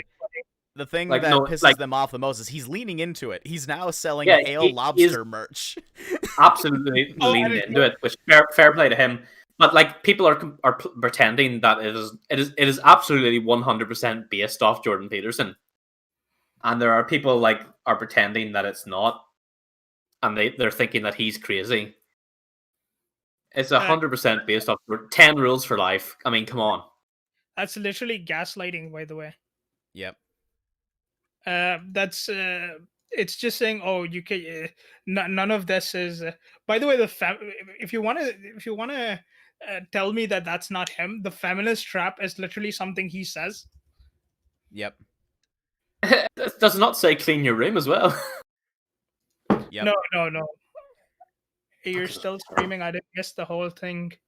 Hi. Yeah, we're still going. 3 That's hours right. in. We're still going. But yeah, he definitely. I haven't actually looked much into Jordan Peterson. I looked into him after this Red Skull shit. Is that the first time you saw him? Yeah, I mean, I've obviously heard of him and I've seen some of his stuff that he said about free speech, but other than that, I haven't seen any of his self-help stuff. I was just kind of looking into it because of this. I have his 12 Rules for Life on audiobook. It's pretty good. He kind of gets a little bit emotional in it, which is kind of weird. But it's a good book. And then he has 12 more rules for life, I think. Yep. But Chaos and Order is on the Red Skull thing, and I'm pretty sure that's like the name of the book. That is like one of his many themes. Like when he's talking about like philosophy, you know, like he has a lot of other philosophical stuff that isn't just like political or like life advice. You know, like I would watch like some of his like other like academic stuff, like his lectures, you know, about like mythology, you know, and it's like he's this very well read person. So these people are like, oh, he's a fascist, you know, like if I wanted to show him this thing where he's like, hey guys, look at this thing where the origin story of Adam and Eve is similar to the origin story of Buddha. Isn't that neat? You know, and I'm like, yeah, it sounds like such a fascist. You know, like it's just hyperbolic stuff. And Like, and here's the thing. In any other context, he's milquetoast as fuck. Like, no, he is, yeah. Like that's the thing. It's like, but he's very vehement against communists, and that's why they don't like him. That too. I mean, and fair play. Like, I think he makes several good points, but some of them aren't like oh man, like so like nuanced or revolutionary. It's like no, he just like the whole clean your room thing is literally just if you feel like you don't have a purpose, do something simple, then you'll feel accomplished. That's not like some like revolutionary idea. It's definitely just like, you know, do something. Yeah, just don't sit there and be useful. Clean your room, wash the dishes. Don't sit there in a rut. Don't rue your life as you sit in a rut, and it's just good advice. Yeah. I mean, it's good advice. Like it's seen as a men's help book, but like it's not just for men. Like the same rules apply for women. Yeah, and the only reason there's a focus on men at all is because he feels like men have that position currently, you know? Like, if it was the other way around, then, like, hey, women do that too, you know? You can feel listless just as much. Yeah. Okay, here's the thing, right? I kind of, like, I'm not gonna lie, I did feel like this sort of rut coming on into my life, like, every day is the same, you know, just going in circles, and really that's the reason why I started the review thing, because I felt like, hey, there's something that I can offer. Like my analysis is something that I've worked on. I've written reviews for like school and college newspapers and stuff. I've done this for a long time, and I feel like people will be interested in listening to what I have to say or reading what I have to say. So I thought, okay, let's get this project together. And yeah, so that's just one very small example of getting off my arse and doing something about it. Yeah, I mean, it doesn't necessarily like you can have good days, you can have bad days. Like, sorry, hold on, including CC that CC hopped on as well, and you know, it's we're all doing something about it. Like we all feel like we have something to contribute, so we are doing it. Like it doesn't matter if 6 people are watching now; we're still doing something about it. You know. Yeah. As long as it's something. I mean, you can have a good day, you can have a bad day. I mean, what was it? I had like a lot of bad days, and I went to the doctor and got a blood test because he thought I had depression. It turns out I'm low on vitamin. I'm very low on vitamin D and folic acid, which relate directly to mood. Hmm. And you know, I mean, it's just you know, don't be afraid to get some kind of help in you. Not like you don't need help directly. You don't need to go to a fucking doctor. I hate going to doctors. No offense, Cece. None taken. But I hate everyone in my field. So well, like no, that's like it. I'm not trying to have myself be as like, oh, I'm so much better than everyone in my field. It's like, no, my field is shit. You know, I am not like a paragon of my field. I'm a renegade of it, which causes issues. Yeah, I mean, I'm the kind of person I can never talk to someone about like my feelings and shit. So like someone in a if I got sent to a psychiatrist, it would be wasted on me. Yeah, I think we're kind of going off track. I mean, we're already off track, but what I'm saying is like, um, the Red Skull JBP thing is kind of very indicative of their sort of perspective on things. It's, if you take it from an objective point of view, he's extremely milk toast, and he's extremely just about self-reliance and kind of trying your best to change your position, Yeah, right? So especially his self-help stuff, even if you forget the rest of them, like the 10 rules for life is clearly something that came from his 12 rules for life. Yeah, it's yeah. exactly just the number changed. um so the thing is, it's weird because even this extremely milk toast thing that they don't like, they will just say he's a Nazi. It's just it's odd. I have to say it's super odd. um Well, see that like they're it's that's not even the issue. Like they're diluting what a Nazi is. A Nazi is meant to be some horrible thing from history that you're meant to like hate, and then you start comparing it to some guy who just wants to help you. And then you start thinking, are all Nazis like this?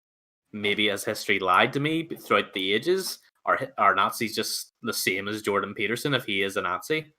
And here's the thing too of note, like even people who I've talked to like on Twitter who are critical of Jordan Peterson are looking at this as bullshit, and they're like, listen, Red Skull in the context of his comic is supposed to be worse than Hitler, right? Like objectively worse than Hitler. And so he's if like the guy an who is worse than Hitler is mildly transphobic at most, which is a direct quote from what they had said, then that maybe that's a good thing if Hitler is less bad than that, as opposed to real life where world war, genocide, war crimes, all that shit.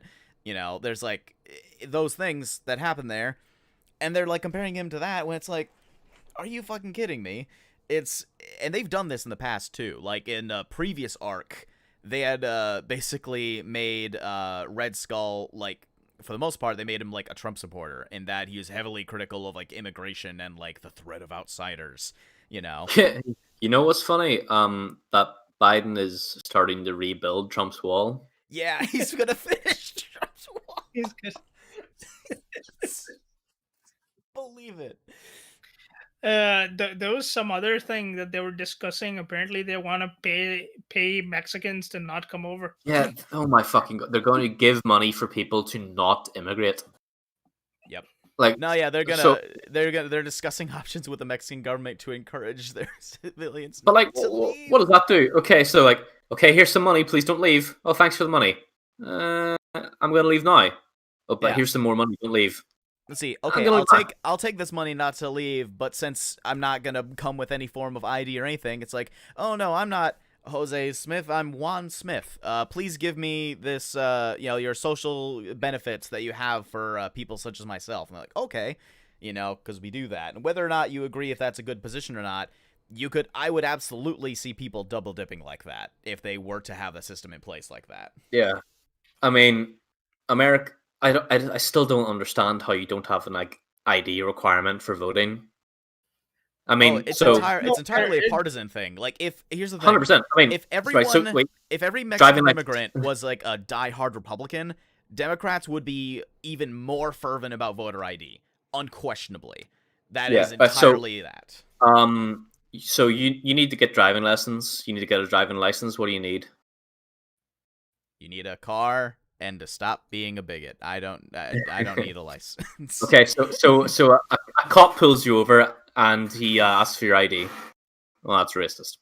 Yeah. You need to go and buy some alcohol. That's racist. Yep. Gun, racist. The funniest thing about this was like some companies came out like against the ID law or whatever, and almost all of them require Yeah, like American Airlines, I think is one of them, or Delta Airlines, Yep. and you they need they came out against the voting requirement law, voting ID requirement law, and someone's like, "Yo, if I get one of your flights, I'm not showing ID." It's like, if you were above the age of 18, you need to show ID to get on board one of our flights. Racist. yeah, I and mean, like it's so fucking stupid.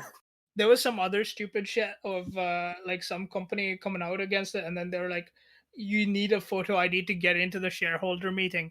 Just it's just so funny. Right. Let's see. So you need an ID for driving. You need an ID for getting on an airplane. You need to purchase a car. You need ID, registration, ID, buying insurance, ID, train tickets. You need a passport. Renting shit. You need ID. Applying for a job. You need ID. Joining the military. You need ID. Adopting. You need an ID. Applying for a mortgage. ID. Nightclubs. You need an ID to adopt a cat. Just so you know. Yeah, I mean, you get into a nightclub, you need ID. But hey, don't need one for voting. I know the stupidest thing I've ever seen, and this is the thing I hate about this conversation, is like for like Georgia doing these laws, right? Georgia's doing these laws, and so like the MLB, like the baseball people, they're moving. What's that? They're moving to Colorado, which has even stricter laws regarding voting and voter ID. But it's a blue state. And I heard that the field that they moved to had some really like a racist past where they didn't let black people in or something. Yeah, so there's all sorts of things with that. And here's the thing, too. Someone, in regards to criticism of this, they showed a driver's license in Georgia and showed that there's 2 long numbers. And they're like, one of these numbers is required for the form, and if you do the wrong one, then your vote will be thrown out. And, like, do you think this is fair for, like, people who want to, like, vote for this, you know? And I'm like, okay, listen. And so you're telling me that the one number at the top that says DL number next to it, and the other one's a long string of other things with a different thing on it. And mind you, these forms come in brackets, as in like little rectangles where you put the numbers in, you know?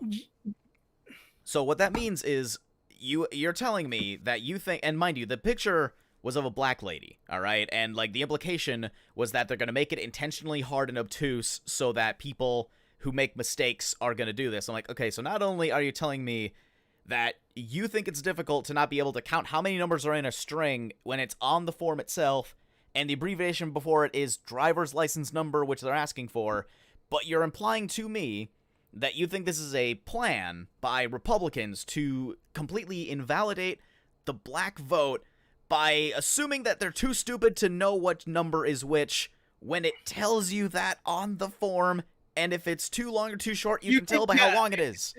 This is what I was going to say. I didn't want to interrupt you, but Sakachi in chat says you can literally put a photo of an example ID pointing to which number is which number you need to use on the form with a big red arrow. And they do that. They do that in my state. They actually have a thing pointing and say, "Put this number here. It'll be located in this space."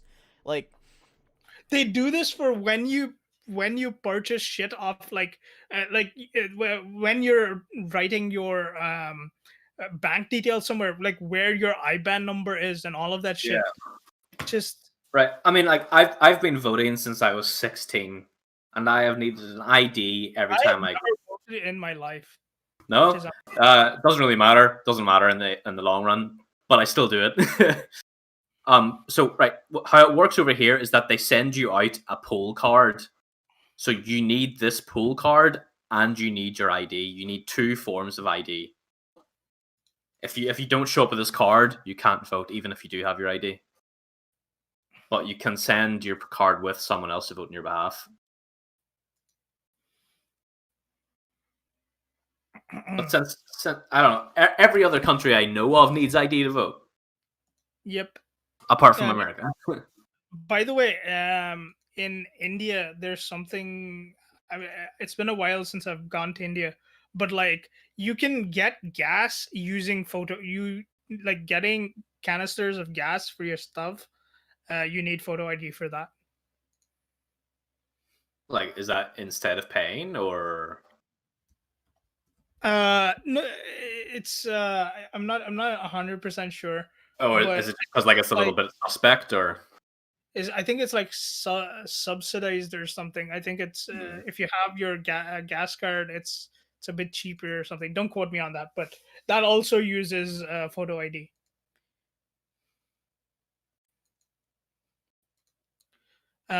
So yeah.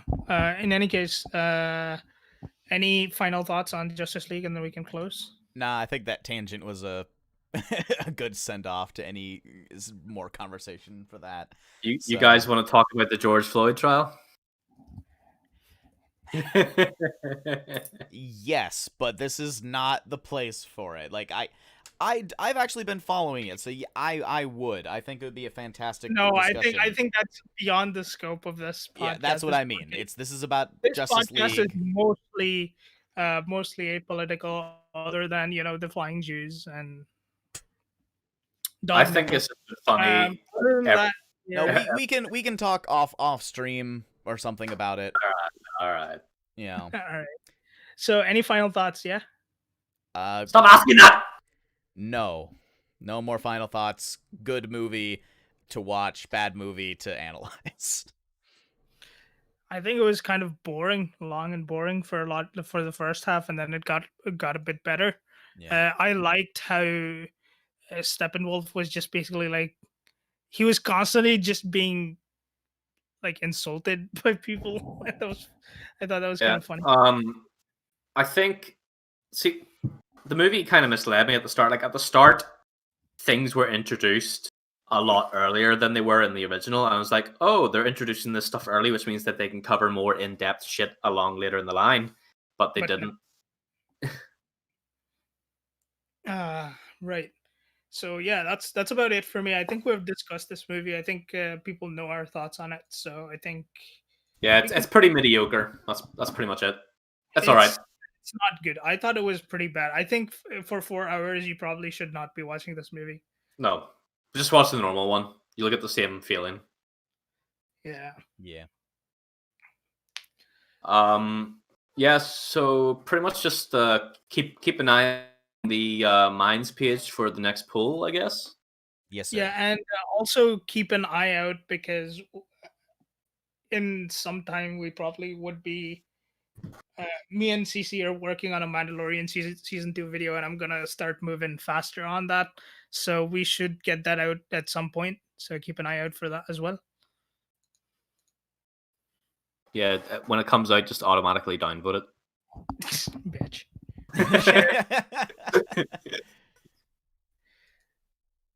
But yeah, we get like Minds tokens for engagement. They didn't say what kind, so I mean that's true. Yeah, guys, just make sure to like, comment, and subscribe. Yeah, and another thing is that video should be coming out on like alternative media. It probably won't come. It will not be coming to YouTube. We tried. Disney smashed it to tiny pieces. Yeah, so most likely like Odyssey and Minds probably. Yeah, I'll say Minds first. We'll look at other platforms, but Minds is the only platform that so far can support it without being DMCA'd. Yeah, we'll look into alternative platforms as well, but yeah. That should be. Yeah, we should probably look into either Odyssey or Rumble. I think I haven't looked into Rumble. We'll have to look into Rumble. Odyssey, we can technically do Odyssey, but it wouldn't be an automatic process until we have 300 subs, and we are shy of that by quite a bit. So yeah, that's kind of weird. It doesn't have to be an automatic process. We can just like upload it there. Yeah. Right. Yeah, I don't care if it's automatic or not. CC has to do all the work, so. I mean, I'm working on it as well. I write the scripts and I do the dialogue, I guess, but that's about Oh, it. I mean, CCS like do all the video uploading Do shit. most of the work. He's doing most of the work. Yeah. Yeah. But it's fun. I really like the episode 1 draft that you gave me, the last one. I thought that was really good. My voiceover is not great for that, but I think it improves as the episodes go on. So yeah, hopefully it's So you have an hopefully inverse relation to the quality of the episodes, it seems. yeah. I think it gets better. I think episode 4 is going to be the best one of them. I mean, if you're watching these things and you think, wow, this guy sounds like he should be running a convenience store, yeah, you're probably right. You're such a bastard. Which is hilarious. I'm the only one here who's ran a convenience store. If you hear PSP and think he should be shagging sheep, you're probably right. I'm not fucking Welsh, I'm Irish, you tit. I don't know enough about those stereotypes. I just thought, oh, you're British. Are you? I don't know. You're in that island somewhere. I'll make fun of you for poor dental care or something. It's All right. Did you know I'm gonna get this like Japanese toothpaste that like revitalizes your enamel? Like it's better than fluoride. That sounds either really smart or like a complete scam, and there's no in between. So. Oh no, there's research. Well, the fluoride also revitalizes your enamel, but it does it via your saliva, whereas this one goes into your like teeth and gums. All right, well, send me a link to that. Maybe I'll look into that. That sounds neat. But aye, bitch, I will. Thank you, everybody, for coming to watch the podcast. Stay tuned for our latest poll. We will be launching that either later today or sometime tomorrow, and you guys will get to pick the next topic, of course.